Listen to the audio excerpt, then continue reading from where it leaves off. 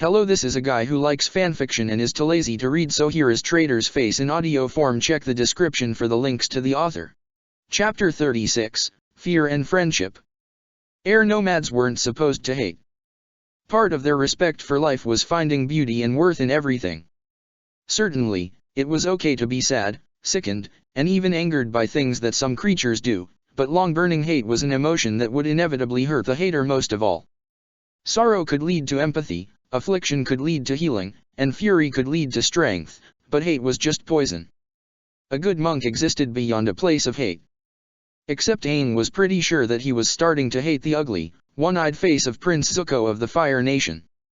Facing each other on the front deck of a captured Fire Nation cargo ship, surrounded by a ring of blue fire being controlled by the other firebender to have boarded, Aang could see the same hate reflected in Zuko's expression. "Avatar," the prince growled. "Zuko," Aang said back. They were both in fighting stances, but for the moment neither felt the need to move. Zuko's hands tightened into fists. "Where's Mai?" Aang felt his hate blaze up within his stomach, remembering how Mai had been working for Zuko during the whole search for Katara, remembering the pain of her betrayal. "You tell me." "She was captured by the Fire Nation." Zuko blanched momentarily, but then he schooled his expression back into a combat-ready scowl. He stared at Aang, and Aang stared back. The fight was inevitable, but Aang was content to delay it as long as possible in the hopes that his allies would come to his aid. "Come on, Zuzu," the other firebender, the girl, said. "We didn't come all this way to exchange pleasantries. Beat him into submission so we can all go home." "Zuzu." For a moment, Aang's hate was washed away by a brief giggle that erupted from within him. "So, little sister or girlfriend?" Zuko roared and punched out a plume of flame. Even without his glider staff, it was all too easy to dodge such a wild attack. Aang sidestepped in a spin that let him build up enough momentum that his subsequent palm strike unleashed a good gale, but Zuko crossed his arms and leaned into, enduring the force without losing his footing. As soon as the wind died, Zuko charged forward again with a flurry of punches and kicks that sent out waves of fire, but Aang was ready, giving ground using short crosswinds to sweeping away any flames that came close. It was his usual strategy for dealing with a head-on attack, and it nearly got him killed. Aang felt heat at his back and stopped his retreat short, realizing that he had come up against the border created by the blue fire girl. He turned and decided to risk a jump, but before he could take action on that, a stream of blue fire shot out right over his head.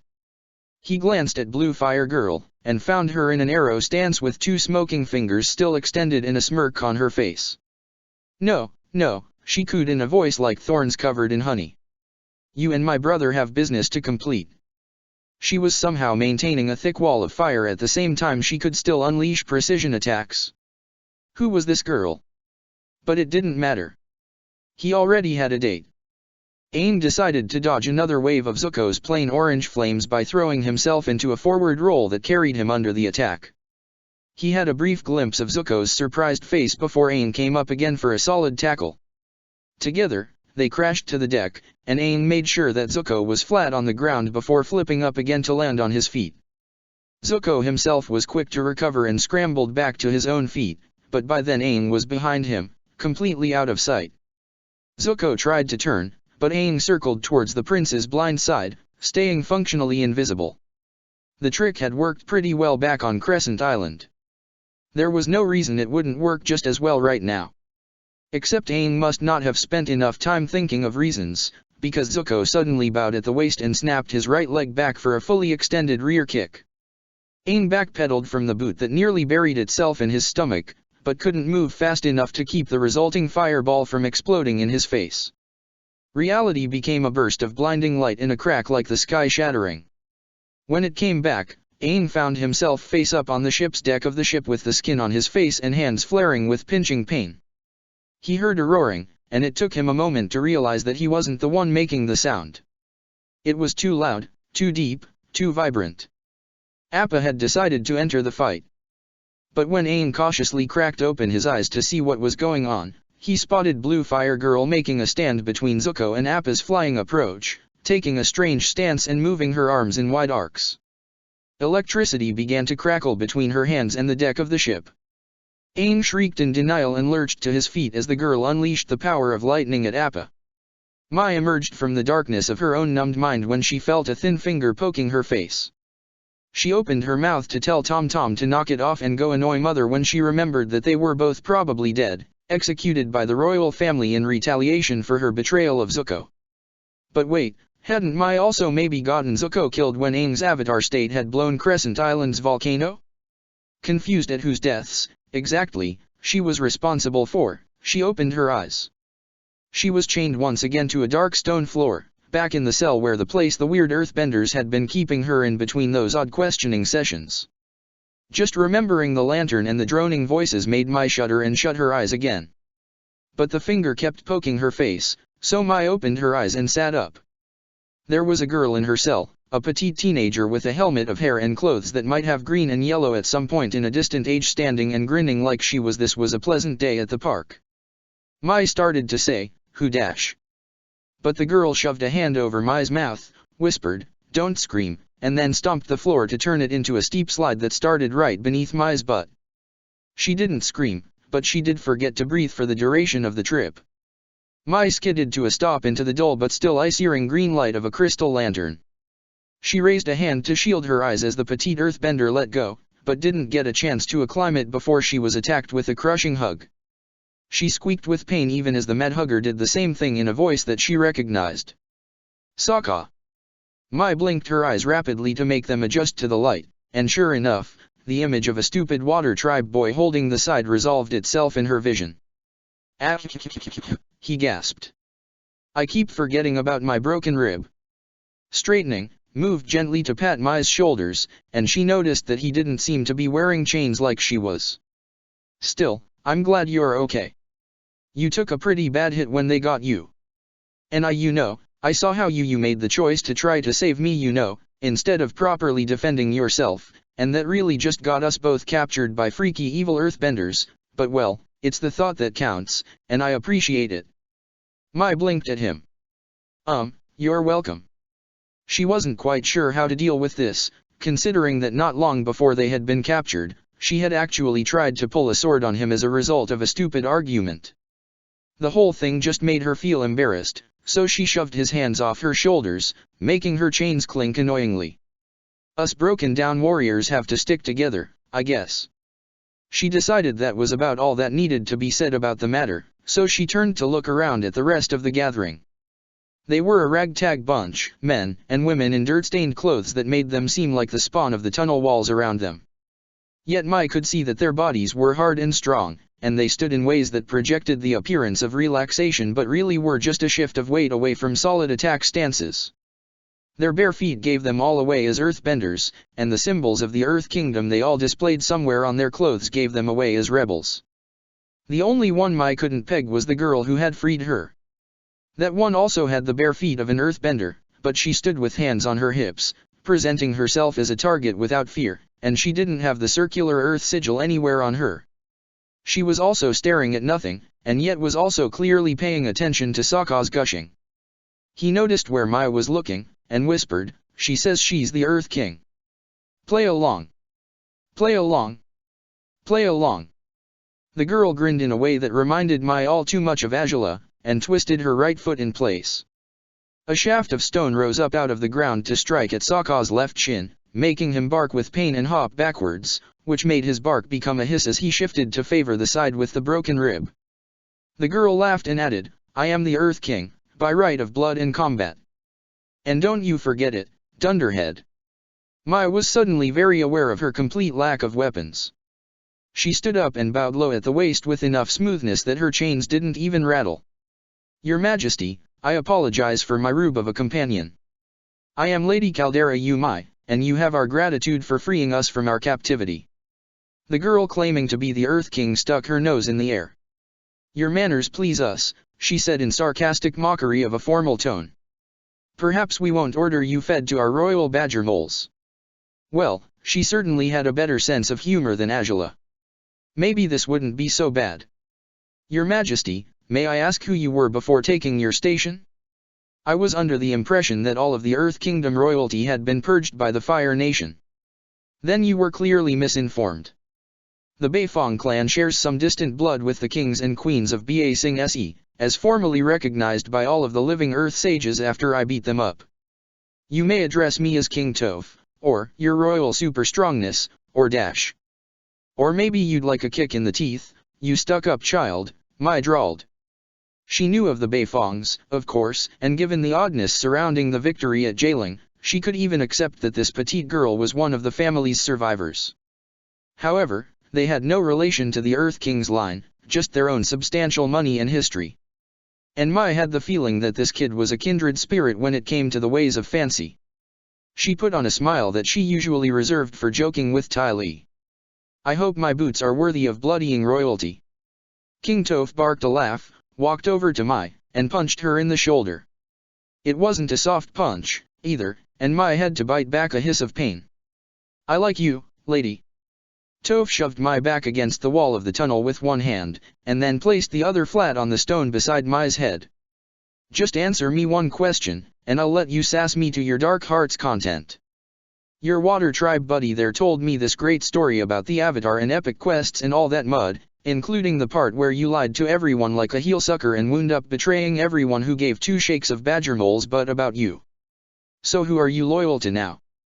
Toph moved her face so that her strange, milky eyes filled Mai's whole field of vision. Fortunately, she didn't even need to think about the answer. Aang. I'm loyal to Avatar Aang and how he wants to fix everything for everyone.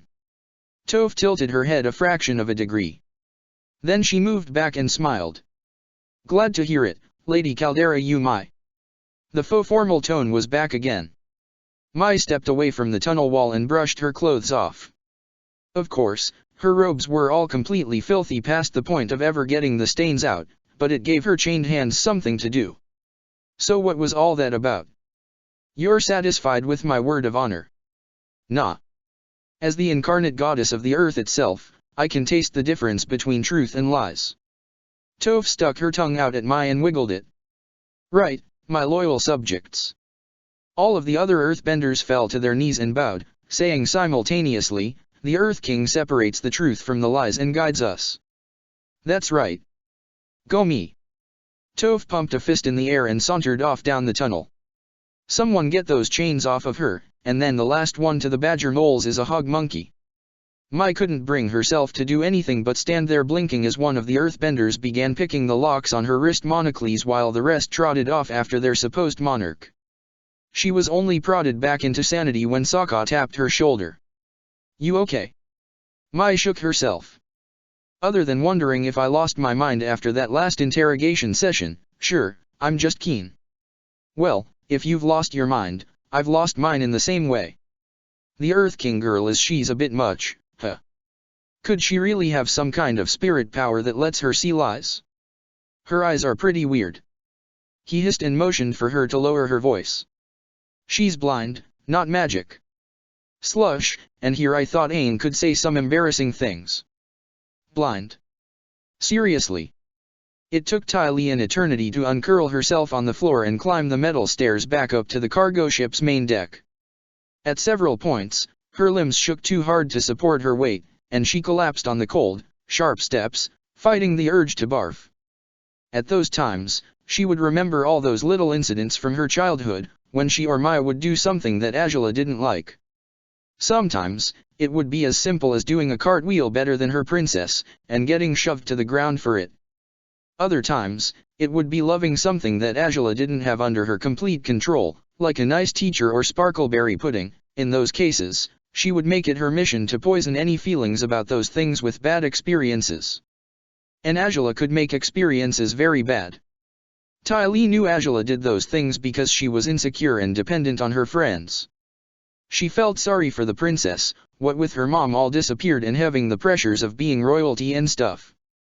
She had liked being Azula's friend and getting all the perks and uniqueness that came with it. But that didn't mean she couldn't be terrified of Azula. Eventually, she managed to make it to the top step, and poked her head out just enough to see what was happening on the main deck.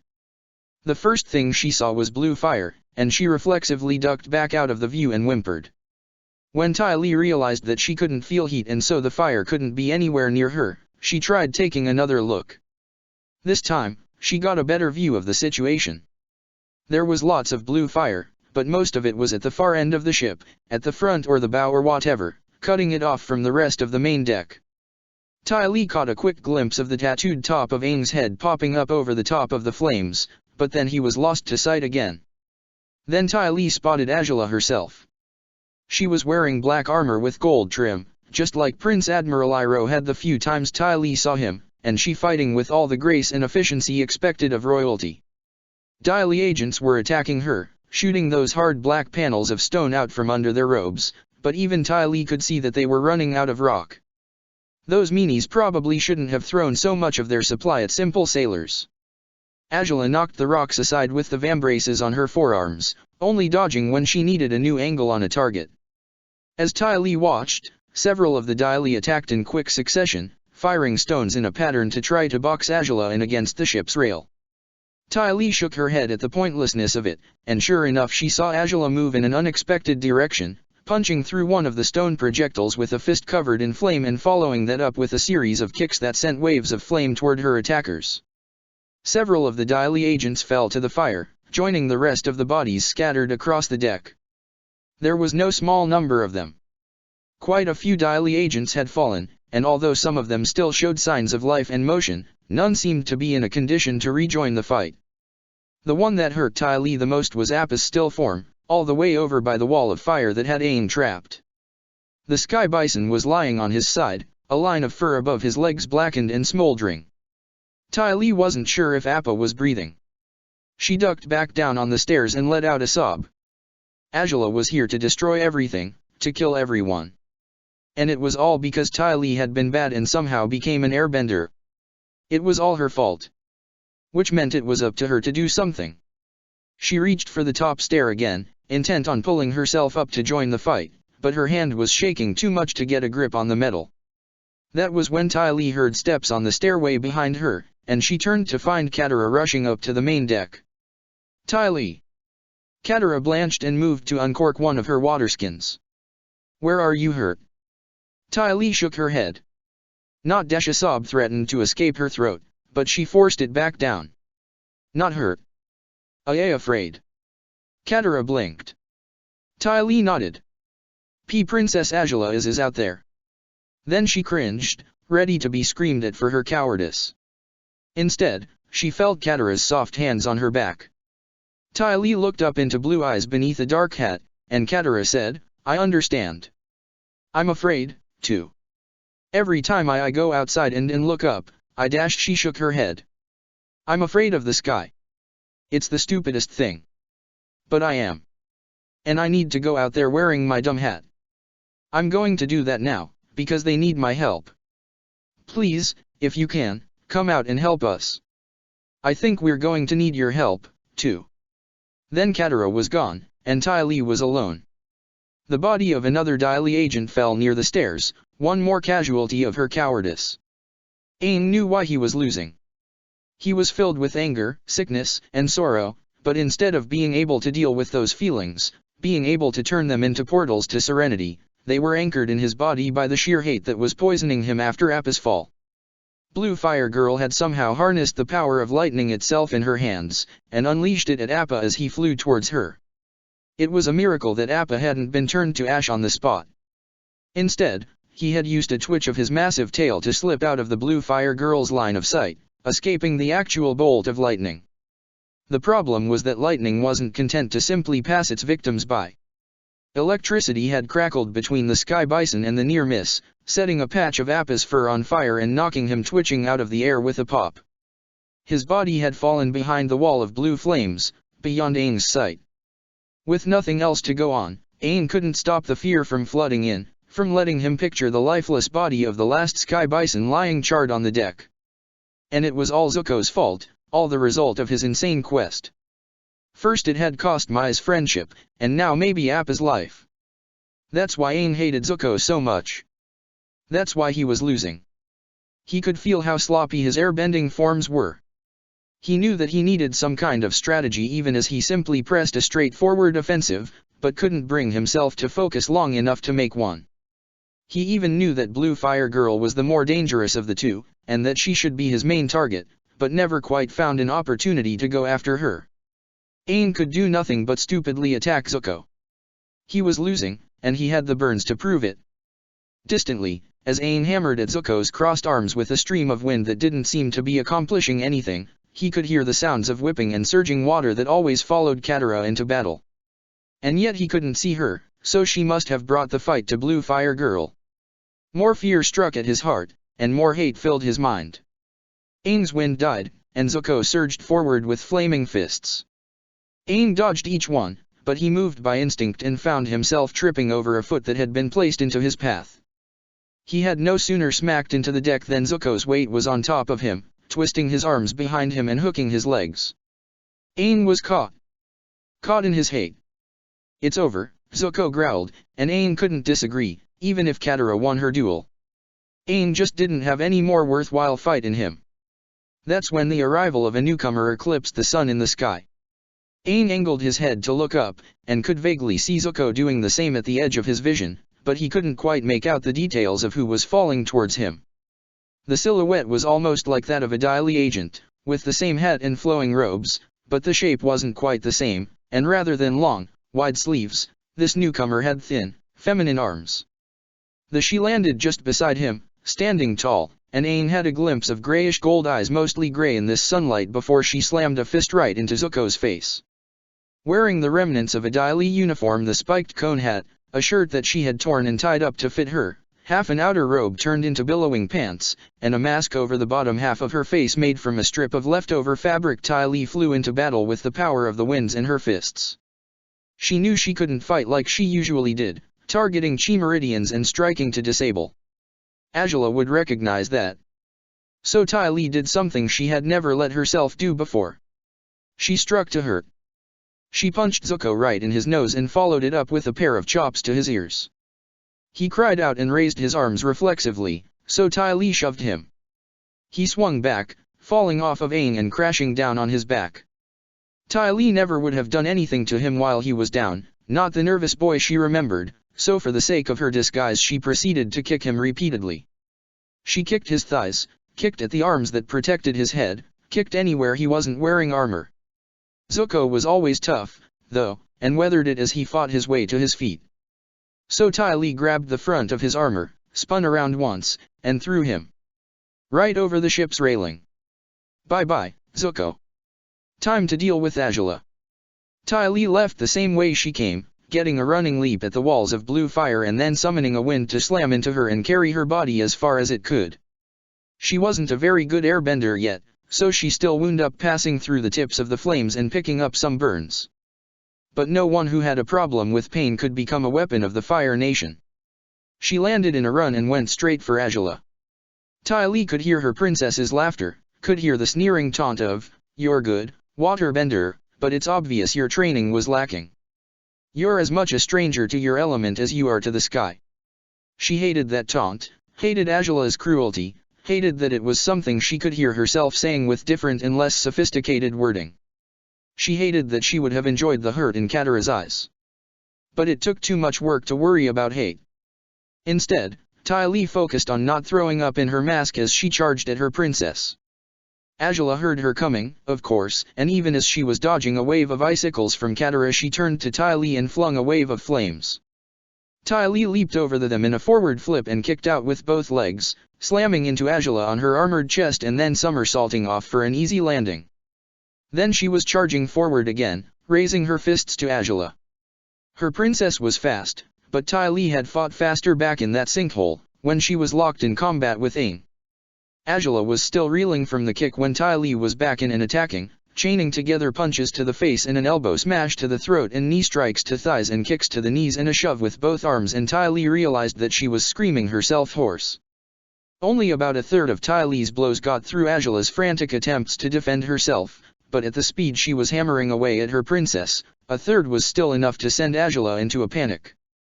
Ty Lee didn't even stop when Azula stumbled backwards against the ship's rail. She just increased the speed of her blows, screaming all the while.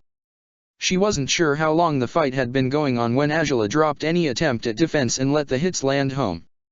Ty Lee's fist slammed into Azula's cheekbone hard enough to hurt her knuckles, and it was so startling that she froze for a second.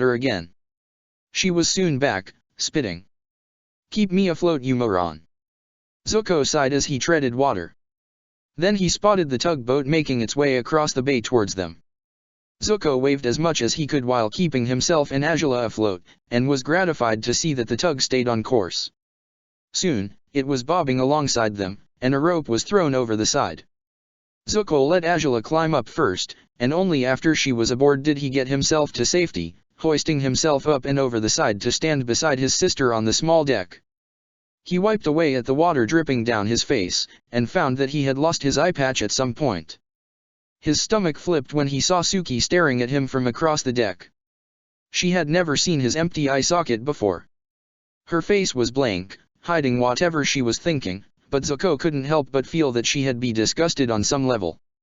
Azula interrupted his shame by stomping forward to the bridge, sending water spraying everywhere. "Well, what are you waiting for? Get us back to land. We're losing time." She was already steaming, drying herself with her fire bending, when she disappeared into the wheelhouse. Suki gave Zuko a brief smile. "I better go. I kind of stole this tug, and I'd be embarrassed to return it with scorch marks on it." She hurried off after Azula, leaving him standing alone on the deck. Zuko watched her go, and then looked over to the bay's far side, where the cargo ship had passed from view beyond the parallel cliffs that formed the only exit. He couldn't help but wonder what the Avatar wanted with a Fire Nation cargo ship filled with southern metals. It had something to do with Earth rebels, no doubt, but such a raid seemed to be a waste of the Avatar's power. Unless, of course, there was something going on that he wasn't aware of. Zuko shivered in the wind, and summoned the flame in his heart to keep him warm and dry him off. With any luck, he'd be fighting the Avatar again soon. Sokka had to admit that traveling by Badger Mole was better than he expected. The giant beasts seemed scary at first, but King Toph or whatever she called herself had a good rapport with them, so they allowed passengers to step off the rock platforms she created and onto their backs.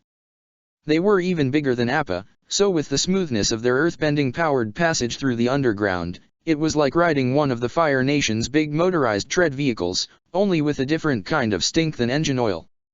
He and Mai were sharing a badger mole with one of the earthbenders, leaving enough room on the furry back for the pair of them to find some privacy and exchange information. He filled her in on his conversations with Commander Zhao, his almost escape after the fortress had exploded, and his subsequent capture by one of the creepy earthbenders in the hats.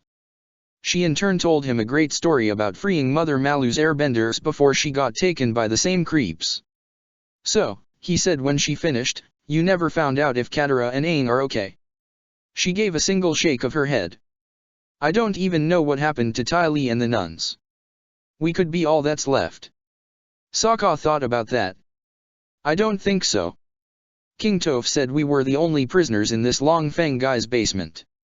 And as much as I'd like to think otherwise, there's no way I'm as valuable a prisoner as Fire Nation weapon girls or brand new airbenders." Mai's expression didn't change as she said, "Maybe we were the only ones they could take alive." Sokka crossed his arms and stared at her. "You said there were about 30 nuns, and all or most of them had no fighting experience whatsoever. Do you really think it would be that hard to take at least one of them prisoner?" Mai broke eye contact first. "No, I guess not. But then what does that mean for Aang and your sister?" Now that was a good point. Sokka let out a heavy breath and shrugged. "I don't know. That's a big unknown right now, and if we're going to deal with whatever it is we're going to have to deal with, then we should leave it that way." Mai was silent for a moment, and then leaned forward and spoke in a softer voice. "So how much do we trust the girl who would be king? The Beifong family isn't royalty, but she wasn't giving me the impression that she cared if anyone believed it." Sokka thought back to the quiet conversation he'd had with the girl in his cell, and then the continued conversation in the deeper tunnels where he'd convinced the rebels to rescue Mai as well. "I'm not sure. We seem to have stumbled on some kind of earthbender civil war. She told me that this Long Feng guy used to be an important rebel, but he got offended when she crowned herself and took his toys and left. She wouldn't tell me anything about her own rebels, though.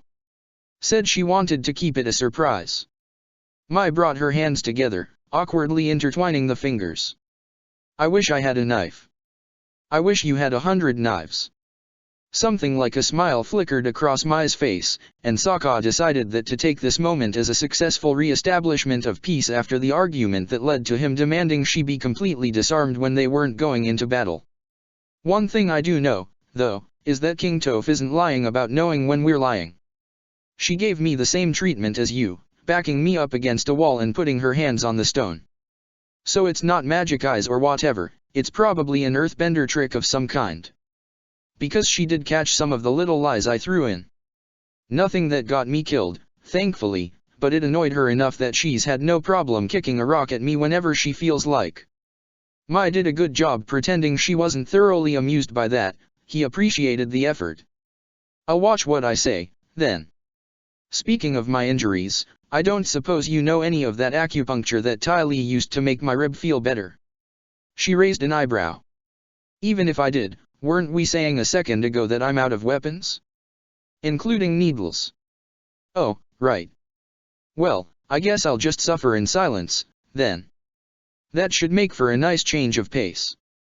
He had to admit, he'd missed Mai flavored banter. Mai wasn't sure how long the trip took. Beneath the earth where she only had her breathing, Sokka's complaining, and the undulations of the badger mole beneath her to mark the time, but she had passed beyond boredom into complete brain numbness by the time they arrived at their destination. At least it was worth seeing. The cavern into which the badger moles emerged was easily the biggest underground space Mai had ever seen. The smoothly curving domed ceiling stretched up farther than she could throw a knife, leading up to a distant hole through which a dark pink sky was visible.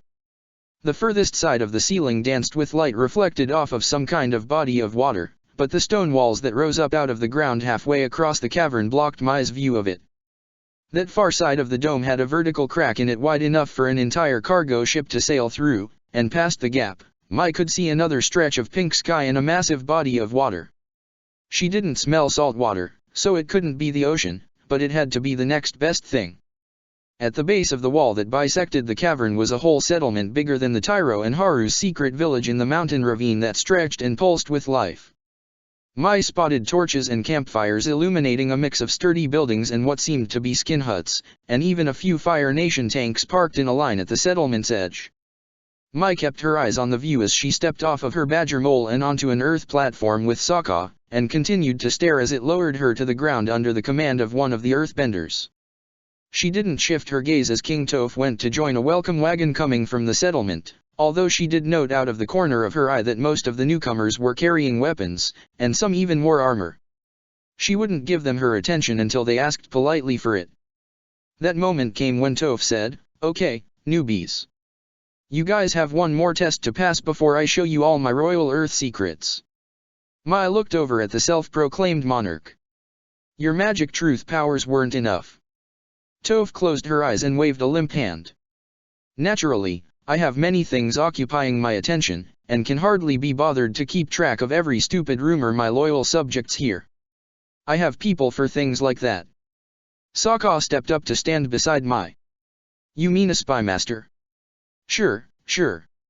Anyway, Jet, come on out and tell me if either of these losers are famous assassins or something that represent a danger to my royal person." Jet. As Mai's jaw dropped, the wild-haired miscreant himself stepped out of the group of warriors to leer at her. She didn't realize she was stepping forward with clenched fists until one of the earthbenders grabbed her arms and brought her to a halt. Jet had the gall to wink at her. "Lady Mai, I'd almost think you weren't glad to see me. Lick ash and choke on it." Behind her, she heard Sokka groan and say, "Jet, why aren't you dead? Not that I wished you dead, but seriously, why aren't you dead?" Jet approached until he was just out of Mai's punching range. She thought about spitting at him, but spitting was gross, so she decided against it. He finally moved his gaze off of her and looked to where Sokka was stepping forward. "I was rescued from Fire Nation captivity. Thank you for asking. I needed some time to recover before I could tussle like I used to with our Fire Nation beauty here, so I was sent by my friends to aid the Earth King by sharing our knowledge. Lucky for you, because I can vouch for you and even arrange a reunion I'm sure you'll enjoy. Not so lucky for the cutest Fire Nation girl to ever lie to the Avatar." Mai's arms were still being held, but her hands were free, so she held up a pair of gestures that told Jet exactly what he could do with himself and the kinds of curses he could expect to suffer as a result. Sokka just sighed. "Yeah, we know already. You missed all the drama, but we found out that Mai was working for the Fire Nation. She's working for us now, for real this time."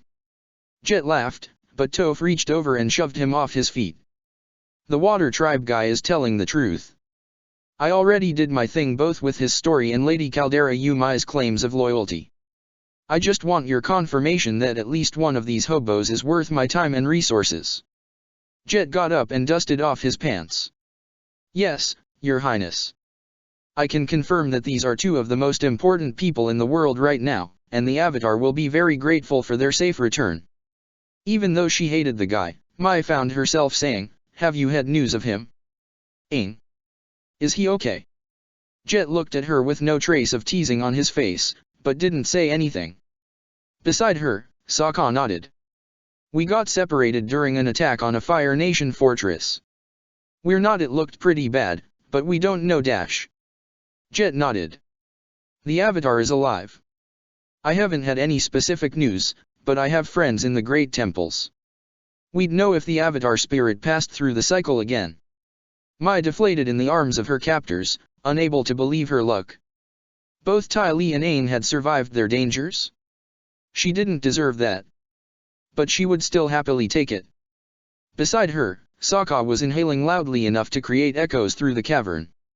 "So Katara is probably alive, too." Jet's eyes narrowed. "It sounds like a story I need to hear." Toph shoved him to the ground again. "Soon enough, my loyal spy master. I bet our special refugees are going to want to hear this guy's story, too, and we might as well get it all done at once." Break out the food, get a bonfire going, and we'll have a story time. I know it will be disappointing not to hear about one of my epic victories, but I'm sure you'll all survive. Both Mai and Sokka said at the same time, special refugees. Toph blinked innocently while not looking anywhere near them. Did I forget to mention that earlier? I don't suppose either of you know an old bag named Kunna. Once again, Mai and Sokka spoke simultaneously, Gran. Aang spent most of the voyage sitting numbly at Appa's side. His friend was alive. He would be okay. It was enough to bring tears of gratitude to his eyes. Katara had gone to work without hesitation, water bending up enormous quantities of water from the ocean and using her healing powers on Appa's wound. His heart will be okay, she eventually said, tossing the spent water back over the side of the ship and then wiping sweat from her brow. But from what you told me, his body absorbed lots of energy from that lightning bolt. I can heal the flesh and muscle that was burned, but his chi flow is weak. I don't think he should fly or move much for a while. That had worried Aang. He will be able to fly again, right? Katara had looked especially tired as she answered, I don't know anything for certain, Aang. I'm just doing my best. So he bowed low before giving her a hug and saying, thank you. Only after that would he let her heal his own burns, and then she'd gone to see what she could do for the rest of the survivors. He sought out Ty Lee, asking if she knew anything about how to survive lightning bending. That had just made her start crying again, so he hugged her and left her to recover. What she had done was amazing, and he wanted her to know what it meant, even though the shame of his original thoughts about her had choked most of his words in his throat. They sailed all through the night, Aang staying awake beside Appa and petting his nose to let him know that he wasn't alone. Momo had mimicked the gesture for a while, before curling up and going to sleep sometime before dawn. Aang hadn't been able to sleep. The sun was rising when Agent Zhuang and the surviving Dai Li scuttled the cargo ship on a beach with a view of an ashland on the horizon. Long Feng and even more of the Dai Li were waiting for them, as planned, and they raised ramps out of the sand leading up to the main deck. Aang wanted to stay with Appa, to make sure that his big friend was unloaded from the ship gently, but a Dai Li agent he didn't recognize right away came up to him and said, I am Agent Lao Tao, Avatar. Long Feng asked me to bring you to join his breakfast.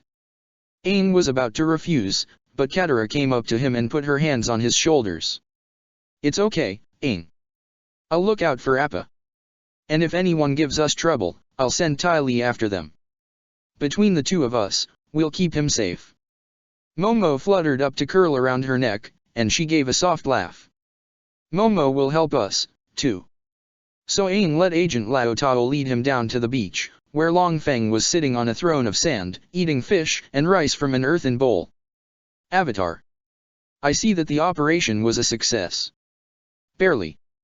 Another Dai Li he didn't recognize handed Aang a bowl of rice and vegetables, and a quick glance confirmed there was no meat in it. He nodded his thanks and continued, we ran into a pair of firebenders who gave us trouble before. They hurt Appa so much he can't fly, and a lot of your agents were hurt or killed. I'm sorry. Long Feng nodded heavily. I got a report from Agent Zhuang, yes. I mourn for my comrades, but their service has given us a great victory. Once we unload the platinum, we'll have what we need to restore the ashland that used to be my city. Ba Sing Se. Aang looked over at the brown smear on the horizon as he chewed. Do you really think this will work? I think it could, enough to be worth trying. Long Feng stood up, and moved stand at Aang's side. And I've taken great pains to give us every possible chance at success. If this doesn't work, then there's no hope left for our world. All of a sudden, Aang wasn't hungry anymore. When are we going to do this? No reason to delay, is there? As soon as we have the platinum ready for transport, we might as well head straight into the ashland. I've prepared all the other components, and if you are being pursued by hunters, then the sooner the better, yes. Aang wished he could agree with that. But he couldn't disagree, so he said nothing, and continued to stare at the ashland that marked the grave of the great city of Ba Sing Se. Chapter 37, Life for the Living. It was possibly the most surreal thing Sokka had ever encountered. There was a little water tribe village underground in King Tofa's cathedral to off-the-map living. The refugees living under the protection of the Earth rebels called it the Middle Pole, and its inhabitants were known for both their blue clothes and being able to really serve up some tasty seafood. The Middle Polars favored skin huts instead of the stone boxes everyone else was living in, freshly made from the local wildlife above ground. Sokka passed into the little neighborhood and saw the people in blue beginning their day, slowing as he recognized each face, finally coming to a stop when he saw one particular wrinkly visage as familiar as his own. He had flown all over the world on the back of a giant fluff monster with a boy from a dead civilization and a girl from evil land, and none of it compared to unexpectedly finding his people again. Thus, he didn't really think he could be blamed for greeting his Gran with, "Is it really you?" Gran squinted at him. "What, you don't recognize your grandmother anymore? You haven't been away that long. Now come here and give your Gran a hug." Yup, that was Gran. He wrapped her in an embrace that wouldn't stress his broken rib, and didn't even get a chance to say how good it was to see her before he was being assaulted by a coordinated convergence of mini hugs that very much did stress his bad rib and sent him screaming in pain as he crumbled to the ground. It was so familiar he couldn't help but grin through the pain. Clustered on top of him, how they managed to land on top of him when they were the ones tripping him, he would never figure out, were Sheila and Naklin and Quinyaya and Tlial and Shlim. Sheila seemed like she had grown a full handspan and her yellow eyes sparkled in a way they never had before. Naklin's hair was long enough now to tie it in a small warrior's wolf tail that looked good despite the baby fat still on his face. Quinyaya's arms had gained some muscle, and he had a new balance to his movements that gave away the training he must have started. Tlial, who had always shivered in the South Pole, now wore a dress with no sleeves and was laughing without reservation. Shlim had gotten his ears pierced, and a pair of shiny blue hoops proclaimed his allegiance to the moon spirit. Despite the growth, their cacophony as Sokka tried to push them away from his rib was unchanged in tone or content. "Sokka. He found us. He's taller. Right, he's taller? Maybe not. Yay, it's Sokka. Did ya bring us anything? Your clothes smell funny. Is King Toph your friend? Did you come back to live with us? Did you come back because you beat the Fire Nation? Did you come back because you're hungry? Want some of my jerky?" It was just like coming home from an extended shift back at the South Pole Mining Colony's Research and Development Laboratory, except now he was free of the crushing need to do something. He used to resent these kids, abandoned half-breeds and living runny-nosed symbols of the Fire Nation's occupation of his people's home, but now he felt tears in his eyes at the chance to hold them again, and it wasn't just because Sheila had buried her face in his bad side. It was amazing what destroying a few Fire Nation fortresses and causing massive loss of enemy life could do for a guy's outlook. He was back to not knowing what happened to his sister, though. He had a pretty bad track record on that score. That reminded him. Pushing Naklin and Tlial off of his head, he looked up at Gran. "I found her, Gran. Katara was alive, and the greatest waterbender in the world." Ignoring the resulting gasp, a response of wonder and surprise that he didn't deserve, he plunged on with, I lost her again. I wasn't thinking about what the water would do the structural support, but I just found out that there's a good chance she's still alive and I'm sorry, so dash." And then Gran got down on her knees and joined the group hugging session, making him squeak briefly as his rib took another hit. "You did what you set out to do," she said, "and Katara sounds like the strongest person our family ever produced. I'm sure we'll all see her again." She looked at the kids, at the abandoned souls she had taken in after the deaths of Dad and Mom and Katara's capture, and said, "Thank you, Sokka. You did good." She smiled, and slapped his head. "Next time, don't lose her." Sokka laughed. He dimly heard King Toph saying, "He's just a big softy, isn't he?" The only thing more humiliating was Mai's reply of, "Could have fooled me, before just now." Mai had only met Sokka's extended family briefly before setting out on an epic and very messy adventure, and at the time she had been too cranky about the whole running away from home to be a double agent thing to bother getting to know anyone.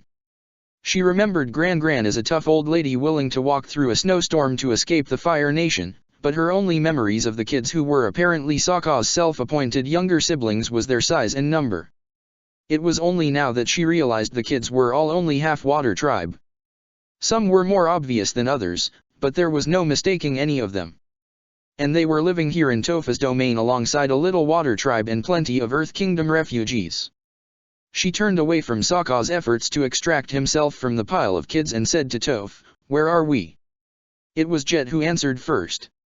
He had run off while Toph was leading everyone over to the water tribe settlement, but now he was walking over with his infuriating smirk back on his face. Officially, this is Full Moon Bay. There used to be a port here where refugees could buy passage to Ba Sing Se.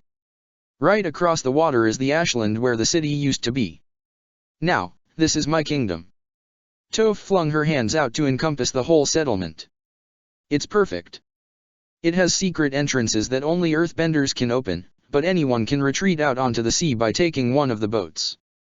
There's lots of space, so we can sprawl out with enough left over for the badger moles to play, and the ceiling is so high that none of the vussies get claustrophobic. And Ba Sing Se used to be right over there, so when the Avatar kills the Fire Lord, we'll already be ready to become the new capital of the Earth Kingdom. Mai had to admit, this girl may have been blind, but she certainly had vision. And anyone who will bow to you is welcome. That's right. I'll be friends with anyone who recognizes how great I am, and I'm the best kind of friend you can have. Toph brought her hands down and stomped her left foot, making the ground beneath her rise up like a platform so that she stood taller than both Mai and Jet. I'm the greatest earthbender who ever lived. While other people look for enemies with their eyes, I can feel the pulse of every heart right through the ground. Move a speck of dust around me and I'll feel you coming from your exact position. I've fought my way free of jailing while it was burning, whipped the survivors of the war back into fighting shape, and protected people who couldn't find a home anywhere else. I even discovered this bay after its old owners had given up on it. Then why haven't you kicked the Fire Nation out of your country already? Mai felt herself at the center of a lot of gazes, and she was glad she was still wearing green clothes. You know, if you're so great and all. Toph tensed visibly, but of course she didn't need to look at Mai. Are you saying I can't? That's right.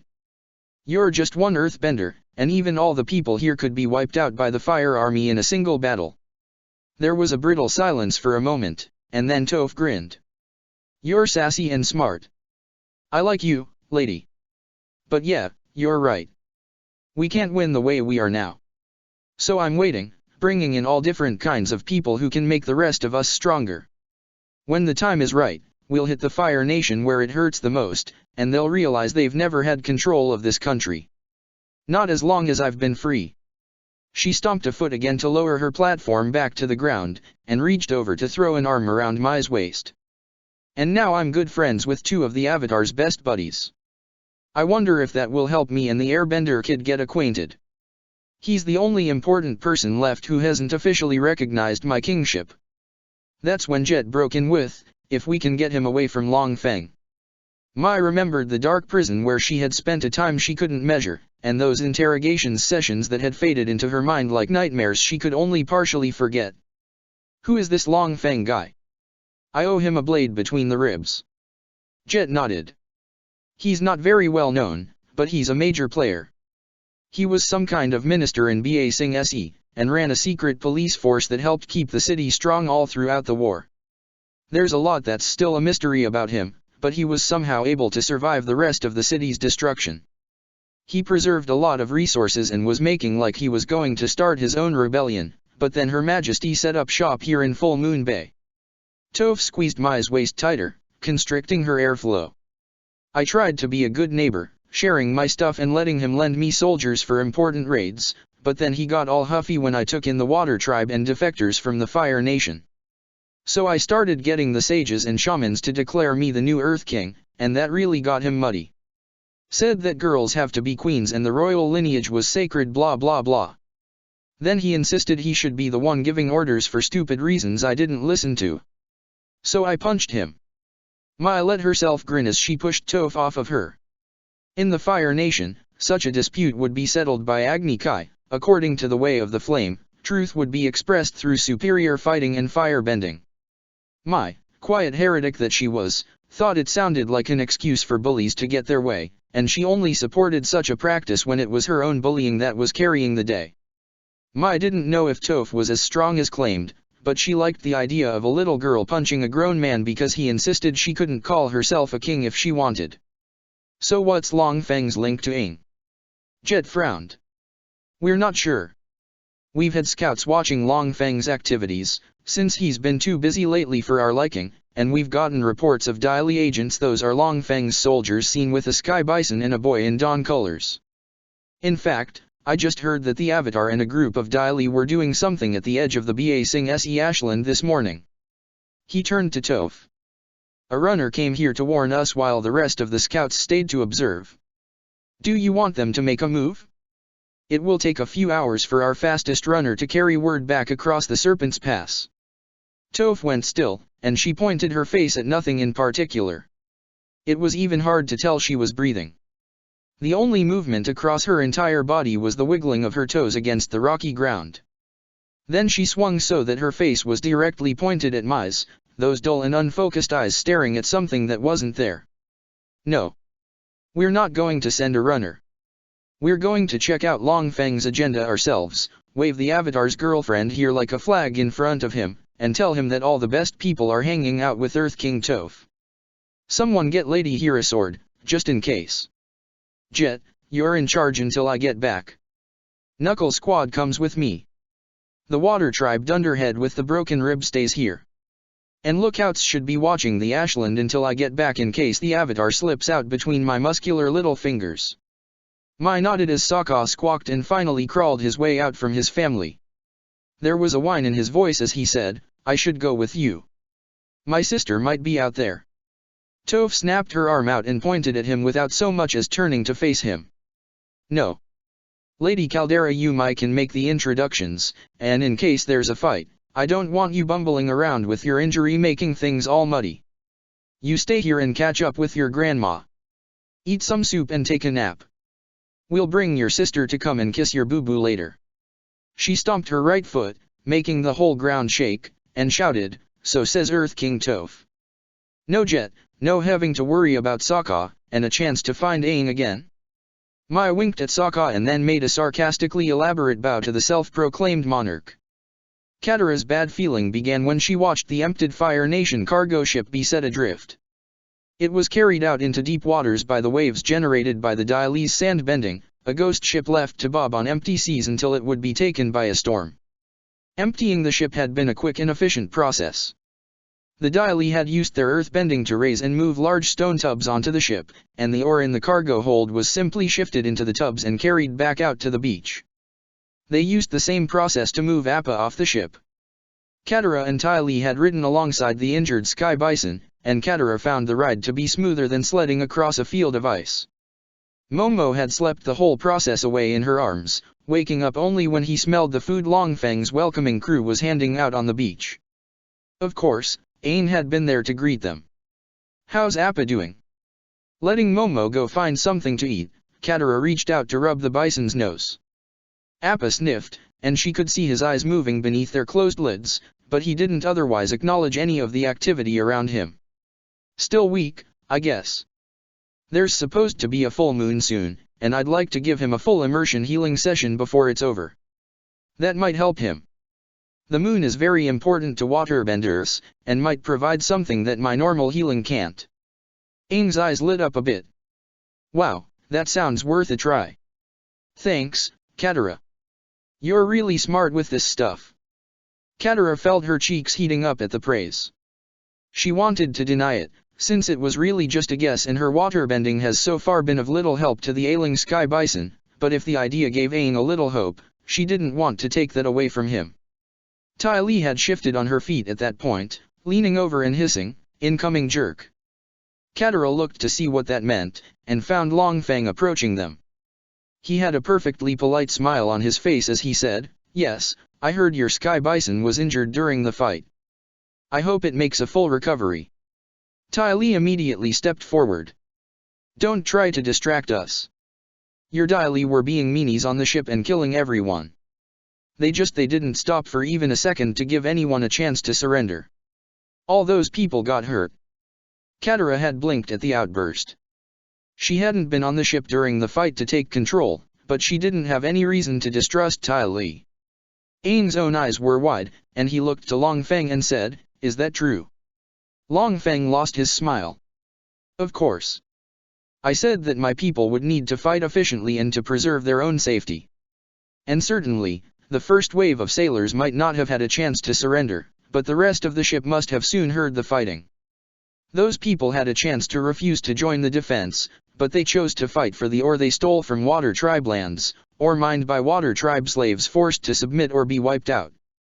Those sailors feed their families with the profits of slavery and theft, and our little Fire Nation traitor here thinks they should have been given formal terms of surrender." Ty Lee bristled visibly, but Long Feng continued, "I wish I could say I was surprised, but this kind of attitude is all too common in Fire Nation defectors. They say they've seen the truth, but they're still so blind to what their people are doing to us." Aang had looked uncertain, so Katara said to Ty Lee, "Were any of the injured later killed?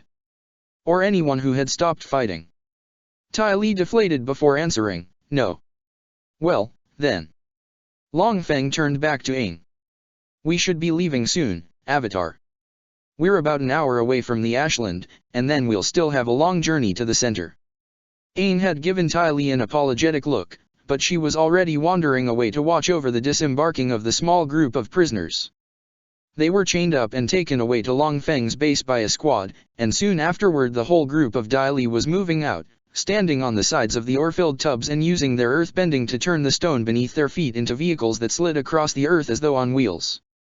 Katara rode with her friends in Appa's transport, looking back at the cargo ship as it drifted away and wondering about the lump of ice in her stomach.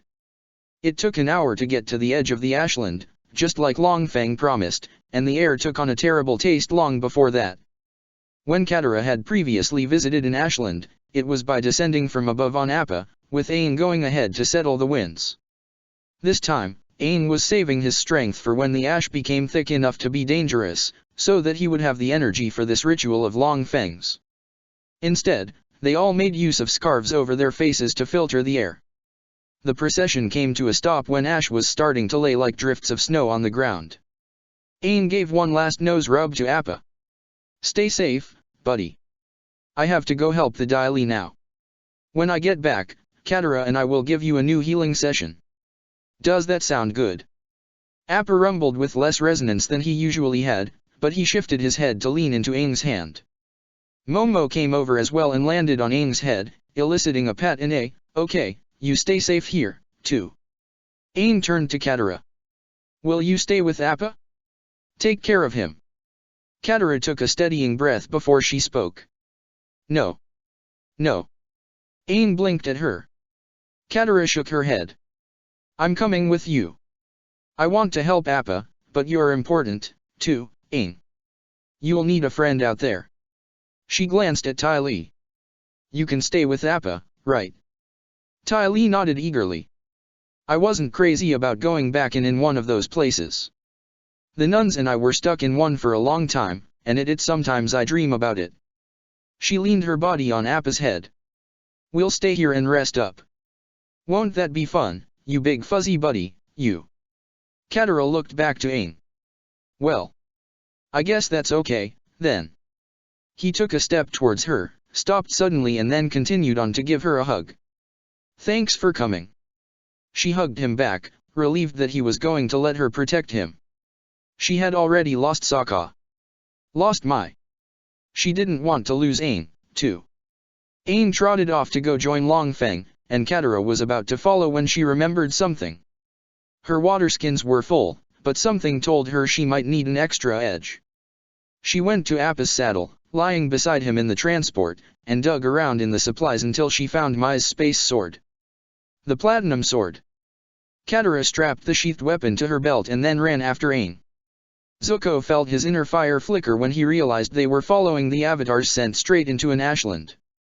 He, Azula, Suki, and June had been riding all night, 3 ostrich horses following the Shirshu underneath the light of the nearly full moon like the eternal riders from the old legends. Although they couldn't follow the Avatar's path directly on the ocean waters, June's Shirshu was capable of detecting the remnants of his scent on the winds. They had paralleled the coast eastward even as the sun rose up ahead of them. Zuko wasn't sure how he could have been the first to realize they were heading towards the Ba Sing Se Ashland. The Shirshu's nose should have picked up on the smell before any human, and yet they were all still riding when Zuko felt the shadow fall upon his spirit. Maybe he had been unconsciously aware of the city's position, or he had some kind of supernatural connection with Ashlands after his previous encounter. Either way, when the group had stopped for a brief break while the Shirshu sniffed around to confirm their trail, Zuko looked into the distance and announced, "We're heading towards Ba Sing Se's pyre." Azula had been in the process of stretching and immediately froze in position. Suki gasped from atop her ostrich horse. June just went still for a moment, and then said, "Well, it's time for a decision. We either wait for the Avatar to come back out and try to pick up the scent again, or I'm done with this job right here and now." Azula's voice was as clear as the chopping gesture she made. "We wait." Suki looked to Zuko. "Why wait? Will the ash interfere with scent?" Before Zuko could enter, June cut in with, "Yes, but that's not the real reason. The royal siblings and I have been in an ashland together before, and we found out that the stories are true. They're haunted. And dangerous. I'm not being paid enough to risk my life against something I can't even fight." "Not like that." Azula nodded. "There are supernatural forces at work in there. It would be stupid, tactically speaking, to attempt to capture the Avatar while such interference is in play." Suki's eyes never left Zuko. He could feel the weight of her gaze, and it was almost a relief when she said, "Zuko wants to go in." June snorted. Azula's eyes went wide and her nostrils flared. "No. Didn't I just use the word stupid? To reiterate, it would be stupid." Zuko supposed there was no avoiding an argument. Why would the Avatar willingly go into an ashland? He's up to something. Of course he's up to something. Azula threw her hands into the air. Everyone is up to something. We have no reason to go shove our faces into this particular something. Zuko shook his head. He knows we're chasing him, now, and something about this feels important. He had to think about how to put it into words, how to describe the apprehension he was feeling not just at the ashland ahead of them, but at the idea that the Avatar was going in with all his power and strange abilities. We can't turn away from this. The Avatar in the center of the world's biggest ashland is something that can only be a disaster for the world. Remember what he did to the volcano out in the middle of the ocean? Imagine that. With whatever it is that lives in ashlands. Here. Believe me, I'm scared, too. Azula's face twisted in a snarl, and before Zuko could even register it, she was in his face, shoving him to the ground and twisting his arms and screaming, "I am not scared. Nothing scares me. I am beyond fear. I am Azula, daughter of Oze and heir to the lightning." Saliva flew from her mouth as she screamed to splatter on Zuko's face. He could only weather the storm until she stopped to catch her breath. Then he looked into her eyes and said, "I'm going in there. I understand if you have obligations that prevent you from coming with me." She let go of his arms to slap him. There was enough force in the blow to make his head ring and his jaw ache, and when he could see straight again, he realized she had knocked his eye patch right off his face. "And what would you have me tell father," she whispered, "about why I couldn't bring you home as ordered?" He lowered his eye. "You won't have to tell him anything. I came out of the last ashland. I will come out of this one, and I will have the Avatar as my prisoner. The only way I will allow myself to fail is if there's no world outside the ashland to come back to." "Well." Azula's eyes narrowed and she stared at him as the wind picked up and a cloud passed in front of the sun.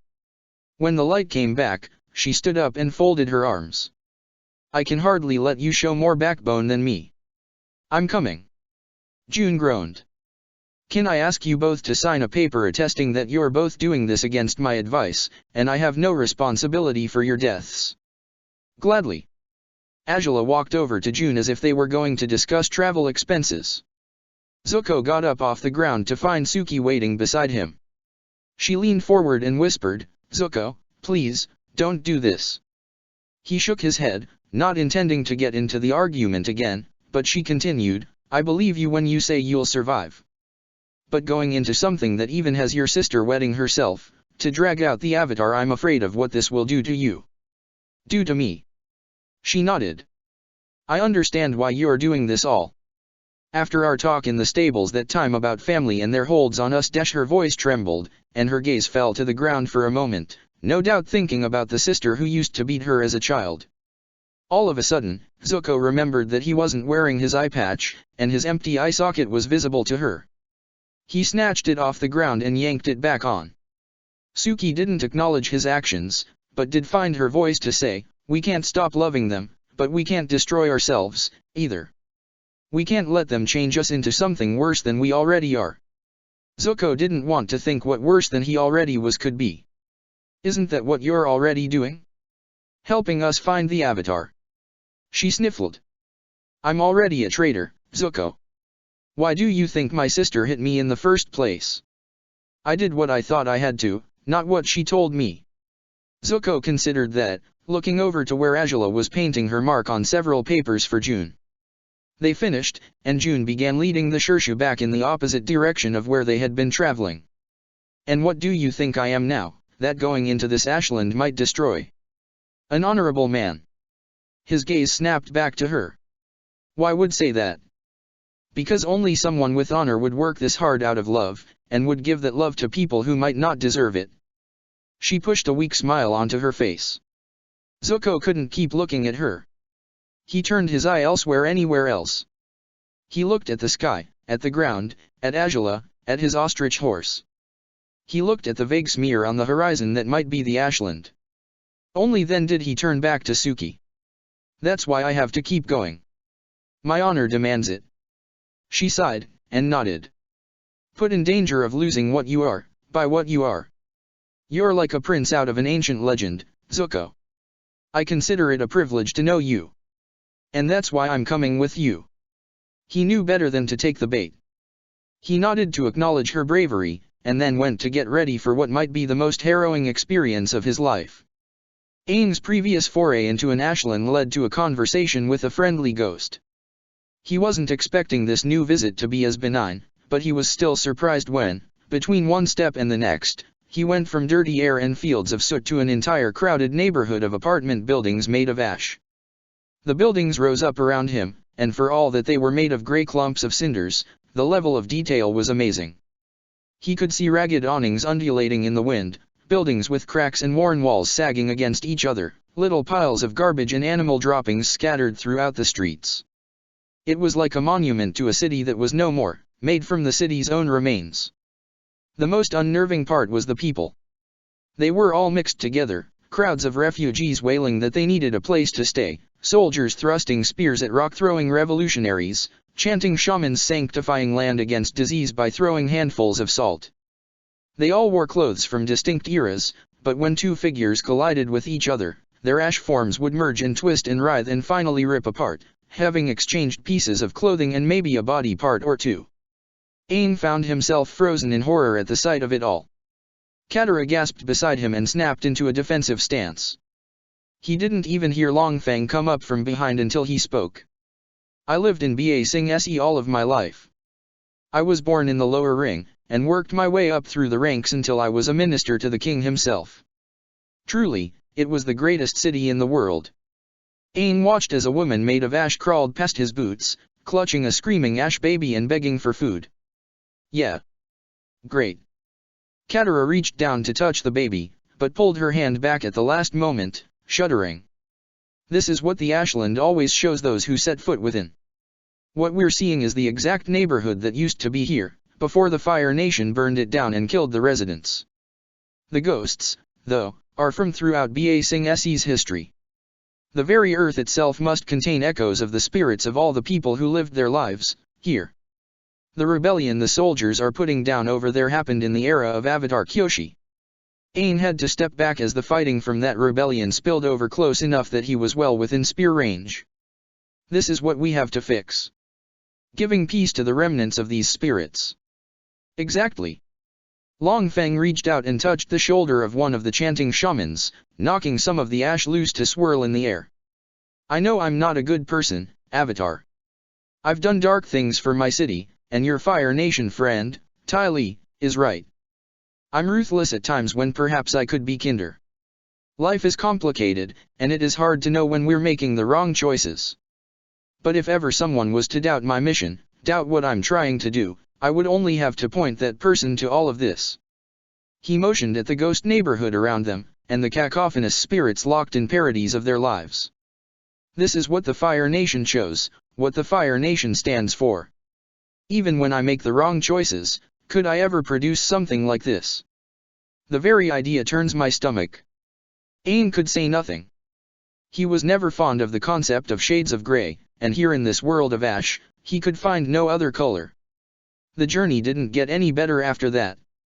Aang let Long Feng steer the platform he and Katara were sharing deeper in the ashland, followed by the other Dai Li and their own moving tubs of platinum. He noticed that whenever one of the ghosts stumbled into contact with the glistening ore, the whole construct would lose its power, crumbling to a pile of soot. Even the fake city seemed to loathe the metal, losing cohesion around the moving tubs to fall back into biting, filthy winds. Aang wasn't sure how many hours it took to reach the center. It seemed like they were riding for days, but the ash blocked out all view of the sun above. Katara even removed her borrowed hat, saying, "It feels like I'm back in a prison." Aang wasn't sure if that was supposed to be a good thing or a bad thing. Still, the light eventually began noticeably dimming, and Long Feng called for everyone to make camp for the night. The Dai Li used their earthbending to dig holes in the ground, scattering the ash with bursts of stone, and then tarps were nailed to the ground over the shelters to keep the cinders out. Food was dried rations, and neither Aang nor Katara found it satisfying. Still, it was more satisfying than sleep. In the morning when Long Feng called for them to get up and resume their journey, Aang rubbed bleary eyes to find Katara grimacing. He said, "Didn't sleep well?" "No. Bad dreams, but I don't remember them." "You?" Aang didn't try too hard to remember his own dreams, this once. "Yeah." They rode for the whole day again. Long Feng pointed out the University of Ba Sing Se during the lunch break, and Aang saw students made of ash hurrying to class while ancient astronomers argued against star worshippers with shouts so strong that soot flew from their mouths. In another spot, kings made gifts of ancient books while small dog-like animals carried tomes away in their mouths. The light was dimming again when they finally reached the rendezvous. "There's something up ahead," Katara called, pointing ahead of the procession. The ground here was flat, the neighborhoods having grown less cramped as they moved deeper into the ghost city. The upper ring came with lots of empty space that Long Feng had said were public gardens, river-like aqueducts, and uninhabited estates belonging to wealthy families who maintained property in the capital even though they lived elsewhere. Aang turned away from the sight of an earth palace made of ash, and sure enough, a long metal pole stood in the distance with a black flag fluttering in the tainted wind. "It's our rendezvous." Even Long Feng sounded relieved. "This is where we'll enact the ritual. I sent a part of my agents ahead to mark the spot and prepare the ground. All we need to do is set up the platinum." The procession hurried forward, and they were indeed met by a squad of Dai Li. Aang spotted a small building, a squat bunker made from the stone of the ground beneath the ash, nearby. Ahead, a circle of stone pillars stood like something ancient and arcane. Long Feng finished talking with his agents, and hurried over to Aang. "We can begin whenever you're ready, Avatar. If you'd prefer to rest, the bunker has space for us, but I'd personally prefer not to spend another night in here." "Yeah." Aang looked over to Katara, and her fervent nod confirmed his own feelings. "Let's get this done." Long Feng gave a hand signal, and the Dai Li went into action. The stone tubs carrying the platinum pieces crumbled, spilling the chunks of ore across the ground, but their tumbles barely came to a stop before the rock of the ground was rising up to grab each piece. The entire cadre of Dai Li moved in sequence. They couldn't bend the metal itself, but with the chunks wrapped in earth, they could move it as they willed, stacking the pieces up and aligning them to form shapes. Aang watched as strange characters were written on the ground in pieces of platinum around the circle of pillars, while the pillars themselves were attacked by other stone-wrapped metal bits like spider ants over picnic food. The pillars grew shining, misshapen talons that reached up into the sky and curved together to meet at the center of the circle. The stone wrappers then crumbled, leaving a balanced structure of platinum chunks. Aang dodged around some more pieces being maneuvered across the ground, forming paths around the strange characters, and hurried over to Long Feng's side to ask, "Where do you need me?" "At the center of the pillars." Long Feng shook his head. That's where the energies are going to be funneled for purification. We'll keep some of the Daily at the bunker as guards and in case we need substitutes. Most of them will be placed at points throughout our little arrangement to guide the energies. They'll be moving like they're bending, but not any form that has ever moved Earth. You, Avatar, will be at the head of the formation, not far from the bunker. I was originally going to take your job, but I think you are much more qualified. You'll be where the purified energies will be exiting the formation, meditating on life to show the energies the proper way of being. It might be overwhelming, having that much energy flow through and over you, but once we begin, we cannot stop. Katara had trotted beside them, and Aang didn't miss the way she kept a hand on the sword she had taken from Mai's supplies. How long will Aang and the Daily be at this? This place is so massive. Long Feng nodded. It is, but I have no intention of doing everything all at once. This is where the Earth King died, the center of Ba Sing Se. If we can purify as much as we can here, I think that should settle the Ashland. The rest will have to be treated, of course, but we or some proper sages can do that at later times. The importance is to free this place of the twisting that is hurting it. It made sense to Aang. He looked to Katara and smiled. Keep an eye out for me, okay? I'll be busy, so I'm counting on you. She looked back at him with hard eyes. I can feel the full moon above us. I'll be more than ready for any kind of trouble. And then we'll get back to Appa and heal him, too. Aang took a deep breath, but then remembered where he was and fought against a coughing fit. He sneezed out the ash on the air, and then shrugged. I guess we're ready, then. Let's save Ba Sing Se. Long Feng stood tall and looked out over the constructions of his Daily. Yes. Let's. A full 24 hours after leaving June behind and plunging on into the Ashland, Zuko was prepared to admit that he had perhaps made a mistake. The ostrich horses had been skittish as soon as the ash was visible in the air, and they had a tendency to randomly stop and shake the cinders from their feathers. The group also had to stop every so often so that Azula could consult her navigation tools and figure out where they were and where they should be heading. Zuko remained convinced that the Avatar was heading towards the center of the Ashland, but that was a difficult thing to define without landmarks. And there was the pressure. The pounding, overwhelming pressure. It wasn't a physical thing, nothing that seemed to affect the bird steeds, or even Suki. Zuko and Azula alone were left at the center of what felt like the angry attention of an entire nation. Zuko felt like he was being watched constantly, every movement being judged, his name on the lips of billions of people, and all it would take was one wrong move for all that to transform into an unending wave of violence. It was like being back home in father's care. Azula hadn't spoken of it, of course. When Zuko asked, she simply said through her scarf, I can handle anything you can. But he noticed how pale her skin was, the way her eyes twitched, the shake in her hands as she squeezed her ostrich horse's reins. When the city of ash rose up around them, and the cinder ghosts began walking around, Azula had fallen out of her saddle. Zuko hadn't been much better, he only kept his seat because his bird steed had been sitting down at that point and refused to get up. What was truly strange was that the cinder ghosts always stopped to bow to Suki as they crossed her path. Azula had hissed, Why? I'm royalty, not you. Suki just shook her head. I grew up on the streets of a southern island. My family has lived on Kyoshi's lands since the day she split them off from the mainland. I have no idea why anyone would bow to me. They kept going, letting Suki lead the way in case any of the ghosts weren't as apathetic to the fire royalty passing through their lands. Even so, the pressure alone was giving Zuko a splitting headache. But they kept going, fighting through the ash, through the streets that weren't really there, under the watch of spirits that could just be leading them to a slaughter. They went on through the night, and beneath the sickly, invisible sun. Katara didn't like any of this. Not one bit. On the face of it, this was all fine. Long Feng wanted to heal the grounds of his old city and set the spirits of the dead to rest. Aang would be doing his avatar job, helping fix a small part of the damage done by the war. But none of this looked right to her.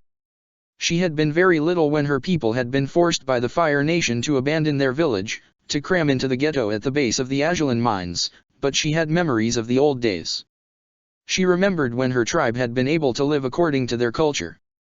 She remembered the festivals and the dances.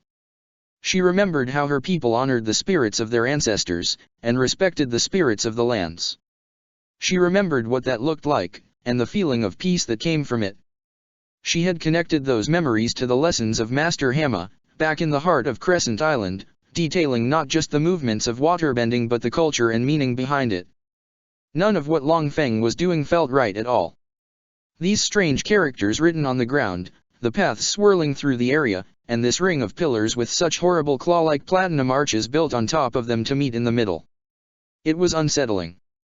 It wasn't like what Katara remembered, nor was it of the earth. So she had paced around Aang for a while as the Dai Li started their dance-like motions. She paced as Aang sank into a meditation and his eyes started glowing. She paced as the winds picked up and the ash began pelting everyone. She paced, and tugged her robe up to cover her nose and mouth, as Long Feng's eyes brightened and he grinned at the whole display. She paced as the howling of the wind became something more like the howling of a crowd in pain. She paced as the Dai Li standing guard around the bunker watched in fascination. She began wishing she was wearing a hat again. To that end, she made sure no one was looking at her and then trotted over to the bunker to pick out one of the spares that Dai Li had brought. They were big on proper uniforms. And if that gave her a moment of relief from the strange display and maybe let her check out what Long Feng had set up before she and Aang got here, well, Sokka would approve of her efficiency, she was sure.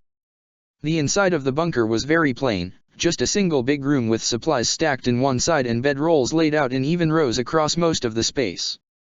Katara grabbed a hat, looking around in the light of the crystal lantern hanging from the center of the ceiling, and almost missed the straight-lined gap in the floor running out from beneath one of the food barrels. She moved the barrel to reveal a trapdoor. She opened the trapdoor to reveal a basement. She grabbed the lantern off its line and shined it down into the basement to reveal the airbender nuns tied up and gagged in the secret room, a secret room with walls covered in more of the strange characters from outside. They shined in the light of her lantern, and she saw that they were formed from platinum pebbles pressed into the stone. She freed the airbender nuns to stage her first jailbreak. Aang had never felt such pressure. The energies that the Dai Li were channeling to him, the energies being stripped out from the ash-heavy winds, the energies that had once been the lives and emotions and dreams of the people of Ba Sing Se, those energies were flooding on such a scale that even the Avatar spirit seemed tiny in comparison. How many avatars had lived and died since the dawn of the world? It was beyond count, Aang knew, beyond even the oldest records of history. Of course, the oldest record of history was probably that statue room in the Southern Air Temple, and Sokka and Mai had done a lot of damage while saving his life. He didn't blame them, but it was very unfortunate. All of those avatars, thousands, maybe thousands of thousands. It was nothing compared to the number of people who died in Ba Sing Se on the day of the return of Sozin's comet. As Aang meditated, trying to be an oasis of peace in the midst of the ash storm, he realized it wasn't just about those millions who had died on that day, either. Ba Sing Se was a city that might very well be as old as humanity, and the full scale of its history, all of those people who had lived in it and shaped it throughout the ages, had its own energy. That had been murdered by the Fire Nation, as well. And now it was being driven towards Aang. Even so, he knew he could do it. He could feel the strength of the avatars behind him, bolstering him, helping him. The energies of Ba Sing Se were also being regulated, being ordered by the control of the Dai Li and their ceremony. And Aang had been through this trauma before, when he managed to recover his airbending back on Crescent Island after Mai's betrayal, when he had directed the energies of the Spirit Festival to save Aunt Wu, when he had healed Mother Malu in the heart of that wilderness ashland. He knew he could do it, centered by the needs of the world and the training of the air nomads.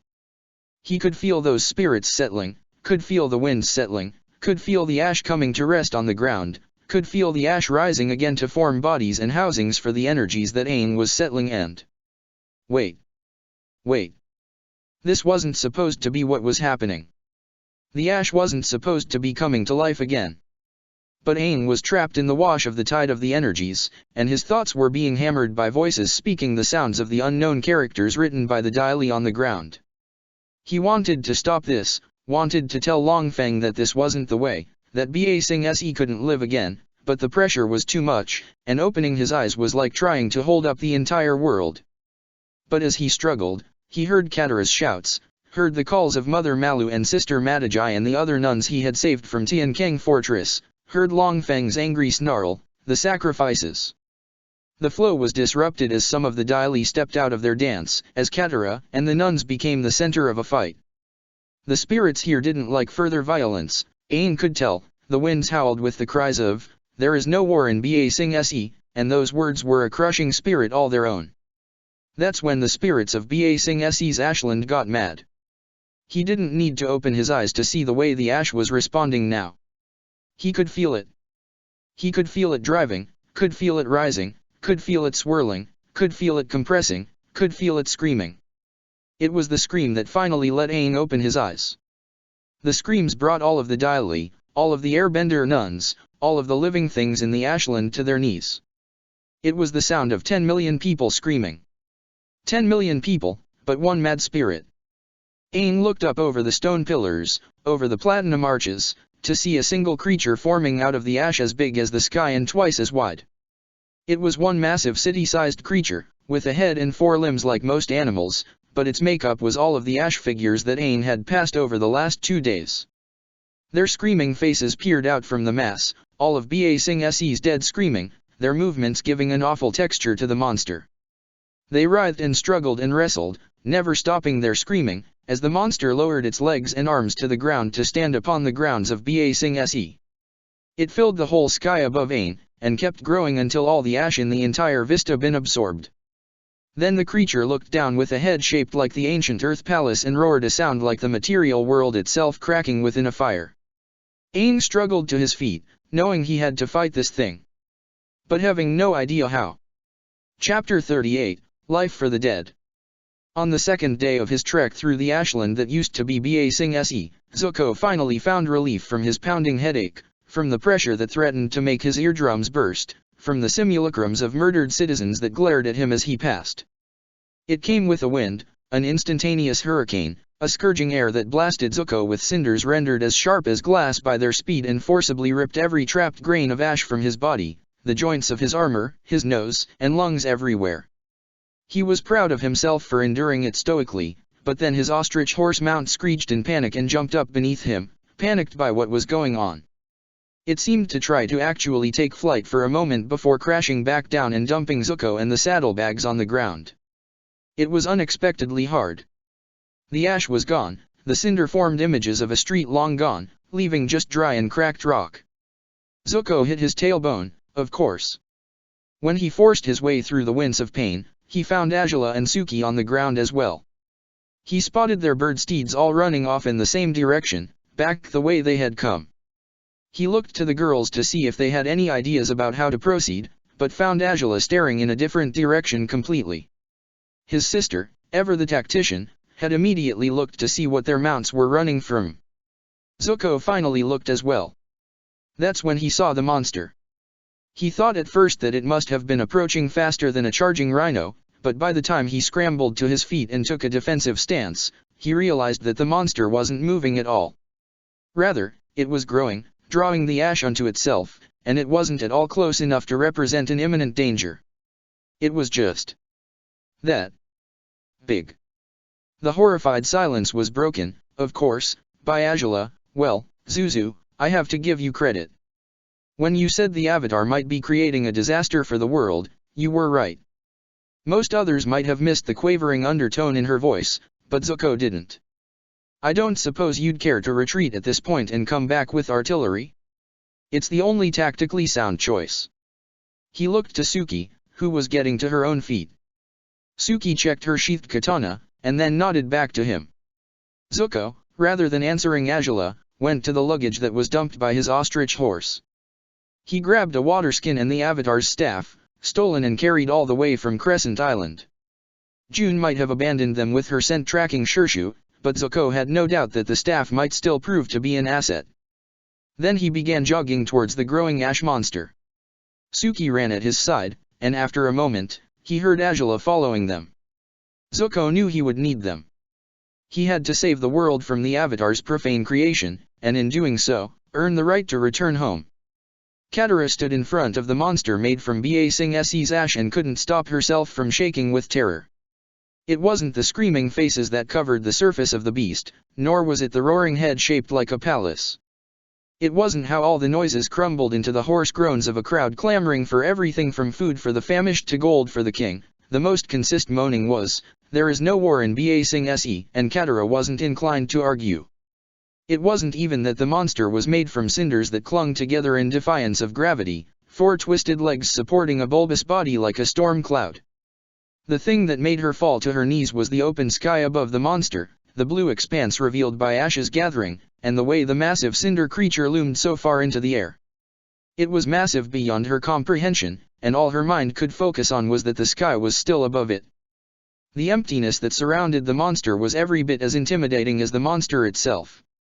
Katara normally retreated from the sky, lowering her gaze and shielding herself with a hat. A Daily hat was hanging on her back now, and she could pull it up to block the sky from view. But that would mean tearing her eyes from the monster, and she couldn't find the will to do that. So the sky stretched above her and tears streamed from her eyes and her whole body was shaking, but this was all wrong and no one was doing anything, so she bit down and ground her teeth together and forced herself to get up. Once she was on her feet, the rest was easy. Her body knew what to do in the face of danger, knew the exact waterbending stance to take. She let her terror fuel her awareness as she reached her mind out to her water and found an unexpected strength. Although the land around her was a desert, she felt the call of water deep beneath the ground, a flowing source not unlike what she had used to cut a path into that sinkhole weeks ago.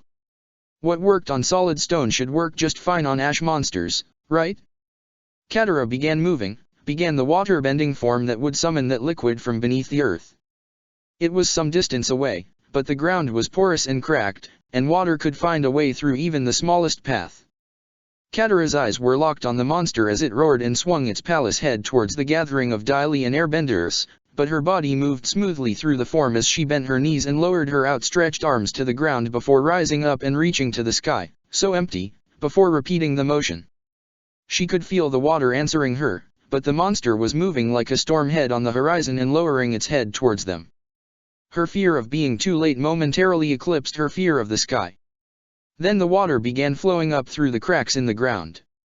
It was no surge, no dramatic splash, but the water rose all the same, covering the ground around her in a thick puddle and flowing out with just enough force to turn a ripple into a small wave. The water spread and flowed and soon its darkness touched the first foot of the monster and kept going. The monster. This horrid, impossibly massive creature of ash and death. A monster almost as big as the sky itself. Stumbled. Even through her shock, Katara didn't stop her waterbending. She needed more water, needed everything the earth here could give her. She could see that the puddle, her shallow and spreading puddle, was washing away the ash that made up the front of Monster's foot. It was doing so only a thumb's length at a time, but it was doing so at the lowest level, stealing the monster's balance. She could do this. She could conquer this. Then the monster turned its palace head to her and spat a glob of ash straight at her. It smacked into her with enough force to knock her off her feet, but even before she hit the ground she felt the cinders clustering and becoming solid and forming hands that grabbed at her limbs and twisted. The ashes became bodies that wrestled with her and shoved skull-like visages in her face. They began screaming, just like the faces on the surface of the monster's body, admonishing her that there was no war in Ba Sing Se, and a light began shining in their mouths and then the sky was the only thing in Katara's reality. She had no body. There was no ground beneath her. There was nothing else within her vision. She could hear nothing, feel nothing, taste nothing, smell nothing. There was only the sky of the whole world, shaped so that its entirety was visible to her. The infinite was curved so that she could see it all, could experience it all, could know it all. The whole sky. All at once. In comparison to it, she was nothing. Nothing. How could one fight against the entire sky? And yet she struggled enough to find the memory of having a body, worked up the will to move an arm that was frozen like stone, found the grit to wrap freezing fingers around the hilt of her sword, the platinum weapon that Mai had stolen from the Fire Nation and Katara had worn on this outing just in case. Even against the entire sky, she managed to draw a blade of shining light. It took all her energy, her entire life force. Everything went black even as the sky faded, the monster turned away from her, and the sword tumbled from her grip. Katara's last thought was that this would be a good death, worthy of her tribe. It was the sight of the monster flinching away from the shining metal in Katara's hand and the ash corpses that held her melting away from the blade's glare that finally allowed Aang to move again. All at once, his fear faded and he could see that fighting back was possible. Katara had raised the water to wash away the ash, and the platinum scared the monster. It could be hurt. It was vulnerable to the elements. And if there was one benefit to being an airbender, it was that there was always a lot of your element around.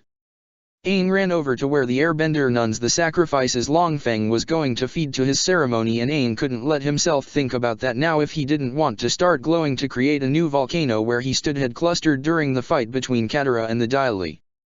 They were cowering from the monster, too, but Aang found where Mother Malu and Sister Matagi were clutching each other and skidded to a halt in front of them. "We need to make lots of wind."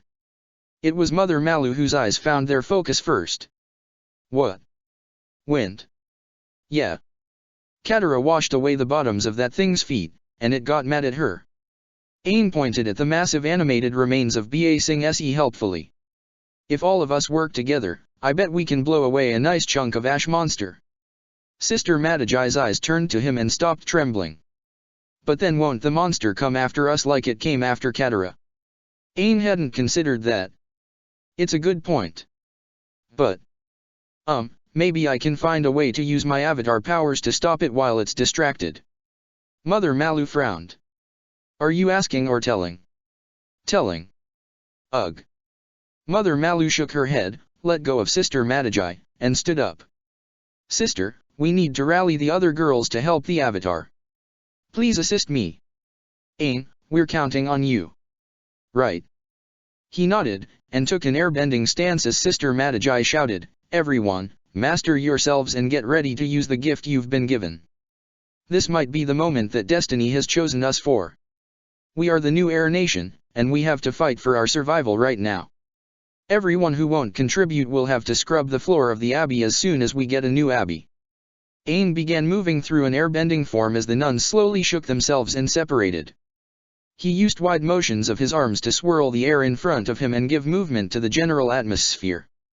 Mother Malu was the first to join him, adding her own motions to the effort, combing her power with his own. Sister Matagi came next, and Aang could feel a surprising strength in her arms just by the way the winds responded to her motions. No doubt from lots of floor scrubbing. One by one, the nuns joined the effort, and soon Aang's robes were snapping with the force of the moving air around them. There was no spare ash to provide visible form to the winds, but Aang had lots of experience with them, and he figured they were getting a tight, powerful tornado going. He waited for it to get nice spin on it, and then shoved out towards the monster. The nuns did the same, and their invisible tornado followed the motion. As soon as the swirling air hit the monster's writhing skin, the tornado snapped into view. The creature shook as the tornado ate into its side like a saw, and it stumbled on legs the size of the entire southern air temple, shaking the ground not unlike an earthquake. Aang jumped from the shuddering ground even as he continued the motions needed to build another tornado, and the nuns followed suit, fluttering slowly the ground with their flapping robes even as they worked the winds around them. Aang heard Long Feng shouting, "Look!" The waterbender stood against it. The airbenders stand against it. Can the last children of Ba Sing Se then refuse to stand against the remains of our city? Fight back! As Aang led the way in unleashing another tornado, he saw rocks torn from the earth rising up to join the attack. They impacted against the creature's writhing form with massive plumes of ash at each impact site, and some of the chorus of screaming ghosts cut off with each impact. Some of the calls of, "There is no war in Ba Sing Se," faded from hearing. They were all fighting back. And it was utterly pointless. The tornadoes tore at the monster's being and the crashing rocks sent plumes rising up like steam from wounds, but the damage was so small. Tornadoes and boulders could do damage on a scale that could wipe out small towns, but the monster's massive body and four limbs were still there. The head like the Earth Palace still swung to regard them, and its roar was not lacking in strength. When that roar was followed by an emerging tongue as large as the Eastern Air Temple's Dawn Spire, Aang realized that while they might be fighting back, they were almost certainly losing this particular fight. The tongue lashed at the ground where the Daily had formed up, ravaging the earth into clouds of dust and scattering bodies in black and green robes. Aang briefly heard Long Feng's scream before another strike of the tongue cut it off. "Run," Aang said. Mother Malu stopped her airbending. "What?" "Run." He demonstrated by grabbing a wind and throwing it at the gathering of nuns, blowing them all out of range of the whipping tongue. It struck the ground where they had been forging their tornadoes, shattering the rocky surface. The nuns took control of their tumbling and dived back down to the ground in a run that would take them away from the monster, and Aang was glad to follow. "This way," Mother Malu called, motioning from the head of the group. "I can smell water on the wind. There's water in this direction, a lot of it." It was a good idea. If Katara's attack had inconvenienced the monster, a beach might be the only safe haven in the world. The other nuns followed their mother, but Aang looked back to see if he could find Katara. He couldn't leave her behind to suffer the same fate of the Dai Li.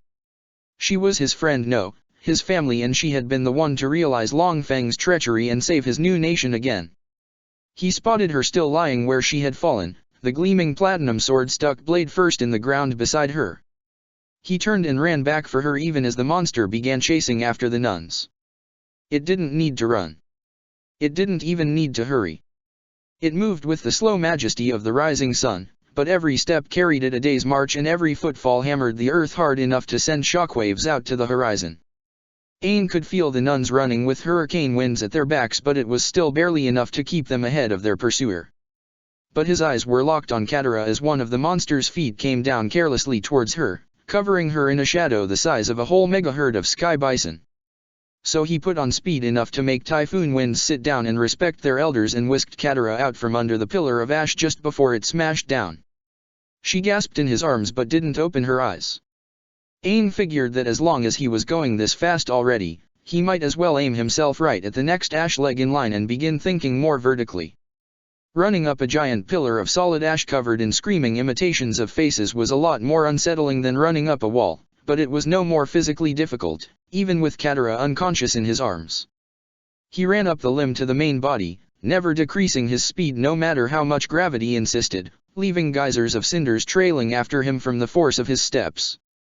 Maybe he could run this creature to death, circle it bit by bit until it dissipated back into the cloud of ash it had been before Long Feng's crooked ceremony. Then something tangled his legs, yanking him to a stop that nearly ripped the teeth from his gums by sheer momentum and did jerk Katara's body right out of his arms. Aang didn't even have time to scream before he was falling through the monster's body into a whole world of soot. He couldn't tell how long he plummeted in that world of torment, but when he emerged from the monster's underside to fall to the earth, he realized he wasn't alone. Bodies were grappling all over him, hardened forms of ash that pinned his arms and legs and climbed up to stare into his face with screaming skull-like visages that insisted there was no war in Ba Sing Se even as a light began shining out through their mouths. Aang didn't even have time to be horrified before everything went away to be replaced by the sanctuary hall of the Southern Air Temple. The statues of the past avatars were all there, just as Aang had left them months and months ago, but the rest of the room was not as he had left it at all. He, Sokka, and Mai had cleaned the sanctuary out, removing the pale dust and bones that were the remains of his people after he had been forced to destroy the undead creatures they had become. Now, the dust was back, thicker than ever. Bones and faded robes stuck out of it, and as Aang looked over everything, the sanctuary warped in his vision to stretch as far as he could see. The dust continued on from horizon to horizon, the remains of every airbender who ever lived. He could even see the rotting robes of Mother Malu, Sister Matagi, and the other nuns flapping like flags from collapsed skeletons. He was all alone. The last airbender. Everything went dark, just like his future. It wasn't until Zuko arrived at the site of the battle that he began having flashbacks to his previous visit to Ba Sing Se. Part of the denial up to now was how different the landscape was. When he arrived those years ago, barely more than a boy but given command of one of the armies assigned to bring down the outer walls, the landscape had been completely different. It had been alive where the actions of the Fire Army hadn't torn the earth and rendered it into the killing fields of mud and slime. Now, everything was dead, and the dry and cracked ground had been warped beyond all recognition. Ba Sing Se itself had been the anchoring landmark against which everything had been situated, and with the city turned into the vague smear of an ashland, the memory of the area was adrift in Zuko's mind. Now, The monster made of ash was landmark enough to dredge those memories back up from the depths of Zuko's mind. It didn't help that his most recent experience with a battle in this area had been the spirit vision he experienced in another ashland, an offensive hallucination designed by a vengeful spirit to break him. Nor did it help that he had only freed himself from that vision, a vision in which he had seen a boy not unlike himself attacked by his own father by burning the whole vision away. Burning the vision. And the boy. Burning himself. Zuko shook himself free of the memory. Where there had once been a city was now a monster so massive it was beyond comprehension.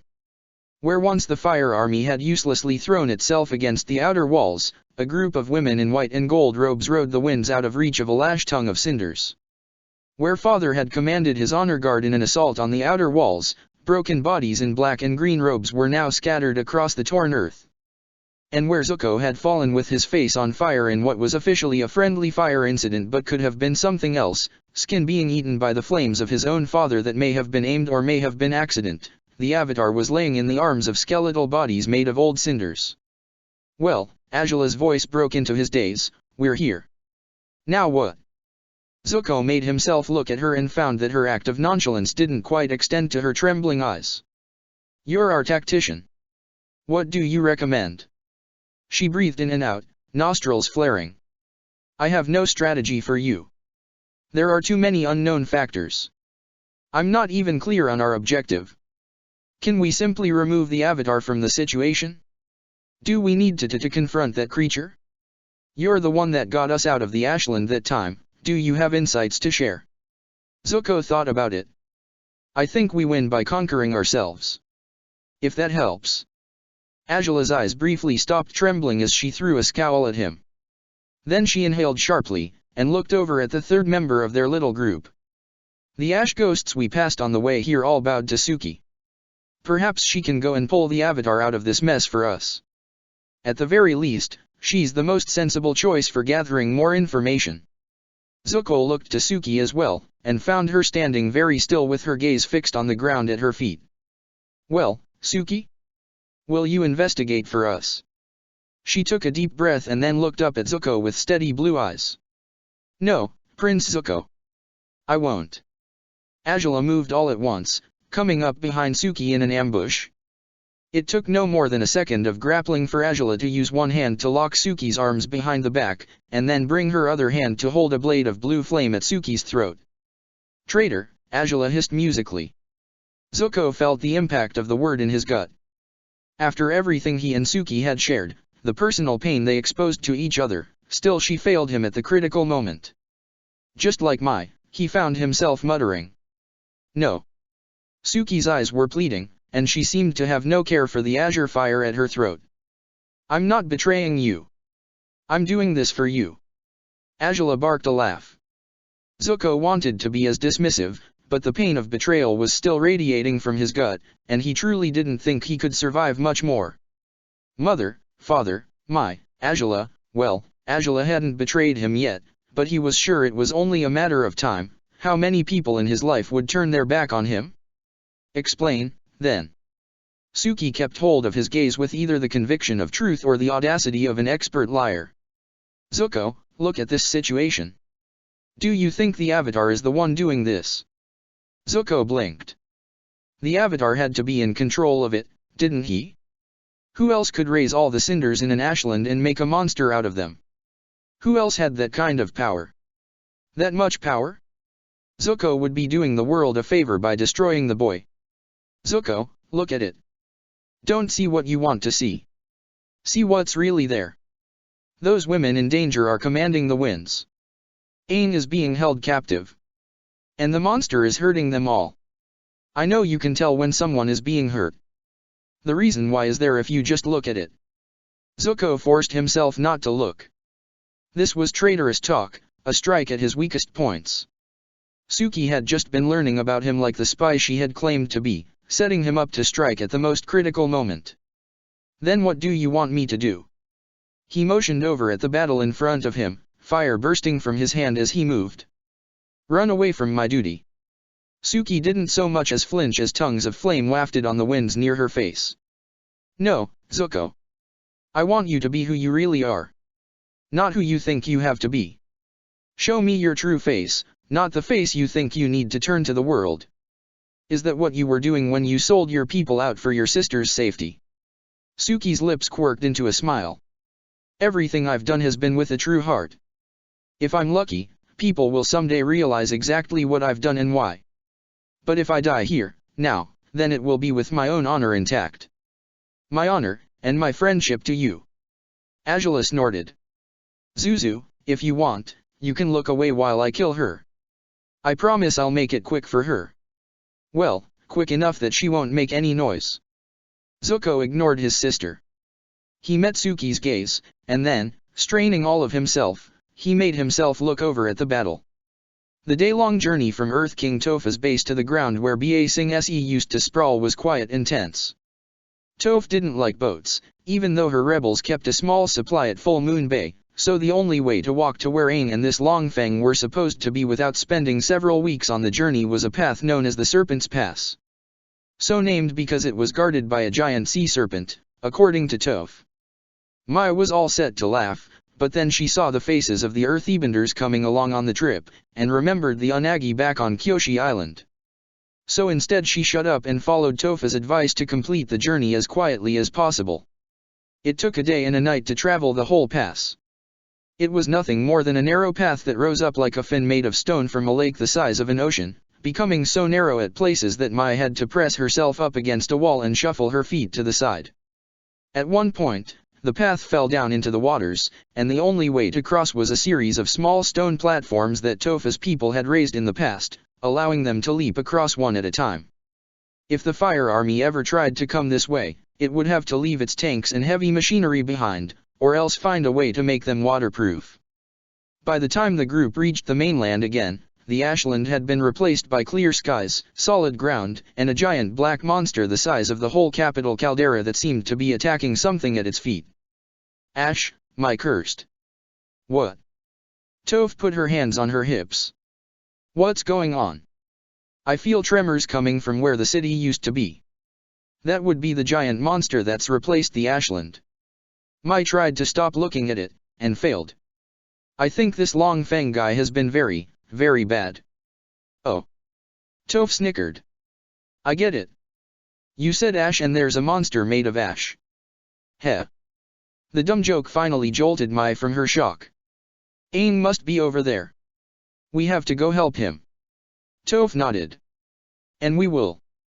But Longfeng's camp is nearby, and I'm not about to go chasing after monsters without knowing what's really going on. Besides, how far away do you figure that thing is?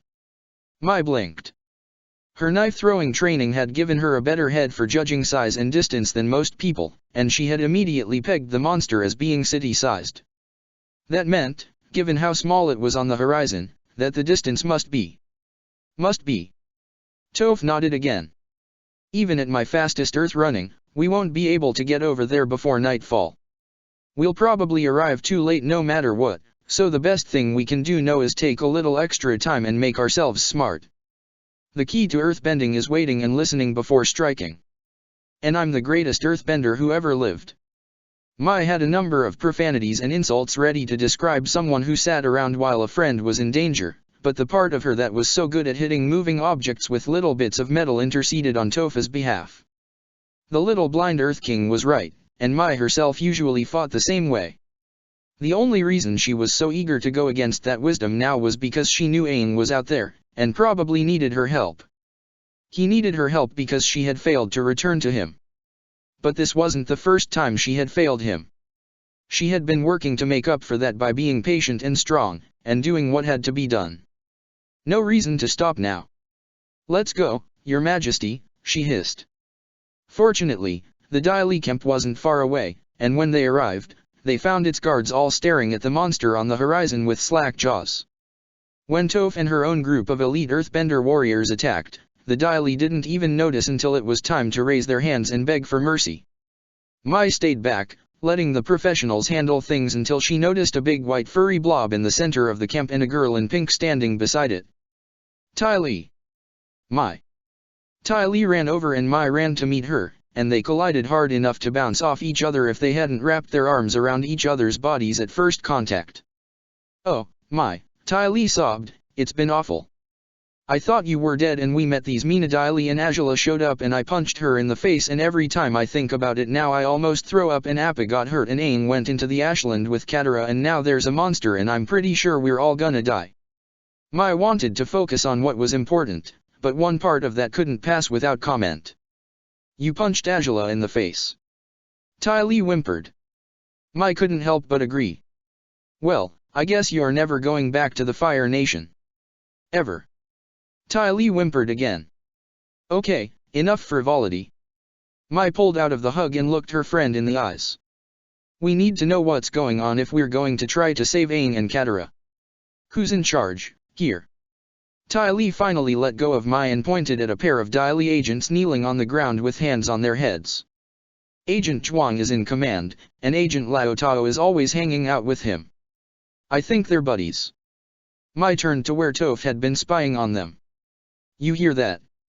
Toph's only answer was a grin.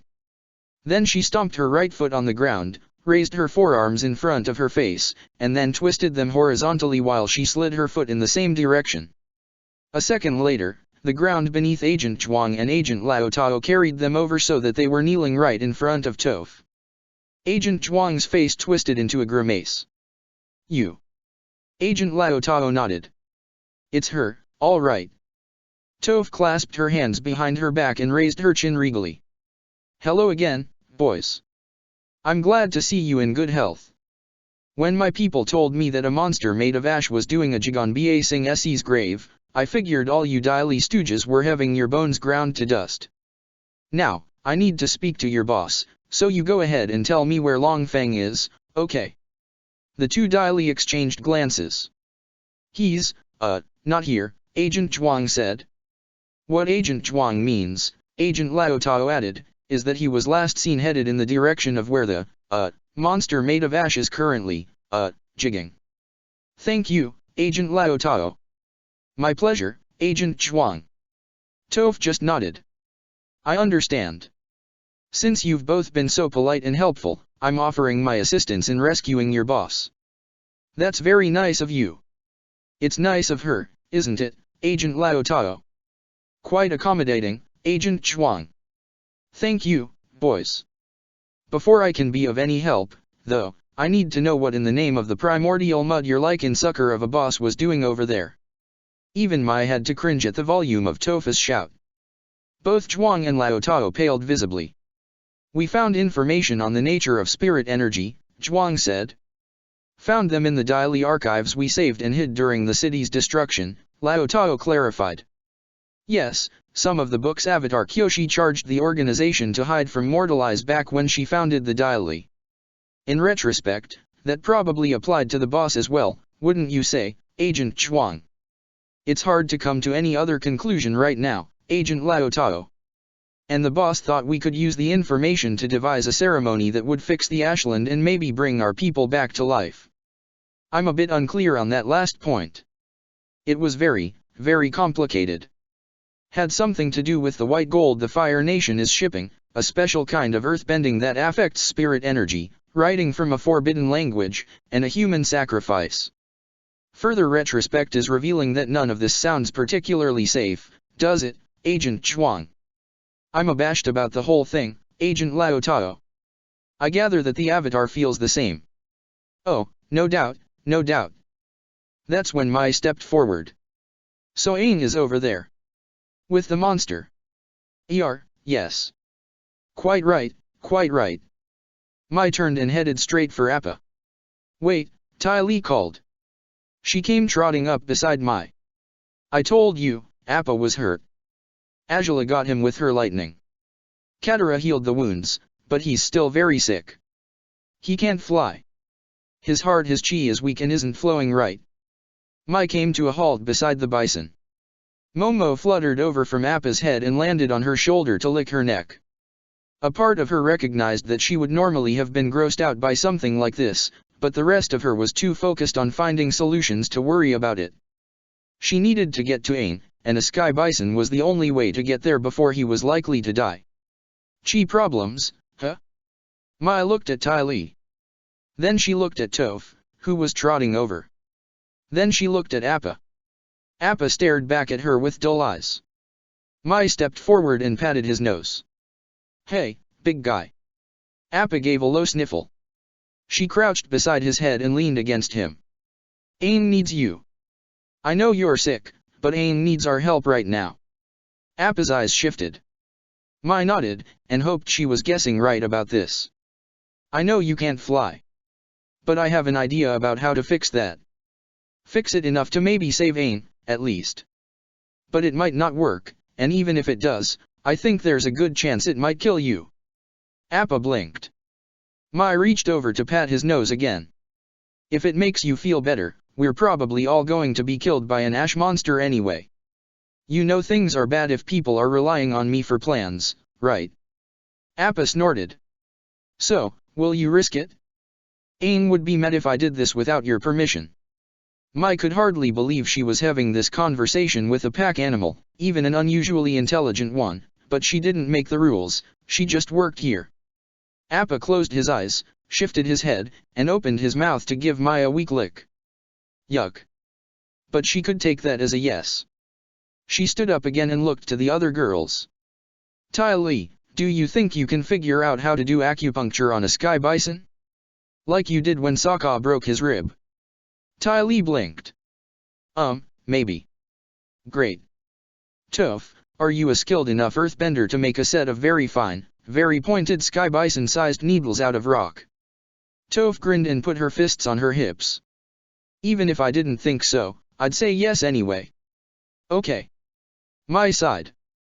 Sounds like we have the beginning of a terrible, dangerous plan. So, whenever you ladies want to get started. Aang was alone. Alone in all the world.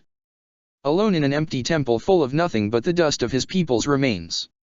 Dimly, he was aware of a voice wafting on the dead air of the southern temple's inner sanctuary. It was a voice he was pretty sure he didn't like, but he could find no meaning in its repeated questioning of, why? Just leave me alone, Aang sobbed. His heart stung at the irony of his request. He would never be anything but alone, now. Why did you have to ruin everything? The voice grew in strength, revealing the sorrow within. I was going to restore my city. Bring back the people who relied on me for safety and order. Why couldn't you people just go along with it? Long Feng. Aang recognized the voice now. Unable to look away from the skeletons of Mother Malu's nuns, half buried in the corpse dust of the sanctuary, Aang snarled, You're insane. No one can raise the dead again. And you were going to sacrifice my people to do it. If Katara hadn't dash. It was the only way. Anger now colored Long Feng's pleas. A nation for a nation. Ba Sing Se was everything important about the Earth Kingdom, and without it we're all nothing more than human debris. The only way I could find the energy to bring back my city was to have you offer the last of your people in exchange. Aang groaned. I wish I had died with my people. He wasn't sure how the nuns had died even after Katara had rescued them, how their bodies had gotten to the Southern Air Temple, but he was looking at their bones right now. There's no bringing the dead back. There's just waiting to go back to them. I refuse. Long Feng's voice was so sharp that it jolted Aang, made him jump in place only to discover that he was immobile. But wasn't he in the sanctuary with the avatar statues? Then why did it feel like gravelly hands held him in place? Ignoring Aang's confusion, Long Feng continued, When the Fire Nation burned Ba Sing Se, I made sure the Dai Li survived. It was my duty. Without us, all the knowledge of the city would have died with it. We survived so that the archives, the university's library, and royal secrets could survive. And I found a way to use it. Without me, Ba Sing Se will remain an ashland until the end of time. I found a way back. And I'll see the city brought back, yet. No matter what it takes. Any sacrifice. Aang was losing focus on the dust that was the remains of the monks who had raised him. He felt the pull of that horror, the urge to cling to what he had already lost, but Long Feng's rantings pulled at him, too.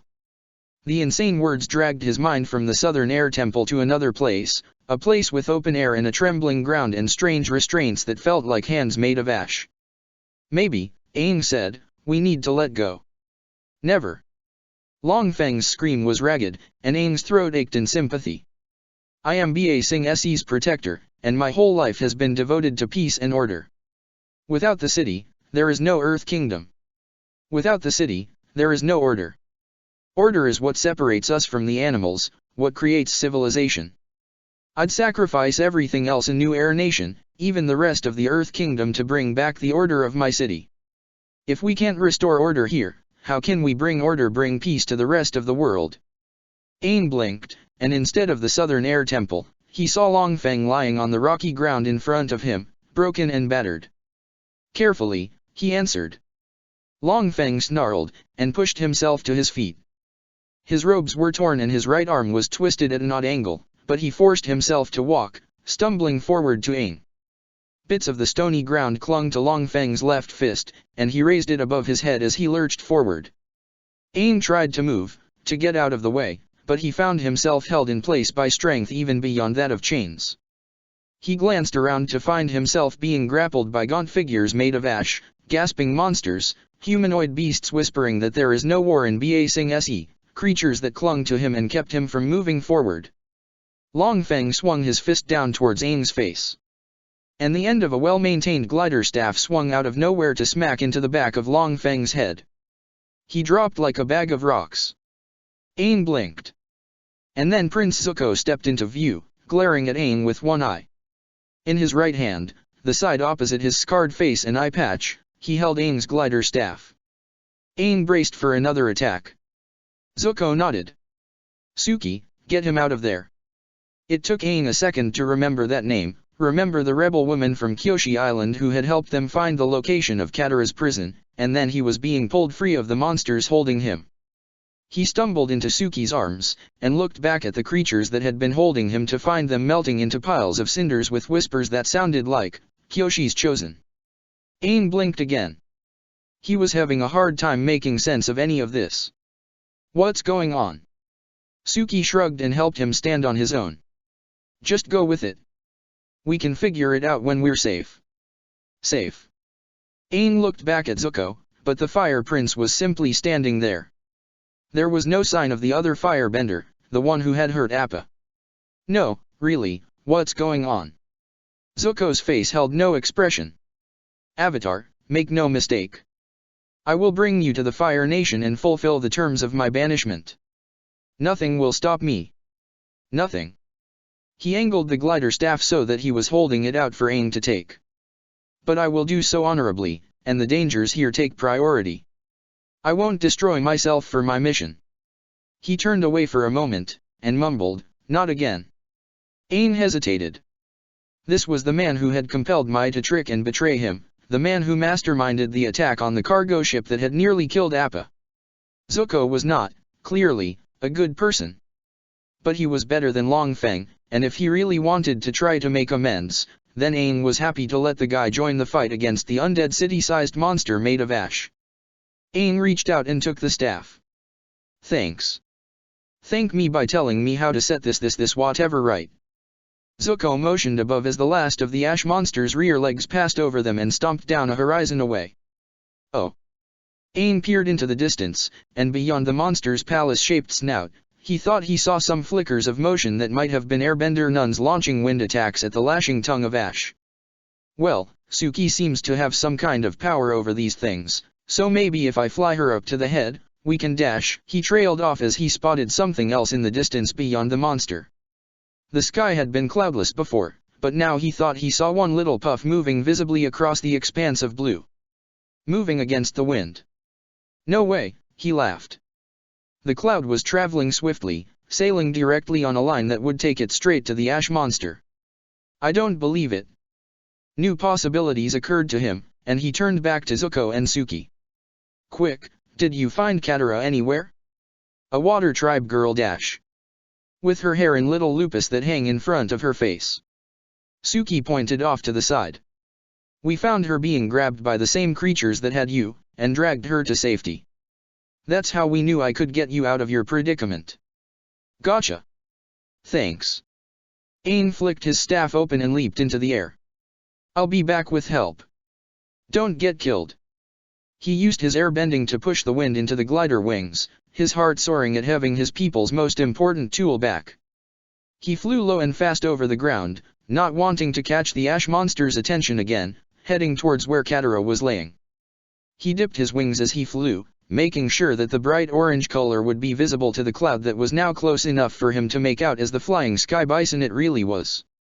He flew over Katara and her shining sword, swooping back and forth over her to mark her location, and when he looked back at Appa, he spotted a figure in pink sitting on the bison's head waving frantically.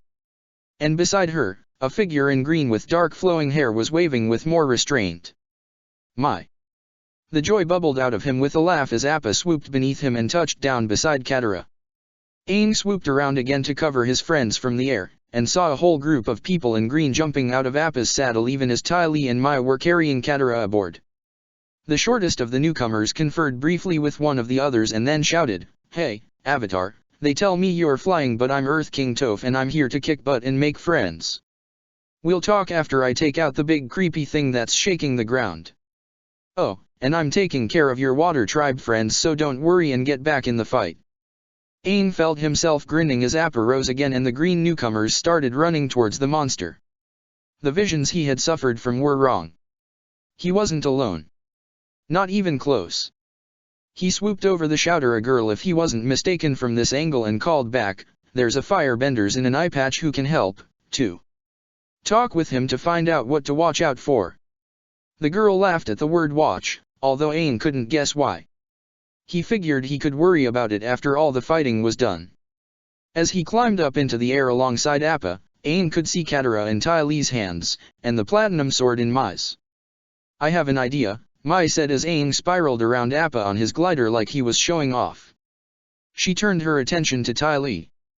"I've had this sword made of a metal that kills spirit monsters for months now, and I haven't had a chance to use it yet. What do you say we give it a try?" Ty Lee looked back at Mai, then at the giant creature stomping around like it owned the place. Mai, I think you're going to need a bigger sword. You'd be surprised at the kind of damage that can be done with a relatively small blade. For example, what do you suppose would happen if I pointed this thing forward while you flew Appa right into the base of that gross tongue thing trying to smash Mother Malu?" Ty Lee tilted her head from side to side. "Is this one of those science experiment things?" "Sure, let's go with that. I hypothesize that we're going to do of damage and feel great as a result." Aang peeled off as Ty Lee steered Appa towards the creature's head. Mai studied her target, noting the gross faces that covered the surface of the massive monster. Was that where the creepy screaming sounds were coming from, the strange groans that there is no war in Ba Sing Se? This was why she would always favor a good, reliable machine over more natural things like perverted twistings of unlife. The only part of it that had any kind of visible logic to it was the head itself, which seemed to be shaped like the Earth Palace, if the drawings she had seen back in the Royal Fire Academy for girls were at all accurate. Mai wondered if that was supposed to be symbolic. If it was, then she'd have to worry about the symbolism of cutting out its tongue, and she had been more than happy to leave that kind of analysis behind with her school days. Instead, she climbed forward on Appa's head, held her big, shiny sword out so that the point guided their flight path, and prepared to dive. Mai normally hated flying, but she couldn't help smirking as Ty Lee steered Appa straight for the base of the tongue. It wasn't every day she got to stab something the size of a city at the speed of free fall. Then they were passing through the ash for a brief moment that left her coughing, and when she looked back to see what kind of damage she had done, she saw a cloud of cinders wafting on the breeze where the tongue had been connected to the palace head, and the tongue itself flying through the air and disintegrating as it tumbled to the ground. Well, she'd call that a successful experiment. She wondered what would happen if they tried the same trick on the monster's big ugly backside. That's when it swung the palace head with a squeal like the sky itself shattering, and Mai had to press her hands over her ears to block out the sound of Aang and Zuko and Mother and Father and Tom Tom and Ty Lee and Sokka and Katara and the whole population of the world accusing her of getting them killed with her poor life choices. Mai was dimly aware of Ty Lee screaming beside her, shouting something about not being lost forever in a crowd, and even Appa was bellowing so hard that his body was rattling beneath her. As they began sinking from the sky, Mai looked down over the scene below to see everyone else, Aang and the Earthbender rebels and the Airbender nuns and a lone figure in red all falling to their knees in similar agony. Distantly, she heard another animal roar, and turned towards the lake, towards the serpent's pass she had traveled this morning to come save her friends, to see something snake-like disappear below the waves with a disturbingly large splash. She hoped that wouldn't come back to bite them. Literally. Sokka had been doing the math all morning and still couldn't get an answer he liked. He had come out at dawn with a borrowed telescope to climb the wall dividing the waters of Full Moon Bay from King Tofa's main rebel settlement. He hadn't expected to be able to see anything across the gigantic lake that separated his position from the ashland that used to be Ba Sing Se, but couldn't dismiss the chance without trying. He wound up seeing not an unhelpful brown smear, but an animal-like form moving across the distant landscape. Except that made no sense, because when he worked out the magnification power of the telescope against the distance to the opposite shores and tried to balance that against the size of the creature in his enhanced vision, the math said he was looking at something the size of the city of Ba Sing Se itself, and that just wasn't possible. Even avatar powers that could control the Everstorm and unleash the explosive energy of a volcano weren't enough to animate something that big. Right? As he worked through the numbers for the 10th time, trying to find where he could have made a mistake, he looked up briefly to give his eyes a rest, and saw something else that was curious. Straight ahead, on a direct line towards the entrance to the giant cave that covered Full Moon Bay, a long line of foam and mist was cutting across the lake.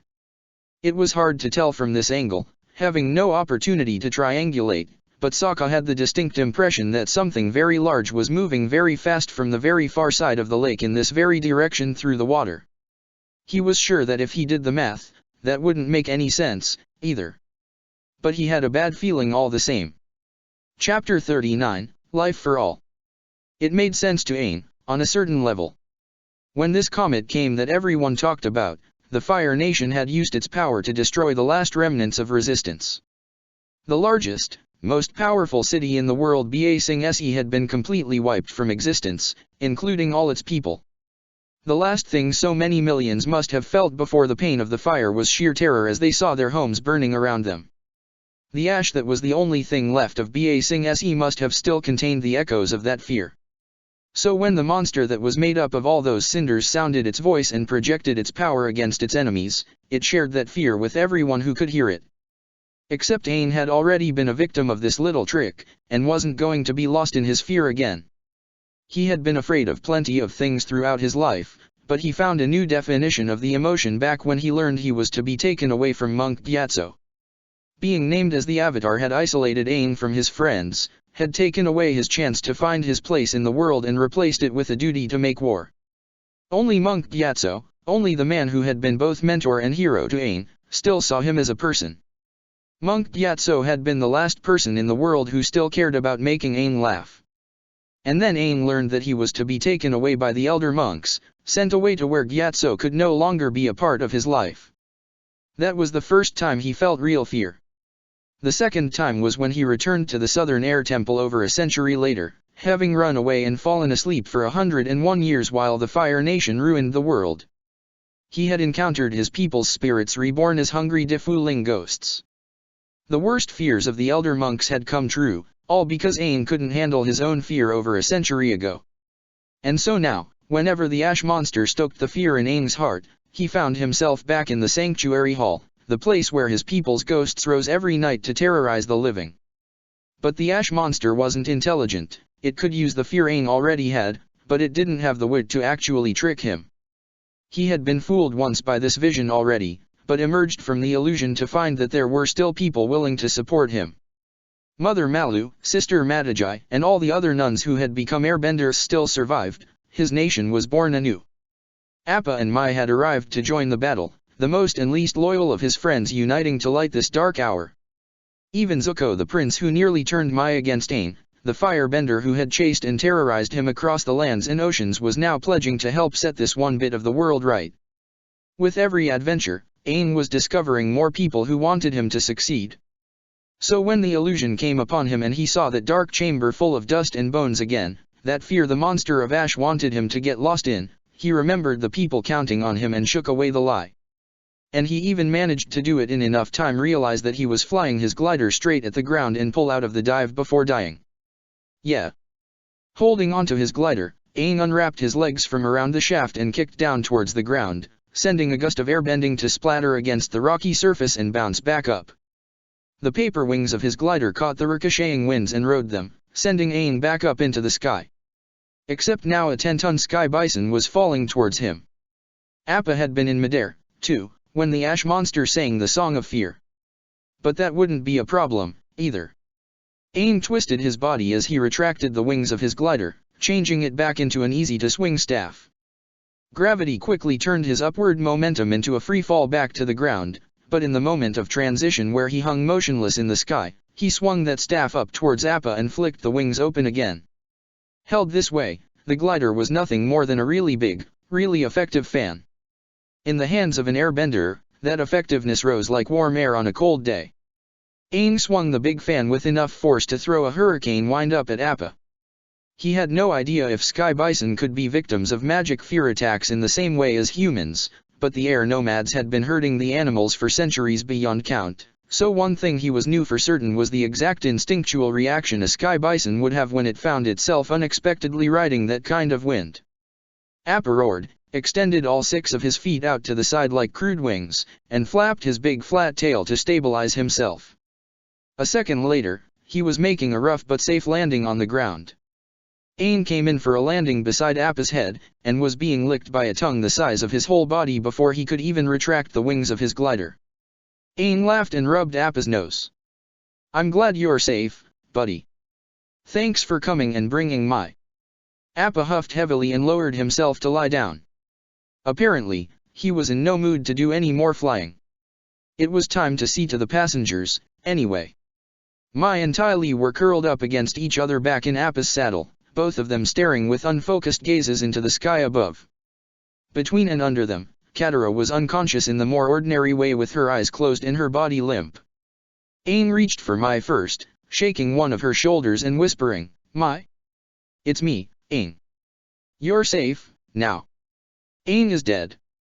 She shook her head, sending her loose hair swaying. "I listened to Zuko and Azula and got him killed. I got everyone killed." That was what she saw in her greatest fears? Her pain hurt Aang too much for him to smile, but he felt a pleasant warmth in his chest at the thought that she could care so much. "Mai, it's okay. I'm alive." He grabbed her hand, so that she could feel his warmth. "Everyone is alive. I think. Well, there's that big monster who wants to kill us, but the last I saw everyone around here was still alive. So please wake up and help us. If you wake up you can well, I guess you can help us by stabbing it. Please, Mai. I need you." Mai finally blinked. "I can stab it." She let go of Ty Lee and shook herself. "I can stab it." She blinked again, and her gaze focused on Aang, and then on their clasped hands. "I can stab it. Hey, Aang, how's it going?" At last, he could smile. "Not bad, considering. I'm really glad you're okay." Her eyes fell. "I was pleased to hear that you didn't die in that cave-in." "Thanks. Can I hug you?" "Yeah." She didn't even sigh when she said it. "Sure." And so Aang did. When the hug ended, he looked down at Ty Lee. "Now we need to wake her up." Ty Lee was muttering, "All the same, all the same, all the same." Mai nodded. "I got this." She leaned over Ty Lee, smacked her backside, and screamed, "Classes started 5 minutes ago. Why are you still sleeping, student?" Ty Lee bolted upright. "I wasn't sleeping, I was just resting my eyes, please don't send me for a flogging." She blinked once and then looked around. "Oh, hi, Mai. What's up?" "Oh, Aang's here, too. And we held on to Katara. We're all alive. That's so nice. Are we still fighting on the big ugly thing?" Aang's smile fell away and he looked back at the battle behind him. The monster was still there, eclipsing the sky and raining cinders from its body to darken the air around it. It had lost none of its massiveness, its legs still looming like ancient towers out of a legend, its roiling body still seemingly bending the very light of day away from it. The surface of the creature was still in constant motion with the faces of the dead of Ba Sing Se who all babbled a grating symphony of sibilant words. The creature's head was still the sharp lines and imposing walls of the Earth Palace, a monument that profaned what it honored. And yet Aang felt no fear.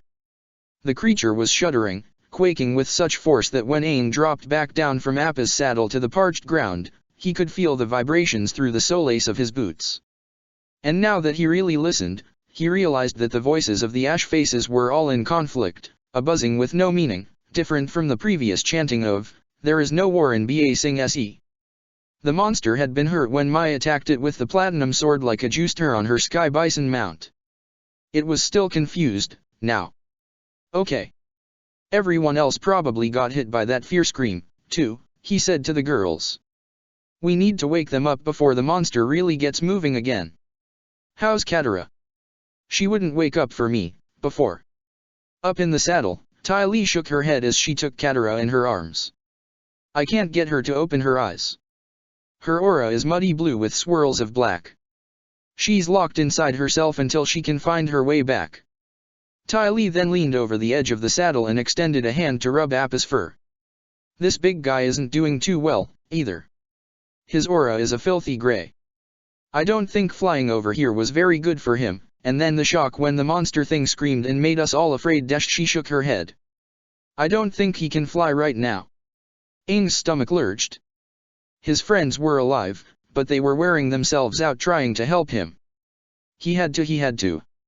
Mai's arms wrapped around his shoulders and she said, we'll make sure they're okay. But to do that, we need to kill some monsters. Aang nodded, and fortified himself with a deep breath. Yeah. And now we need to see about the others. Ty Lee, can you lead Appa away from here? And make sure Katara is okay. Sure. It's not like I can punch a monster the size of a city, anyway. And it doesn't have any aura that I can put into words. At least not any words that don't sound crazy. Aang nodded his thanks, and then looked up at Mai's face above his own. Prince Zuko is over there with the Earthbenders. He saved me from Long Feng, and promised to help us against the monster. We're going to have to save him, too. He felt Mai's body go stiff, and her arms fell away from him. He's alive. She made a sound that was half laugh and half sigh, and looked to Aang with watery eyes. I didn't kill him. She took a deep breath, and then her thoughts and emotions were once again hidden behind a blank expression. I don't suppose you saw his sister? An evil-looking girl with a face like a puma shark. Who shoots blue fire and lightning, Aang interrupted. She's the one who hurt Appa. But I didn't see her here. Mai nodded. All right, let's go save everyone. How are we doing this? Aang felt the urge to grin again. He gave Mai just enough time to start to repeat her question before he put an arm around her waist, yanked her close to him, and used his other hand to flick his glider open. She did no more than gasp as they launched into the sky with a roar of airbending, but it was still a sound that made Aang's heart flip. His heart hadn't flipped like that for her in a long time. Zhao watched from the deck of his flagship as a giant green sea serpent with a head like a dragon launched itself through the waters towards the cave-like indentation that his mission intelligence claimed was Full Moon Bay. It was just as the recruitment posters said, you could see all kinds of new things in the Navy. If the local group of Earth rebels is indeed using the cover bay as a base like Prince Iroha's written briefing claimed, then they were about to have a very bad day. It would be so easy for Zhao to claim that he had arrived too late to do anything about the situation. He could let the Serpent and the rebels fight until one or the other lost, and then sweep in to wipe out the winner. But orders were orders, he was being observed by allies he could not intimidate, and he had to protect Iroha's assets. Zhao turned to one of his aides. Detach the cruisers to defend the bay against the Serpent. They are to protect it and the people within against all dangers. If the rebels themselves attack either cruiser, all crewmen are to surrender and pass on the message that we're here to deliver. Otherwise, they are to maintain position, await my further orders. Those weren't orders he would trust most soldiers to obey, but Iroha's chosen had proven themselves to be especially dutiful. Perhaps they would even kill themselves at his command. The aide, another of those dutiful half-wits, simply nodded and began waving the signal flags to convey the orders to the pair of vessels riding alongside the flagship. Zhao left the man to the task and began making his way back to the bridge. He was halfway across the deck when the battle between the cruisers and the Sea Serpent commenced in earnest with the first volley of flaming tar balls. It would no doubt be a grand battle for all those involved, but for Zhao it was merely a sideline to the day's historic events. He hadn't expected his report about the losses of Tiankang Fortress to be taken well, but Prince Admiral Iroh had completely surprised him by simply sending orders to take command of a task force being assembled at one of the northern naval bases and make his way to Zhongzin Lake in the heart of the Earth Kingdom to find the Avatar. The ships were fast and heavily armed, and would have looked like one of the small pirate hunter fleets from the early years of the war if not for some of the special warriors assigned to them. Zhao had looked over the mongrel force and wondered exactly what Iroh expected him to find in the waters beside Ba Sing Se. He hadn't wondered long, though. It was good to be in command of a fleet again, and he wasn't going to look a freely given rhino in its mouth after the disaster at Tiankang. He had the task force sail up from the inlet at Chameleon Bay, and they made their way for days up to Zhongzin Lake. It was a pleasant cruise, up until the massive black creature appeared on the distant horizon. Now, Zhao only had to follow the most difficult orders of his life in order to keep from being killed for his failures. When he arrived on the flagship's bridge, he barked out, "Accelerate to full speed. The cruisers will handle things here, but I'm certain the Avatar will be found where that thing is stomping all over the former site of Ba Sing Se. Prepare all weapons, and have the Marines and Special Forces ready for immediate deployment." At least he knew that if he succeeded at this task, he'd go down in history. Hopefully, it wouldn't as a traitor. Zuko woke up to the sight of a woman's face above him, a woman with red-rimmed eyes, tangled hair, and dark smears of ash on her face. Her green robes were the worse for wear, and she held a sword of shining metal. For one horrible second, he feared that she was his mother. Then she said, "You okay? You're the last one to wake up." The voice was the same smoky tone that told him to lick ash back on Crescent Island, and the artificial blankness of her face was visible once he knew to look beyond the surface. "My." Zuko scrambled to his feet, and he noticed Mai's lips compressing in a subtle grimace. So she hadn't forgotten how she had betrayed him. No doubt she was here to serve the Avatar. But did she know that they were temporary allies now? He barely finished the thought when she snapped into motion and stabbed out at him with her sword. He sidestepped and brought his arms up for some fire bending, wondering briefly if he could actually bring himself to set her aflame despite everything, but she followed through with her thrust even though his body was no longer in her path. Out of the corner of his eye, Zuko caught a brief glimpse of a figure that was dark and grainy and skeletal, a figure that groped for him even as Mai's shining blade sliced through its stomach and it melted into filthy dust. Oh, right. Those things. He turned to find out what he had missed while he was unconscious. The last Zuko remembered, the Avatar had gone off to meet his sky bison, which had dropped off some reinforcements in green, and then the whole group attacked the ash monster together.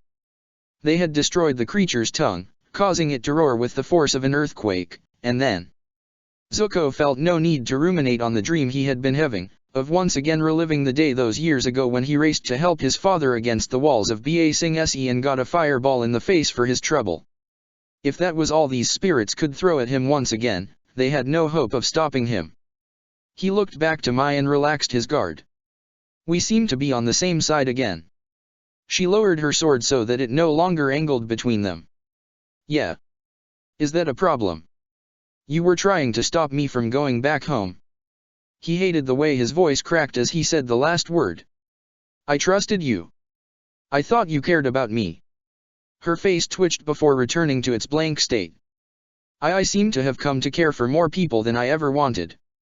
But when one of you makes me choose Aang was more of a friend to me than I deserved. And what you were doing to him, even if it was so that you could go home, was wrong." Her could hear the same sentiment behind the words that Suki had said to him when she showed him that the Avatar and the Ash Monster weren't on the same side. The difference, though, was that Suki's intervention had been focused on Zuko. Mai's was focused on the Avatar on Aang. Was betrayal simply a matter of luck? Of who one happened to get to know first, rather than the call of true spiritual loyalty? Zuko doubted he'd ever truly know. He nodded to Mai in acknowledgement that he heard her words, even if he didn't truly understand them, and together they turned back to the battle at hand.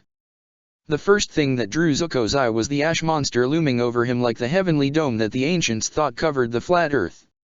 It took an effort of will to yank his gaze from the gravity of darkness, but when he did, he found the jumble of chaos raging beneath the sky of cinders, a bizarre echo of the battle that had cost him his birthright in an eye. Mai ran forward to meet it.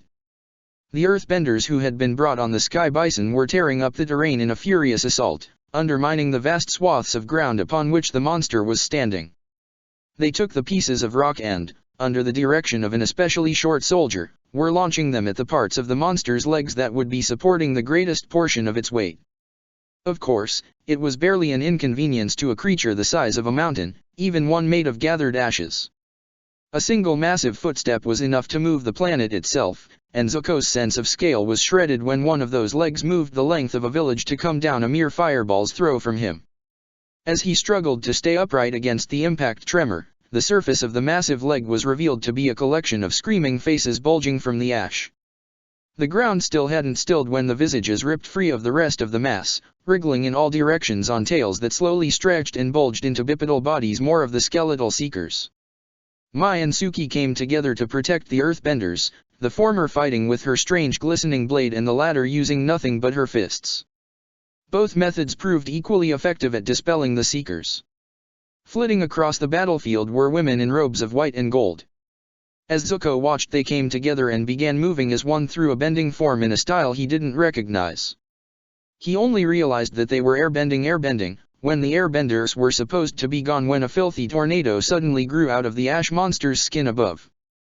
And above it all the avatar flew, a shape like an arrow, twisting and arcing and throwing sharp crescents of slicing wind. At the very least they were all keeping the monster busy. Zuko wanted to do more than keep it busy. Could the creature be more vulnerable further up, where no one but the avatar could reach? Perhaps in the palace that served as the head? Zuko decided to go up there and take a look. He ran into the thick of the battle, flinging his fists out to send explosive bursts of concussive flame at any skeletal seekers in his path. He ran past Mai and Suki, ran under the group of women airbenders as they changed positions again, ran out amidst the rising rocks of the earthbenders. Here, the longer he stayed, the more impossible it would be to avoid getting his head taken off by an errant flying boulder. So he went ahead and threw himself on top of a big one as it passed by. He struggled not to close his one good eye as the boulder flew through the air with him on top of it. It spun slowly as it rose towards the monster's belly like a bird rose into the sky, and Zuko had to stay calm and angle his head to keep track of his flight path. His imagination allowed him to picture in detail what would happen if he lost his grip, splattering and smearing on the ground below. But if he was judging the arc correctly and with only one eye, there was a good chance he was completely wrong and managed to hold on. He and the rock would smash into a body of ash right where one of the front legs met the main form. Good. It was tough ripping off the shoulder plates of his armor with one hand while hanging onto a flying, spinning rock with the other, but he had gotten practice at it recently, when the Avatar's berserker companion had thrown him off the stolen cargo ship days ago. Zuko had been forced to quickly shuck his armor or drown, and so he knew exactly how to get the shoulder plates off with enough time to curl his legs beneath him and jump off the rock right before the impact against the ash monster. The shoulder plates were sharp enough to dig into the monster's body, slicing through the bulging faces and sinking until the density of the ash stopped them solidly. The bisected faces kept screaming.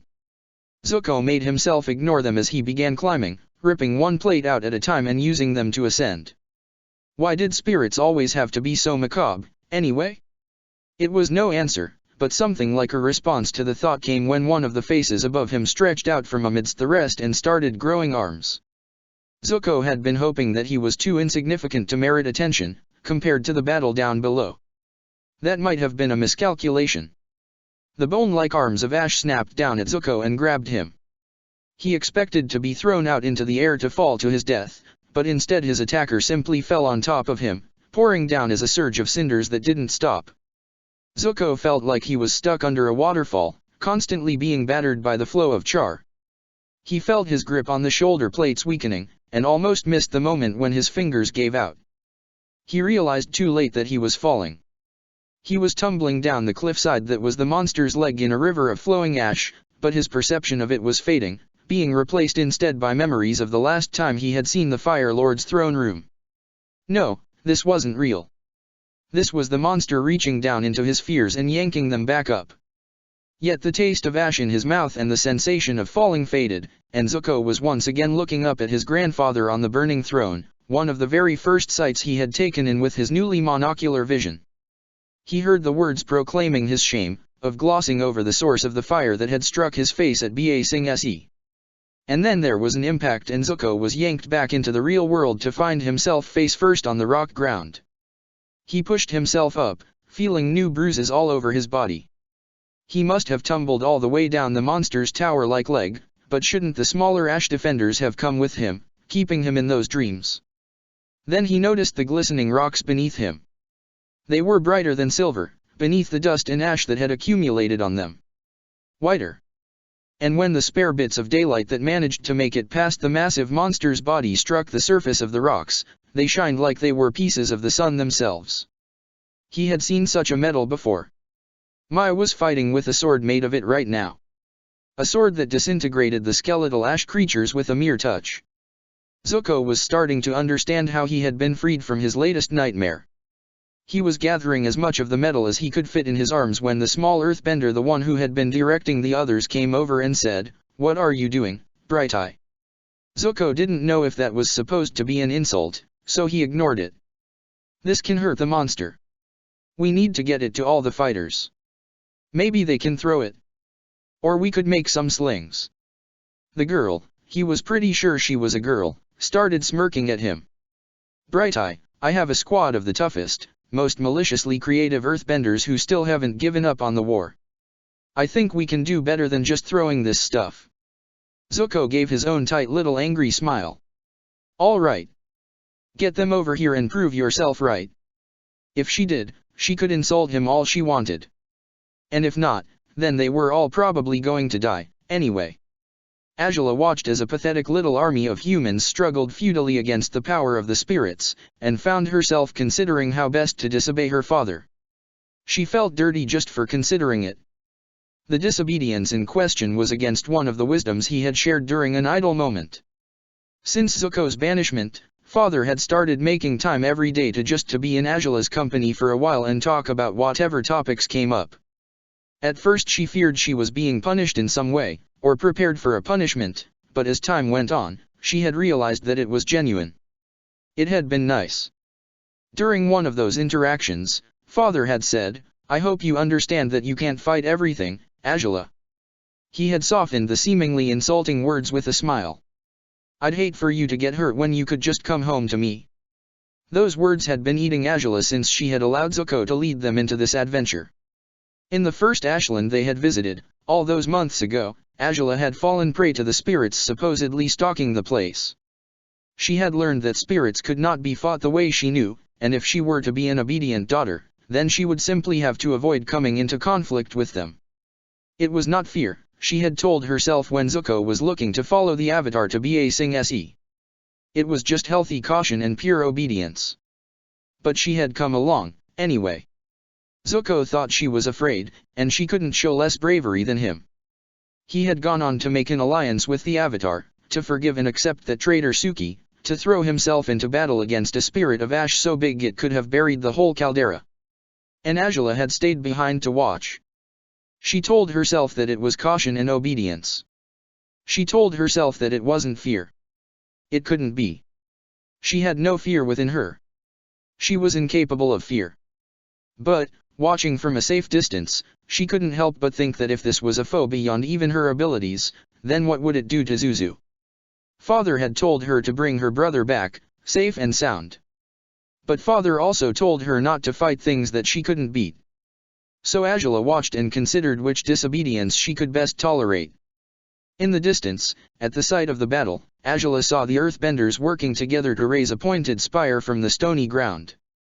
The airbenders and mundane warriors surrounded them, forming a defensive wall against the smaller spooks. As the battle closed in around the formation, the earthbenders all moved in unison, raising the spire even higher to stab up into the belly of the monster above them. How worthless! This foe couldn't be defeated by blunt trauma, as they had been proving continuously throughout the whole battle. And yet as Azula watched, the ash monster writhed in what seemed to be pain, its belly exploding into falling dead ash right where the spire had stabbed it. What had they done? How were they fighting it? And then some of the ash cleared, and she saw the earthbenders lowering the stone spire back into the ground. And this time, there was enough sunlight getting through that she could see the tip of the spire shining. Was that platinum? Where had they gotten platinum? Azula stood alone, watching this battle from afar as the earthbenders raised their improvised giant spear up towards the ash monster again. They were fighting it. They were actually fighting back against a spirit. The massive monster danced out of the way of the next attack with the grace of a receding tide, but the tides took hours to fully abandon a beach, and so the spear still caught a part of its body for another char-bleeding puncture. Yet it barely seemed to notice as its movements shook the earth and scattered the whole gathering of enemies beneath it. It looked as though the smaller ash creatures were taking advantage of the opening, and both airbenders and earthbenders fell to their fell touch. It wasn't a victory yet, it seemed. But they were fighting it. Azula considered which of her father's orders she would honor, and also how fast she could get to the battle if she used her fire bending to rocket across the ground. It was amazing for Aang to see, flying above the battle on his glider. Prince Zuko, a firebender and an enemy of life, was working with the last rebels of the fallen Earth Kingdom to combine the Fire Nation's platinum with the natural bones of the Earth, and together they were battling an undead abomination. It was also terrible for Aang to see, because every time their giant platinum-tipped rock spike stabbed into the monster, it roared a sound that was pure pain while all the fake faces across its body screamed to a new height of cacophonous torment. With every stab into the monster's form, Aang could feel reality itself wincing in sympathy. The platinum wasn't just hurting the monster, it was ripping it apart at the most fundamental level. Aang hadn't felt anything like that before, when Mai was using her platinum sword to fight the smaller monsters, but now he wondered if that was simply because he wasn't sensitive enough to notice a single instance of spirit energy being snuffed out. He could certainly feel it now.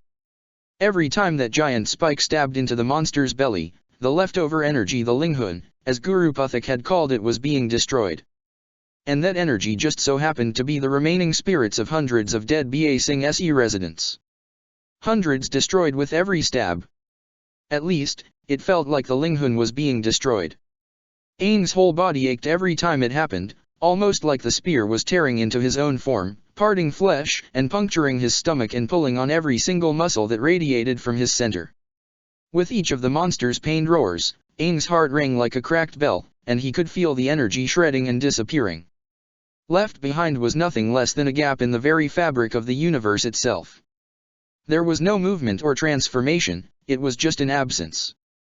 Aang couldn't help but think that losing a hand would feel the same way. But could spirit energy, could Linghun be destroyed? Even by platinum? Aang shifted his weight to aim his glider towards the monster's head.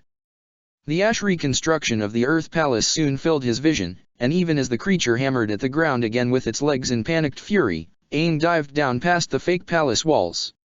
He aimed himself straight for the center of the complex, straight for the roof, and put himself into a corkscrew as he increased his acceleration. The winds responded to him, twirling along with him and becoming an invisible person-sized drill around his body that cut straight through the ash roof. Then he was dropping into a world of cinders, retracting his glider's wings to land in a throne room as black as night. It was like being in a land of the dead, a place where no color felt the need to reach out to his eyes because eyes so rarely gazed on this land. The only light here came in through the hole Aang had drilled, shining down in a stark, harsh shaft that revealed the master of this domain. Or rather, its prisoner. Of course, it was yet another being seemingly made from black sands. Its body was lumpy and irregular, and it seemed to have more than its share of limbs. In fact, it had more than its share of heads. Aang pushed back against a queasy feeling as he made himself look at the faces. One was a person, an unlined face that might have been a young man in life, and the other was animalistic, almost ursine in the shape of its snout and jaw. "My people," the human head groaned with a voice of rock scraping on sand. "There is no war in Ba Sing Se," the bear-like head roared with the echo and old horn.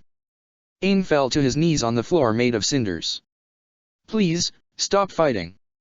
My friends are going to destroy you all if you don't stop fighting. My people are dying," the human head wailed. "There is no war in Ba Sing Se," the bear-like head growled.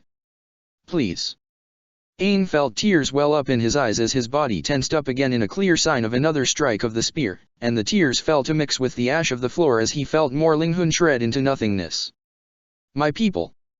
There is no war in Ba Sing Se." Azula's stomach felt like she had swallowed a small dragon and it was trying to swim its way to freedom, but a princess accepts difficult with honor. She bit down on her own tongue and refused to raise her eyes to the monstrosity of ash that blocked out the whole sky above her head. She maintained a ready posture, and watched the earthbenders in the distance. She had gotten closer while the battle raged on, but still maintained enough separation that none of the others should notice her. No reason to make herself vulnerable to people who would be enemies as soon as this battle was over, after all. She maintained a ready posture, and continued to watch the earthbenders. The little one was rallying some of the others. They had been scattered by the monster's latest stomp of its foot, and many were being grappled by the small ash skeletons that hadn't stopped coming. The little earthbender had only been able to summon 5 of her associates to help her raise the platinum-tipped spire again, and with this few, they were slow to lift it with enough structural integrity not to collapse in on itself. Angela maintained a ready posture, and watched the tip of the spire rise up towards the monster. Some of the spire's base collapsed as one of the earthbenders was taken by ash grapplers. The spire swayed, but the little earthbender shifted her stance, and the ground swelled on that side to shore up the foundation. Angela maintained a ready posture, and tracked the platinum point as it approached the ash above. She began moving just before it shot upward. Electricity danced around her body as it plunged in. Lightning left her fingers as another part of the monster's belly exploded into dead cinders. The cold fire struck the platinum as reached up into the creature's form. And that's when the whole monster started lighting up with Angela's electricity. It was like a storm cloud, a black mass in the sky illuminated by random lights that snaked through the form with enough speed and force to shatter the air itself. Everywhere the lightning traveled, the monster's body turned to black sand in the air and began falling. An unholy chorus of shrieking sounded as the disturbing faces all over the surface of the monster popped like an overripe volcano plum. Ash bled into the air on the wind currents created by the monster's ponderous thrashing. This creature, this unholy abomination, this enemy of a vastness beyond comprehension, was dying. And Angela had been the one to strike the fatal blow. She couldn't wait to tell Father. Aang knew it was over when light returned to the world of Ash. It didn't help that he recognized the same kind of electricity that had nearly killed Appa. It danced up the walls of the macabre throne room, melting them back into the black sands they originally were. It skittered across the floor, making Aang's skin tingle, erasing the facsimile of marble and carpets beneath him. It snaked up to the black throne and racked the disturbing body that sat upon it, melting the creature with one last mixed cry of, "My people," and, "There is no war in Ba Sing Se." And when that would-be king died, the world went with it.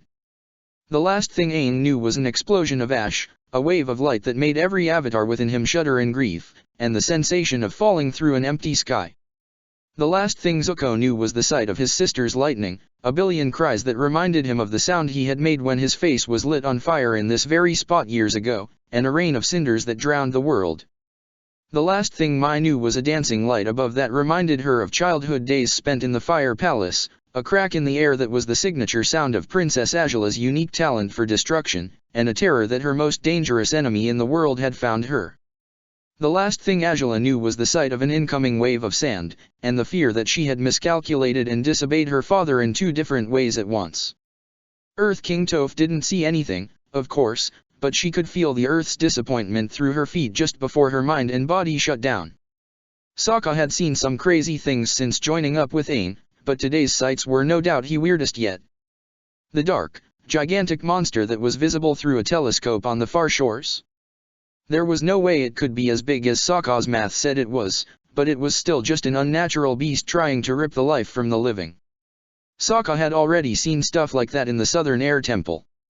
And once the thing had melted in the mid-afternoon, it was impossible to tell that it had ever been there at all. The sea serpent that had fled said ripping unnatural beast to attack Full Moon Bay? Also not unique, since Kyoshi Island had a giant sea creature that behaved in much the same way. When it came down to it, even sea monsters were just big animals that had to eat, and Sokka's people used to hunt such things. Not that he would want to hunt this one, not without a million warriors and some really big spears. No, the weirdness came when the Fire Navy ships chugged into view to fight the sea monster and protect Full Moon Bay. Not that the Fire Navy ships themselves were the weirdness. Theoretically, no one on those ships knew they were protecting Earth rebels. It was the waterbender warriors on the decks that were the weird part. Weird enough that Sokka willingly went to find Jet to get his opinion. After a quick detour to the little refugee water tribe village to warn Gran to keep everyone in their huts, Sokka was dragging Jet up to the top of the lookout wall and pointing to where flaming catapults and spears of ice were battering away at the sea monster. "That's not a common sight around here, is it?" Jet's jaw dropped. The sea serpent isn't exactly uncommon, but the rest of it is new." "Oh, good." Sokka tried to take his eyes off the spectacle and couldn't. "It isn't just me." They watched for a while together, taking turns with the telescope to get better looks, and then Jet said, "I recognize the way those waterbenders are dressed. They're from the northern tribe." Sokka blinked. "You've been to the North Pole?" "Just the opposite." Well, you remember my organization." Sokka did indeed. Whatever the mysterious group actually was, he had seen that they liked to wear spooky blue goblin masks and do all kinds of crazy and dangerous and outright stupid things in supposed service to Aang. Instead of saying that in the appropriate withering tone, Sokka just nodded. "Well, we've had dealings with northern waterbenders. But why they would be helping the Fire Navy unless... The Northern Water Tribe is under the control of Prince Iroh, the crown heir of the Fire Lord. Maybe not all of the Northern Water Tribe is able to resist him." Sokka's stomach felt hollow. "I'm so glad I brought you up here. You've made me feel so much better about all this weirdness." Jet snorted. Eventually, the fight ended and the serpent collapsed back into the now bloody water. Its long body floated lifelessly while the two Fire Navy ships pulled into what looked like a guard position at the mouth of the Bay Cavern. Jet had already gotten all the able-bodied rebels ready by then, but they were left waiting for a while. No fiery invaders came in, not even to ask if they could use a bathroom, and certainly no waterbenders swam over to explain what was going on. It wasn't until a larger ship arrived, sailing from what seemed to be the far shores where Ba Sing Se used to be, that it was time to receive visitors. Of course, that was weird, too. The new ship had a white flag of surrender on top of its bridge tower. Sokka wondered what else would turn out weird. For Mai, waking up was like crawling her way up out of a deep hole in the ground and just as exhausting. She had barely opened her eyes to the dim interior of a rustic hut before she felt the need to close them again. Yet, there was a nagging thought that wouldn't let her give in to that fatigue, and when she focused enough on it, she snapped to full wakefulness. She remembered the battle against the living Ashland of Ba Sing Se, and the fact that her friends and allies might very well all be dead. Mai sat up on her bedroll to find Sokka's Gran sitting next to her, tending a small fire over which a teapot boiled.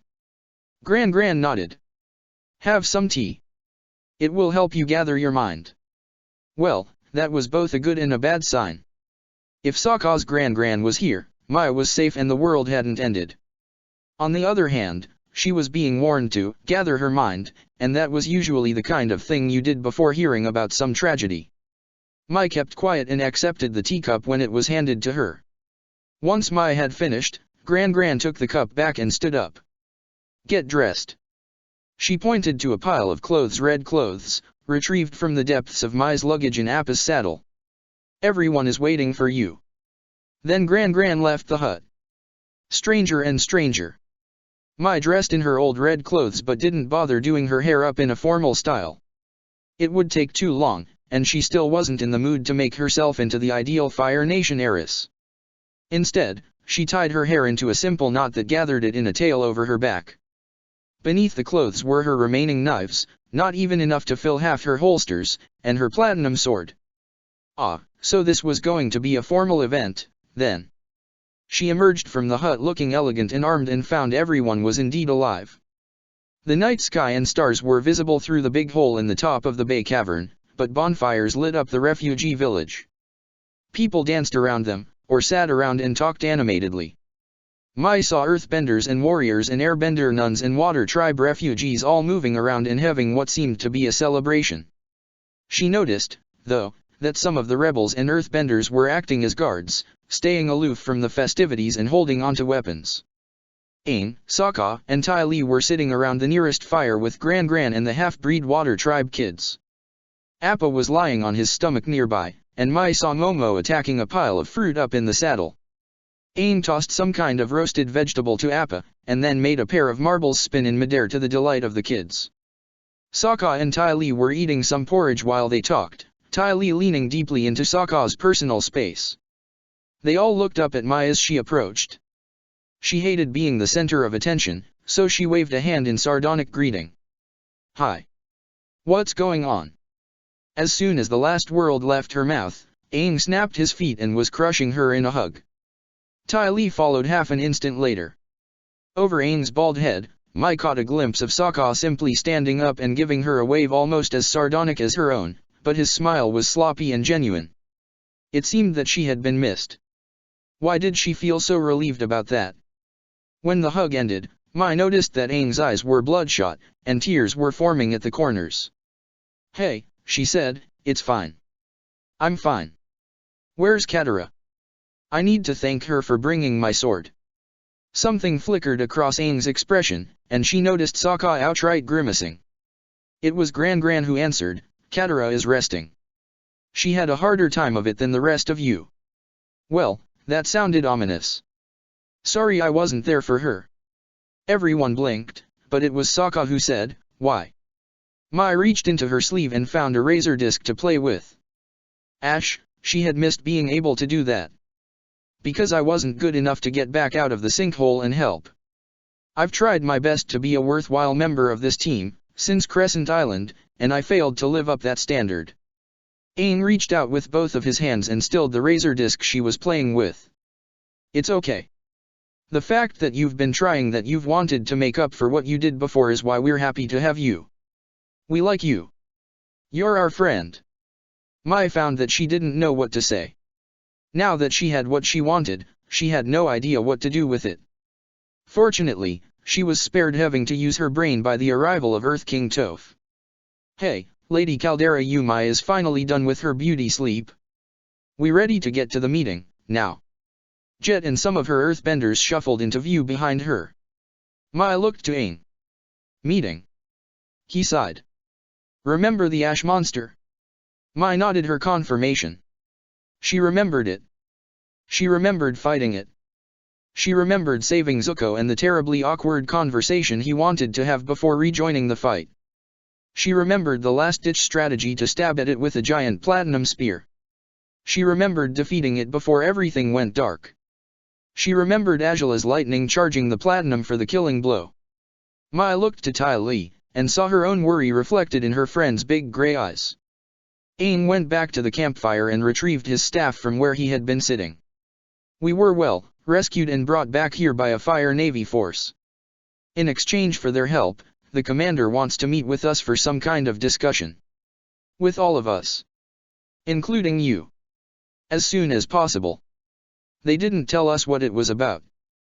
The only thing we know is who the commander is. Mai kept her face blank.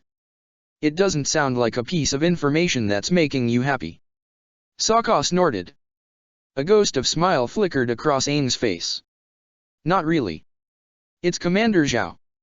Ah. Well, that explained why she was going to this meeting armed. Toph stomped a foot that rattled the earth and motioned.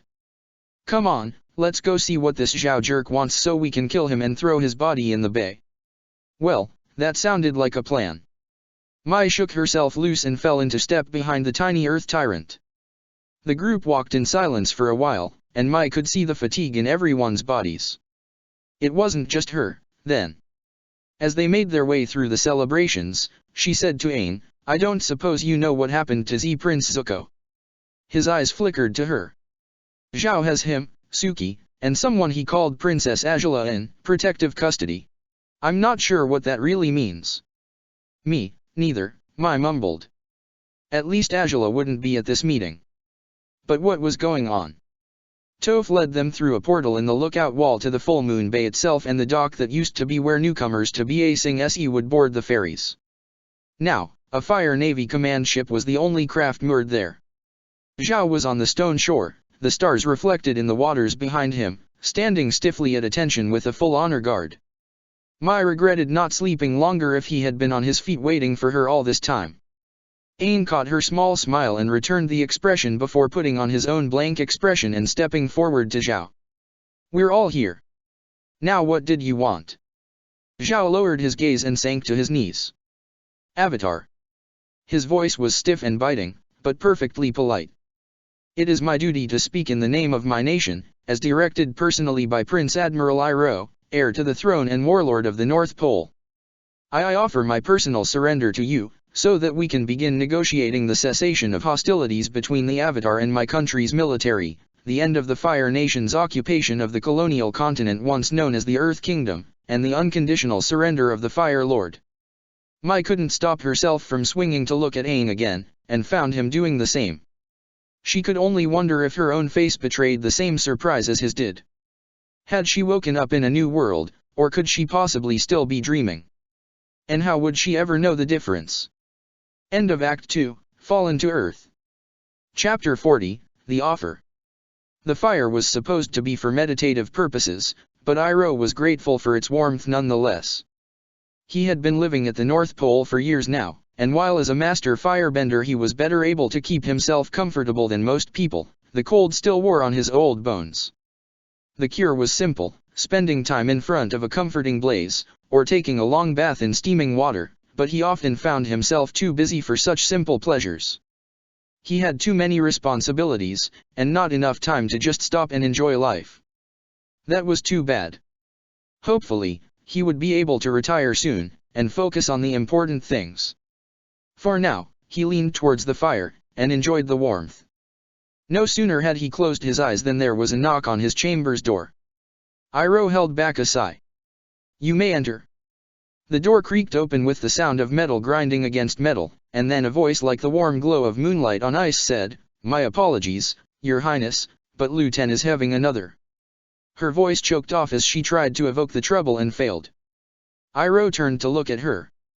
As ever, Princess Yu was the picture of royal grace, striving admirably to cover the anguish he knew was in her heart.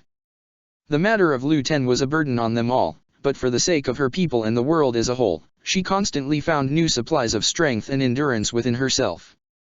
She was more than worthy of the bond she shared with Lu Ten, but that didn't stop Iroh from regretting it. Still, what was done, and if he was to make it right, he had to remain focused.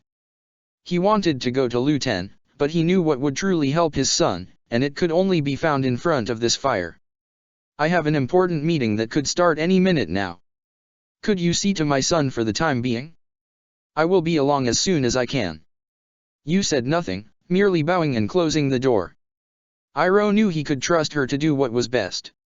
Alone once more with the fire, Iroh sought a meditative state in which he could purge his worry for his son. It was difficult, for he liked to consider himself a doting father, and that kind of stress would only impede him in this latest task. It took a clear mind to reach the spirit world, and for all his visits, Iroh never found the journey to be an easy one. Aang believed that the world naturally sought a kind of balance, but this was just ridiculous. "Hold on, did I hear that right?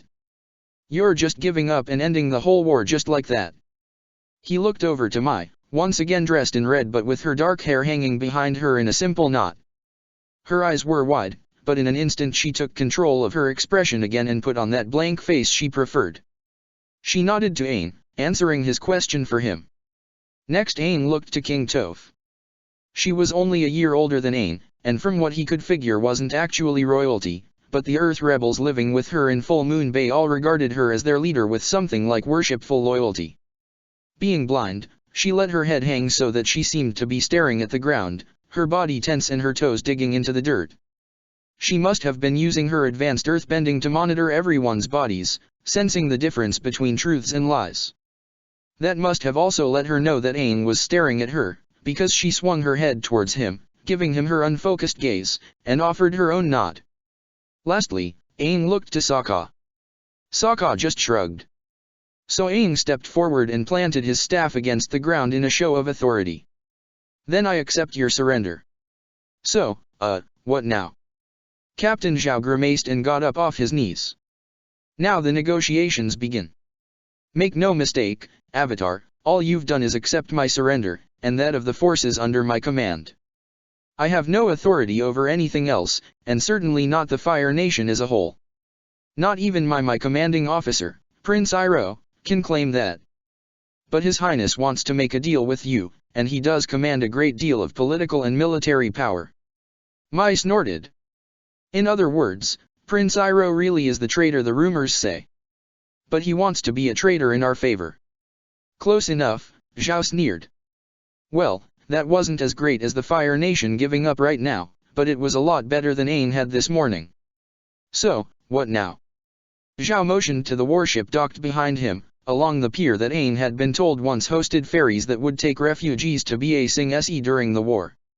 Prince Iroh wishes to finalize the details of the agreement as soon as possible.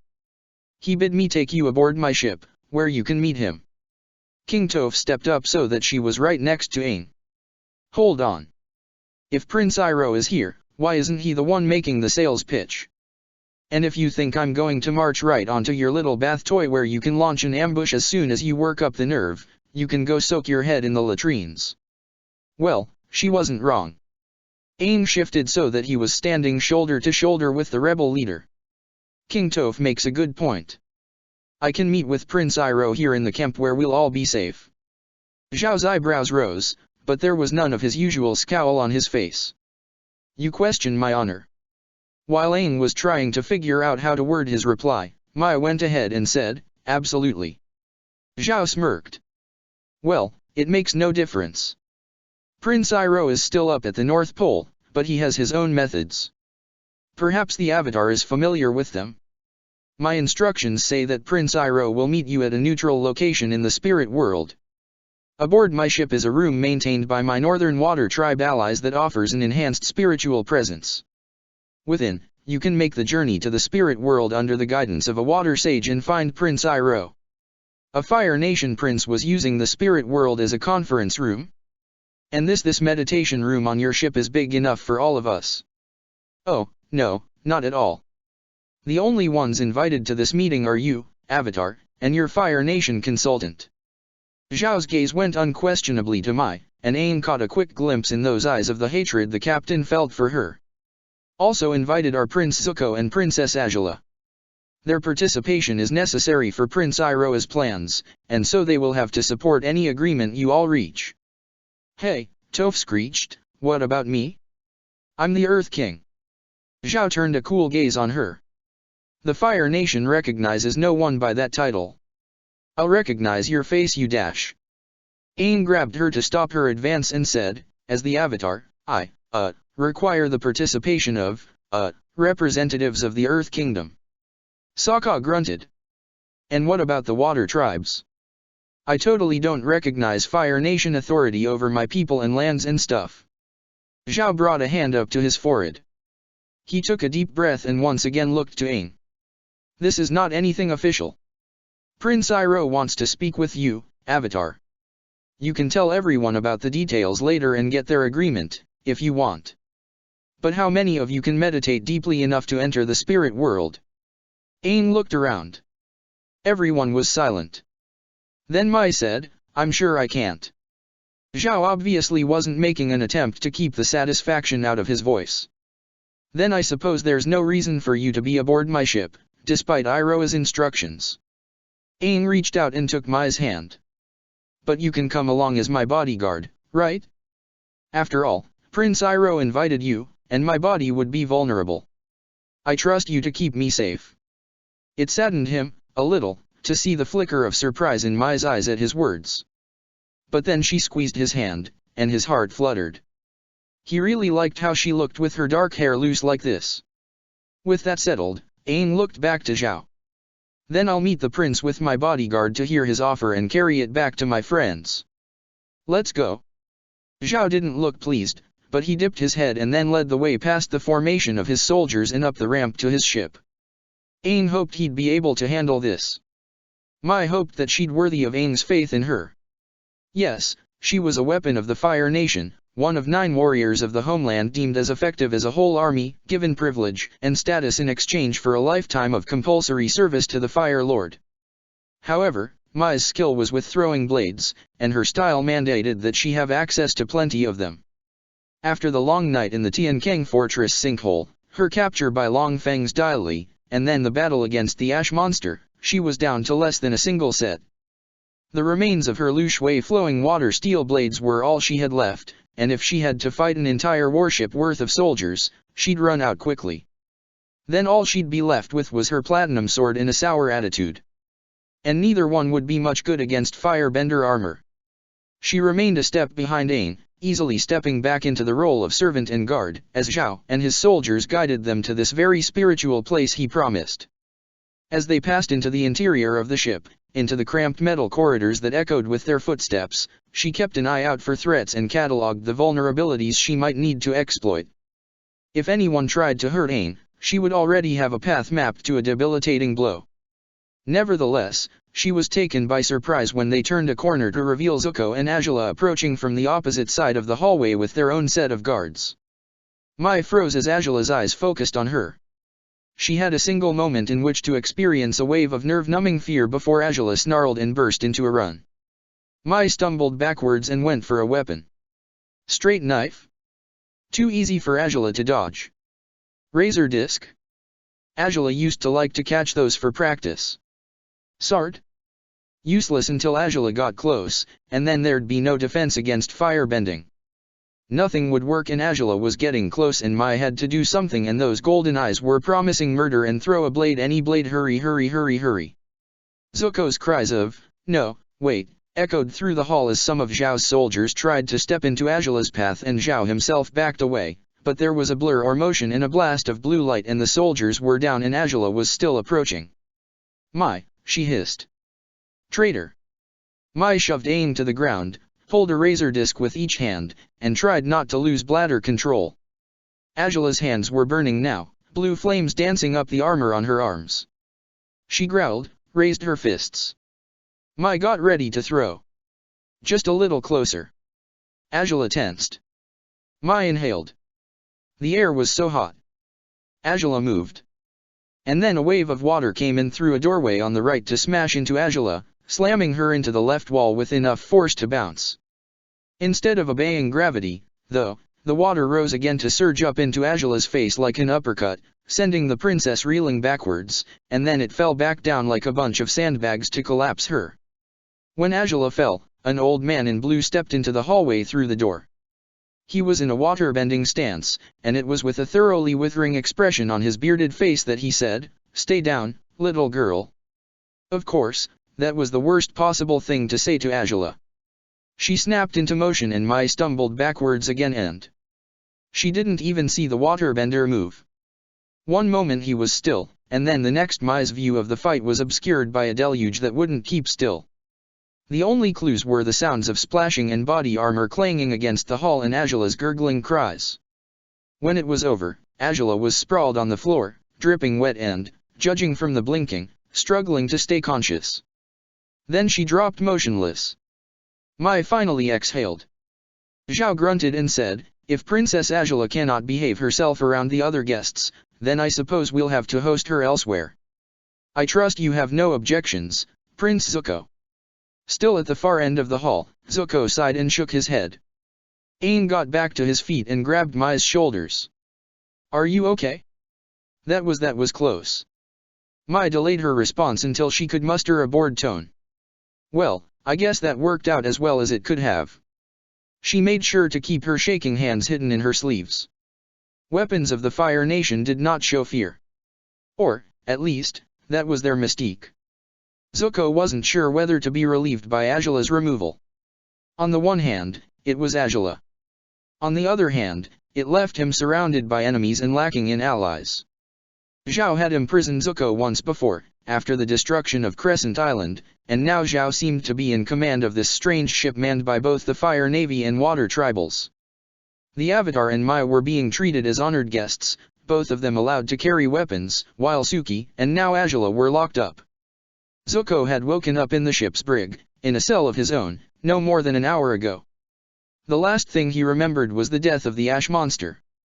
All of the cinders remaining from the destruction of Ba Sing Se had been raised to form a being of hate destruction the size of a city, and Zuko had helped rebel earthbenders to fight it with a giant spear of platinum. Even that hadn't been entirely effective, until a bolt of lightning came out of nowhere to electrify the spear as it struck the cloud-like body of ash, and then the force of the resulting explosion had knocked Zuko out. Defeating the monster was good, but waking up to find himself once again in Zhao's power brought a new set of problems. Not that he knew it was Zhao, at first. As soon as Zuko realized he was a captive again, he began shouting, demanding to know why he was being imprisoned and where Suki was. She had been there, fighting the monster, supporting Zuko. And that's when Zhao's face had appeared in the barred viewport of the door to Zuko's cell. Why, Prince Zuko, whatever is the problem? You haven't been jailed. You're in protective custody. There are rebels and traitors all around, and my orders are to keep you safe. Zuko had debated whether to just try throwing a fireball right through the bars at his enemy's face, but delayed the need for a decision by saying, "Whose orders? What's going on, Zhao? Things have changed since the last time we met, Prince Zuko." Zhao's smug expression faded. Your antics left me in a dangerous position, but I've found new allies. Perhaps you're unaware that Prince Iroh has taken an interest in the matter of the Avatar. Uncle. Zuko's anger deflated, leaving him cold. You've communicated with my uncle? What does he want with the Avatar? Oh, you'll find out soon enough. I meant what I said, that you're in protective custody. Soon, you and your sister will get a chance for a family reunion with Prince Iroh. The Avatar and Lady Maya will be there, too. And what about Suki? Zhao's eyes had narrowed dangerously at the sound of her name. Consider her part of your incentive to behave.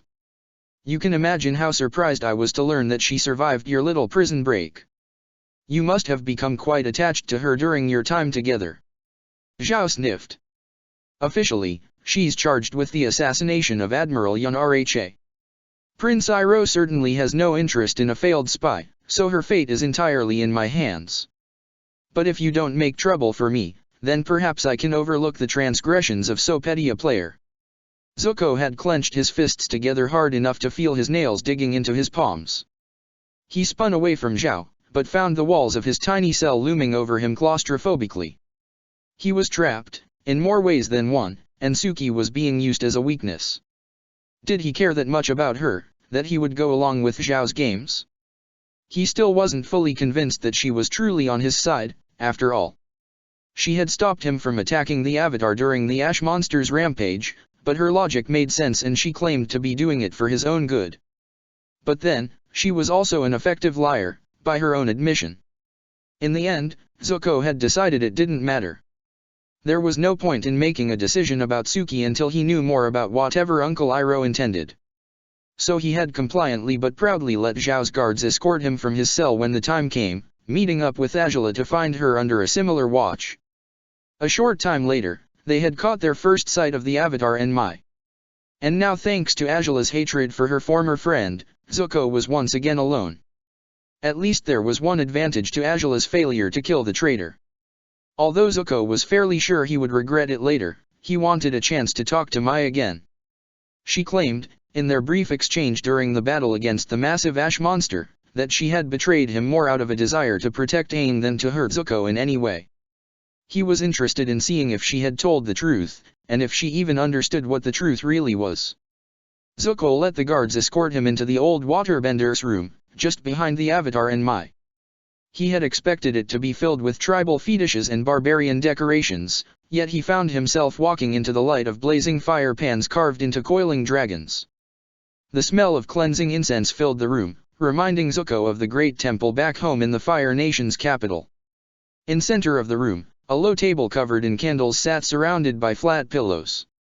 Something hung from the ceiling above the table, a collection of hollow wooden tubes suspended on strings that shifted in the warm air generated by the candle flames so that they clunked together to generate a hollow cascade of soothing background noise. Wow, the Avatar breathed, dashing past his guards to reach up and give the clunking thing a brush with his fingers. A lungta chime. I haven't heard one of those since, well, I guess it's been over 100 years. The old waterbender came over and bowed at the waist to the Avatar. I had one of my students carve it according to Prince Iroh's instructions. You may keep it once we're done here, if you like. Zuko squared his shoulders and looked to the waterbender. And who are you, that my uncle gives you such tasks? I am Paku, Master Waterbender of the Northern Water Tribe. His face tightened into a scowl that filled the lines of his face with ease. And I'm here to make sure that you all have your meeting with Prince Iroh. So behave, child. Zuko felt his inner fire flare at being patronized like that. But he had fought a tiring war against a giant monster yesterday, and today this Paku had beaten Angela unconscious. Zuko decided he wasn't in the mood for a fight. Mai said, "You serve Iroh." "I do, young lady, what is necessary?"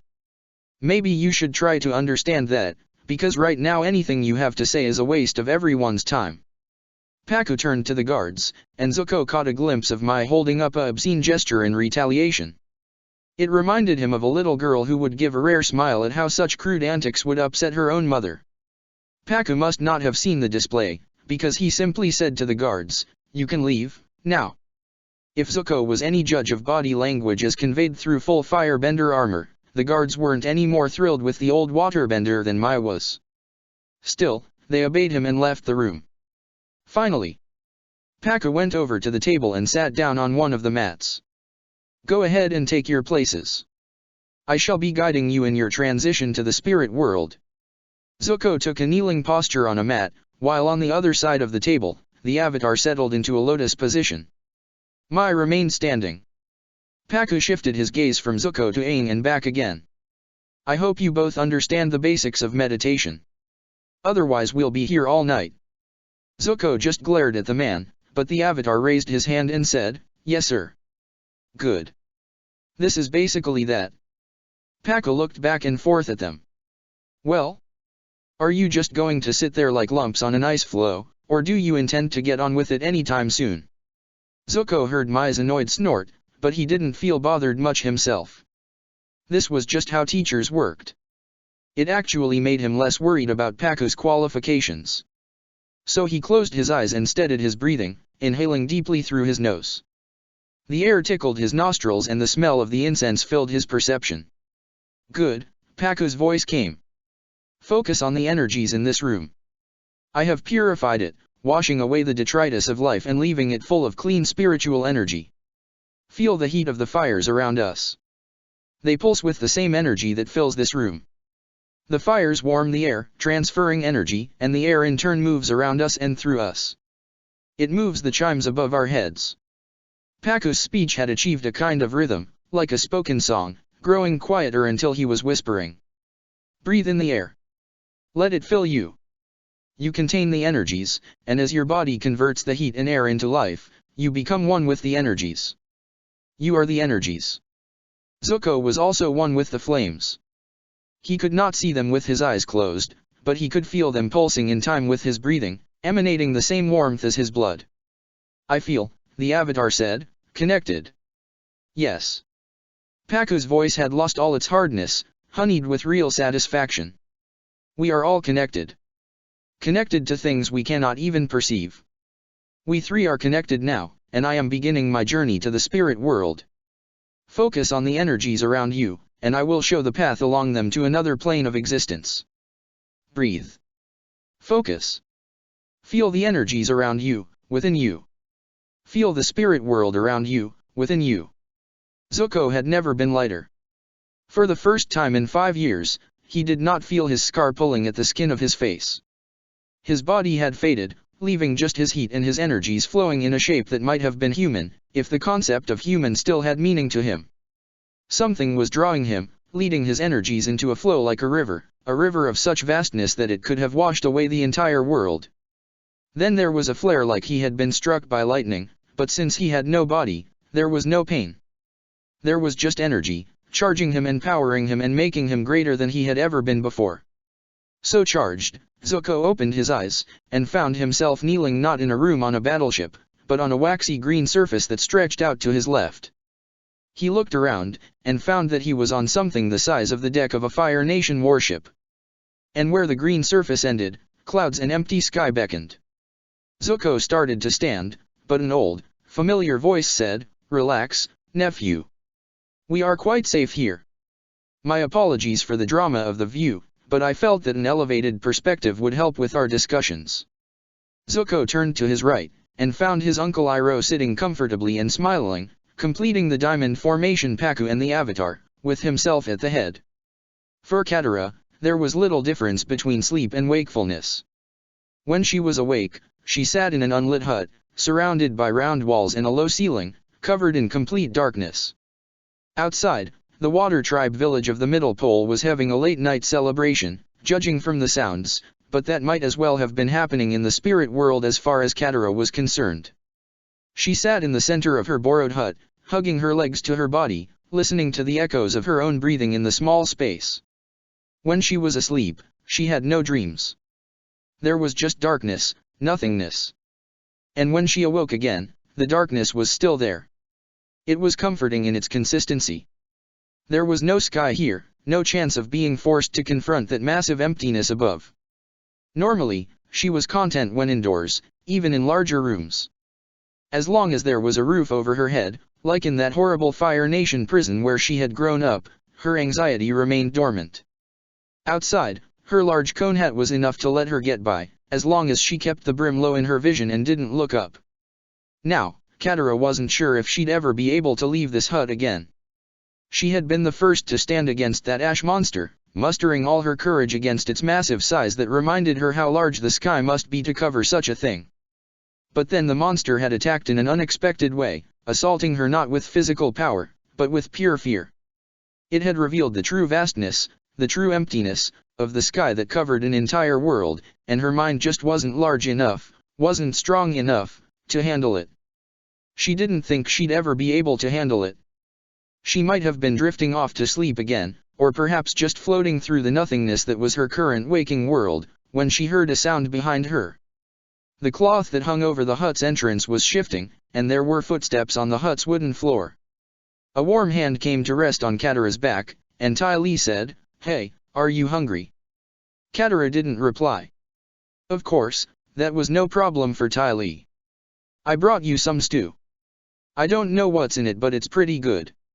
You can actually chew the meat, which isn't always possible with a lot of the stews out there. When I was with the circus, traveling around, I had some pretty bad stews. But this one is good. No kick to it, but good." Katara sighed. Ty Lee's hand moved over Katara's back, rubbing it gently. "Your grandma is outside. She's been waiting for you. She'll wait some more, if you don't want to talk to anyone yet, but I just thought you should know that she's still waiting." Katara winced in the dark. Gran had been there when Katara woke up again after the ash monster was defeated, the grandmother she lost as a child when the Fire Nation imprisoned her, but the vision of that super sky was still fresh in her mind, and she had screamed until the lights had been put out and she was left alone in the hut. Katara had called out her apologies, later, but she wasn't sure if anyone heard her.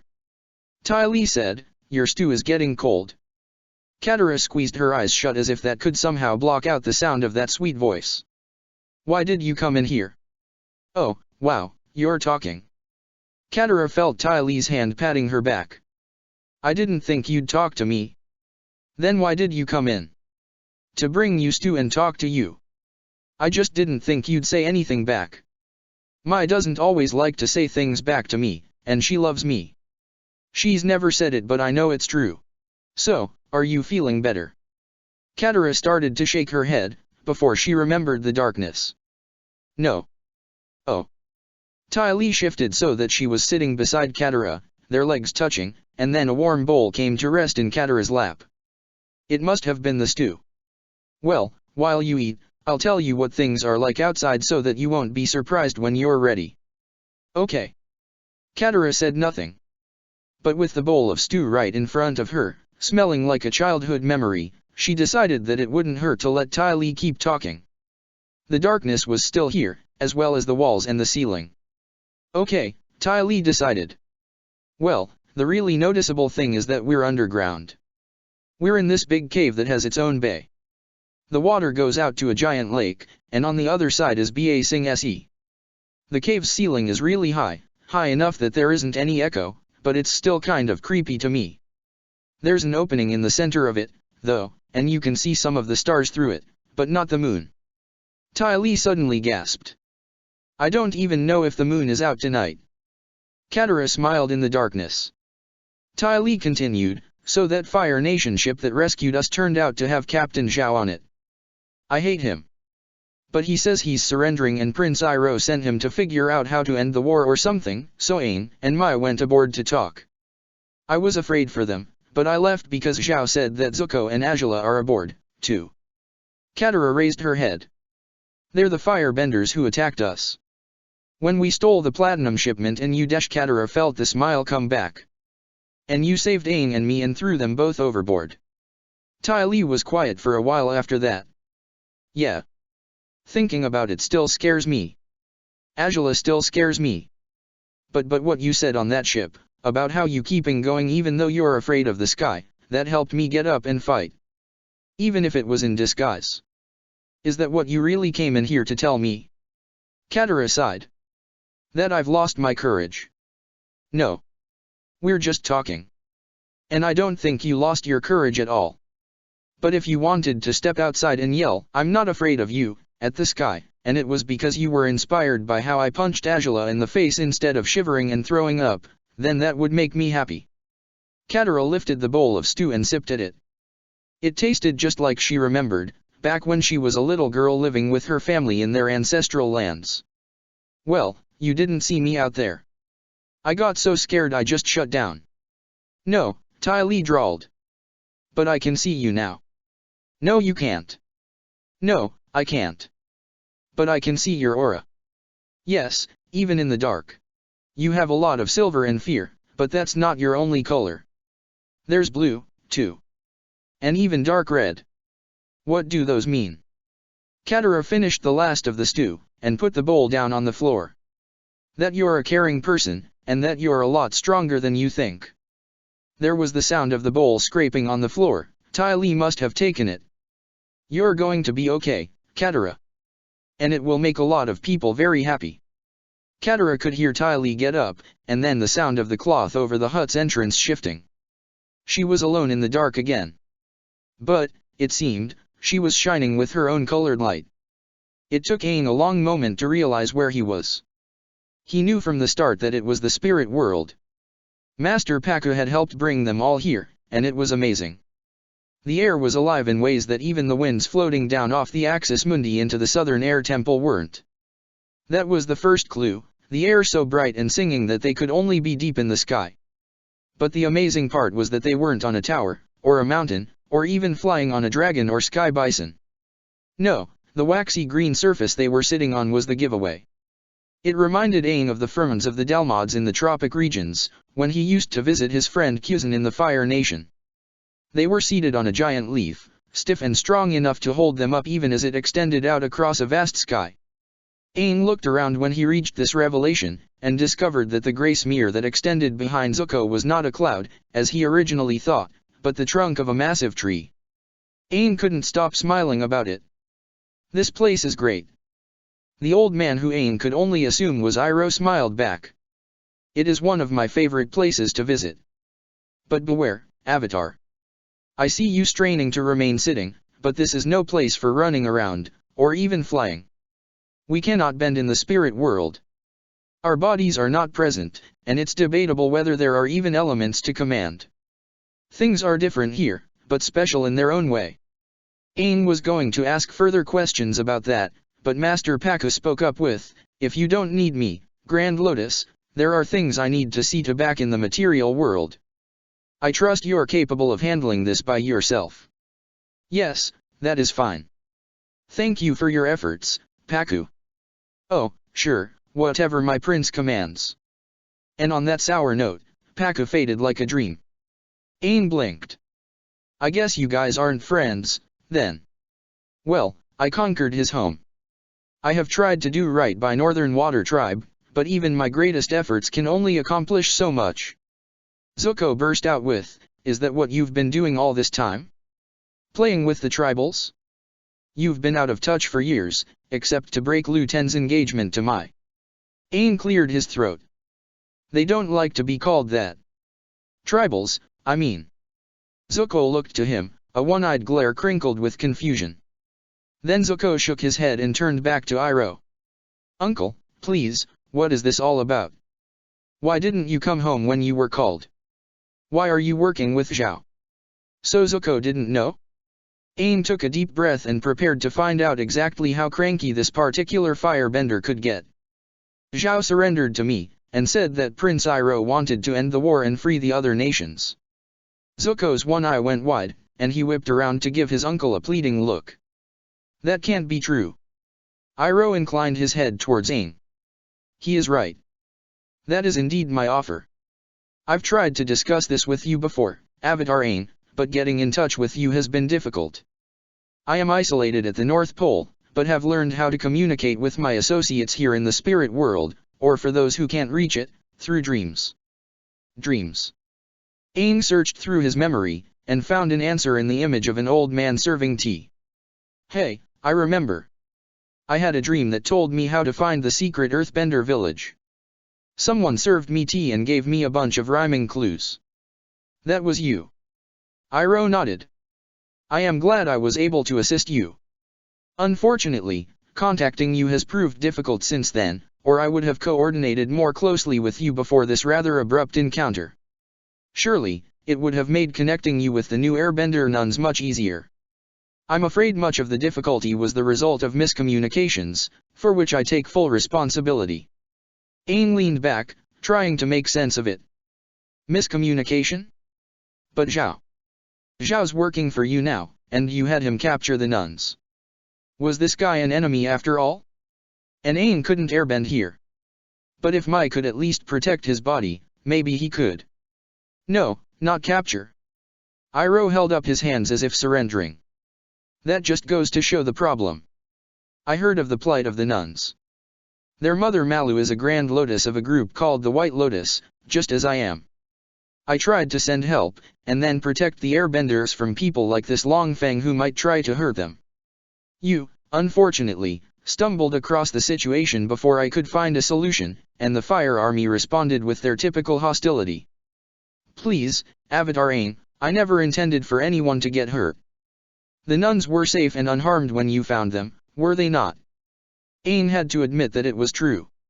Even from Ty Lee's description, the prison was standard enough until the attack on the sinkhole fortress created danger. It wasn't like how Katara and the southern waterbenders were kept imprisoned. On the other hand, it was an underground fortress that almost killed Aang and his friends.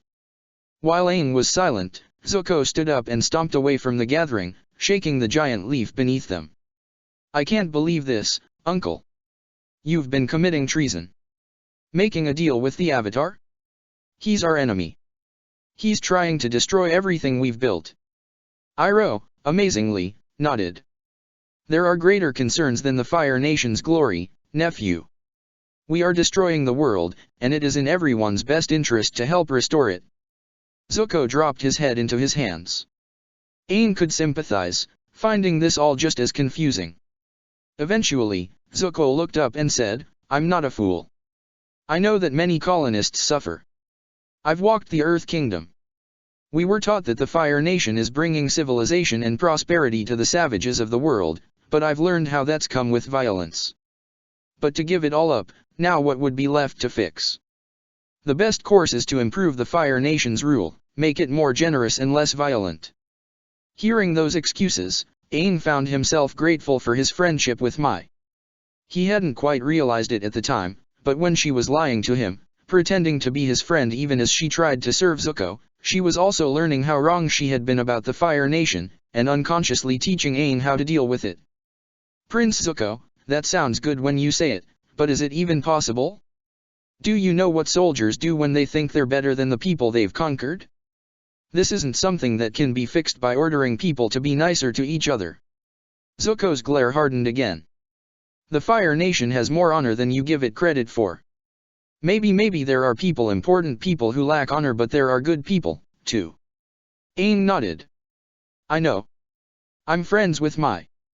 That's how I've learned that a lot of people struggle with what's honorable to them. She's like family to me now, but she's not perfect. None of us are. And the Fire Nation created the Ashlands. Zuko flinched at that last word. The Avatar's wisdom is far greater than the appearance of his age, Iroh intoned. You've reached right to the heart of the matter, Avatar Aang. Thank you. The Ashlands are proof that the Fire Nation's evil has gone beyond how it treats the people it claims to rule. We have hurt the world itself, and the consequences for that are dire. Zhao told me about what you fought on the remains of Ba Sing Se. Yes, that was the work of this Long Feng, but the darkness was already there for him to use. The Fire Nation cannot settle spirits with generous rule, or restore the balance by training our soldiers to be nicer. We broke things, perhaps irrevocably, and all we can do now is step away and hope that by focusing on our own balance, we can help the rest of the world heal. Zuko shook his head. Uncle, where is this coming from? You've been up at the North Pole all this time? Are these things the Water Tribe people have told you?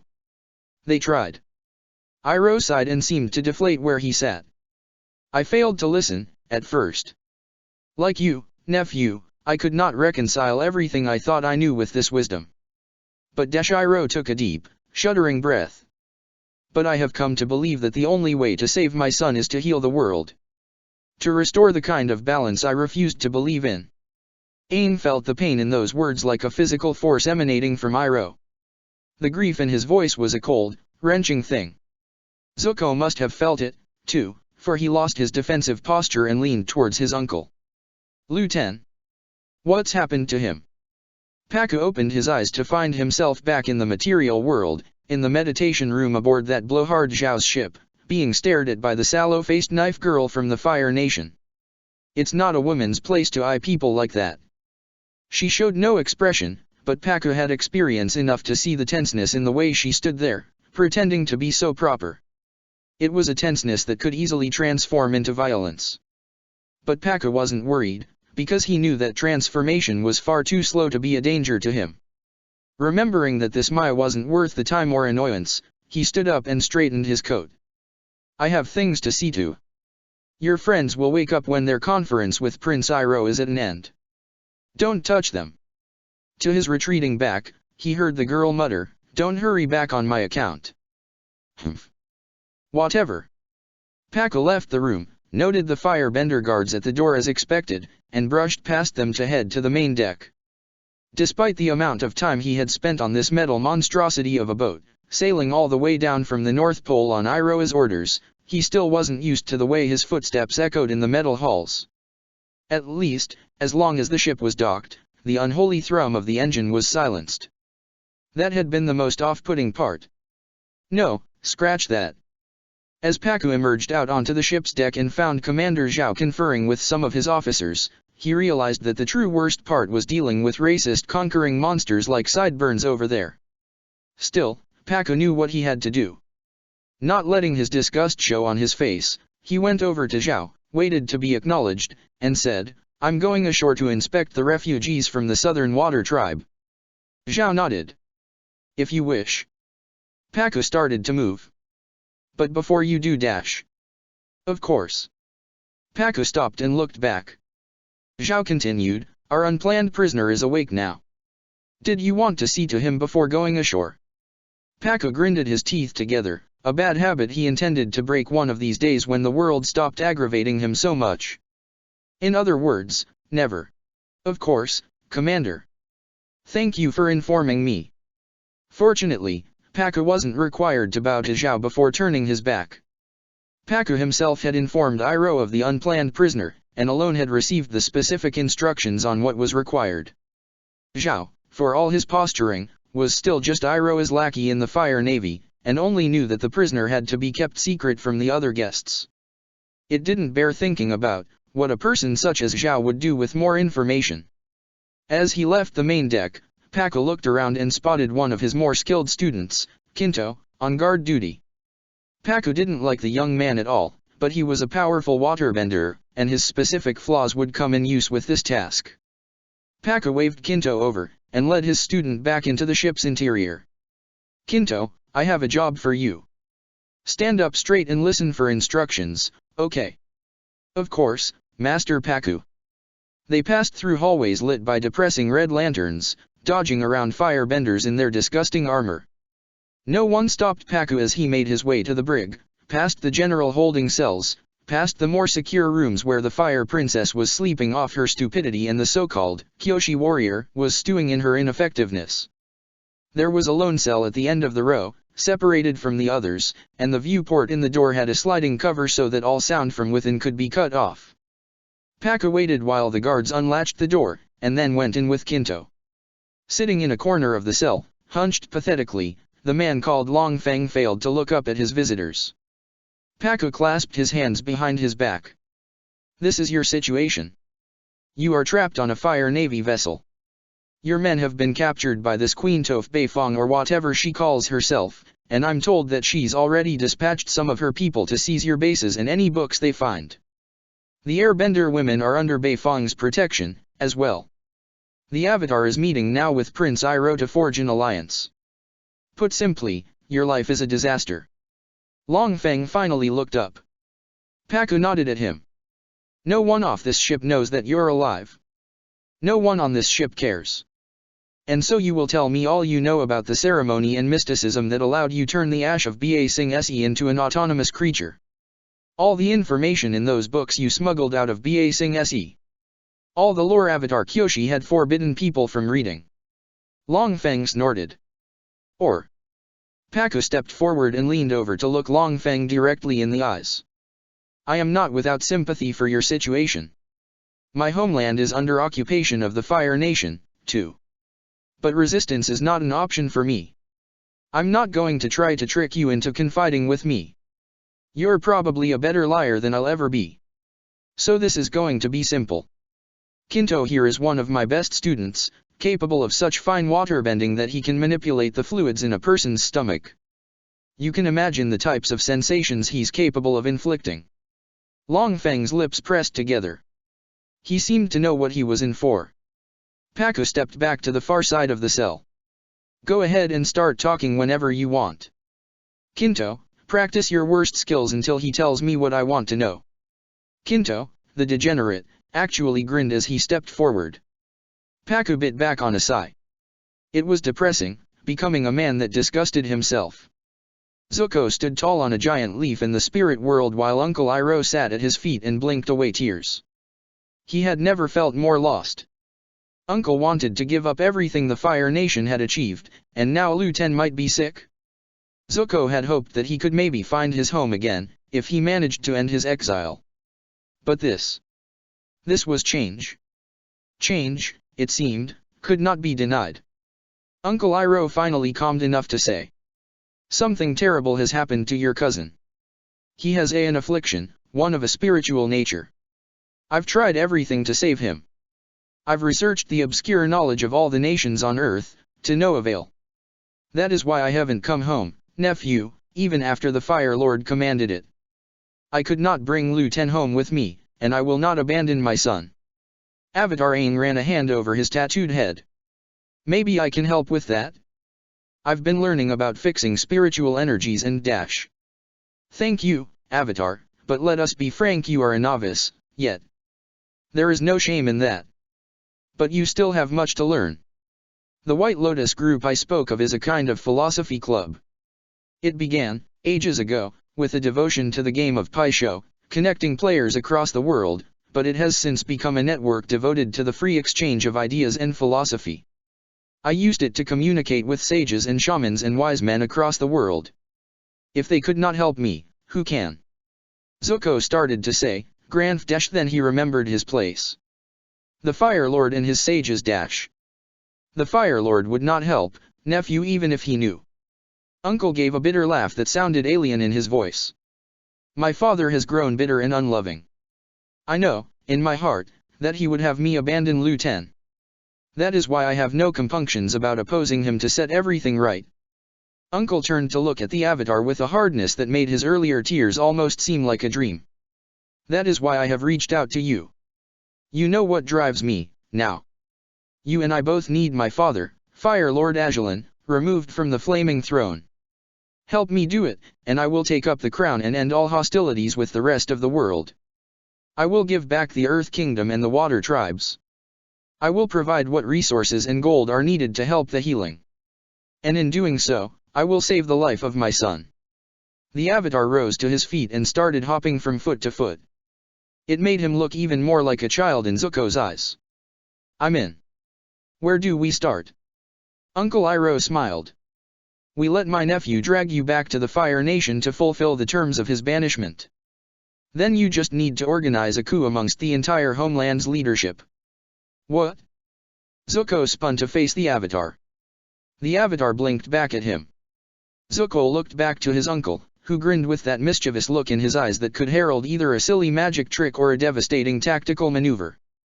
Zuko blinked. Then he and the Avatar both said, "Come again. Check the description for the links to the author."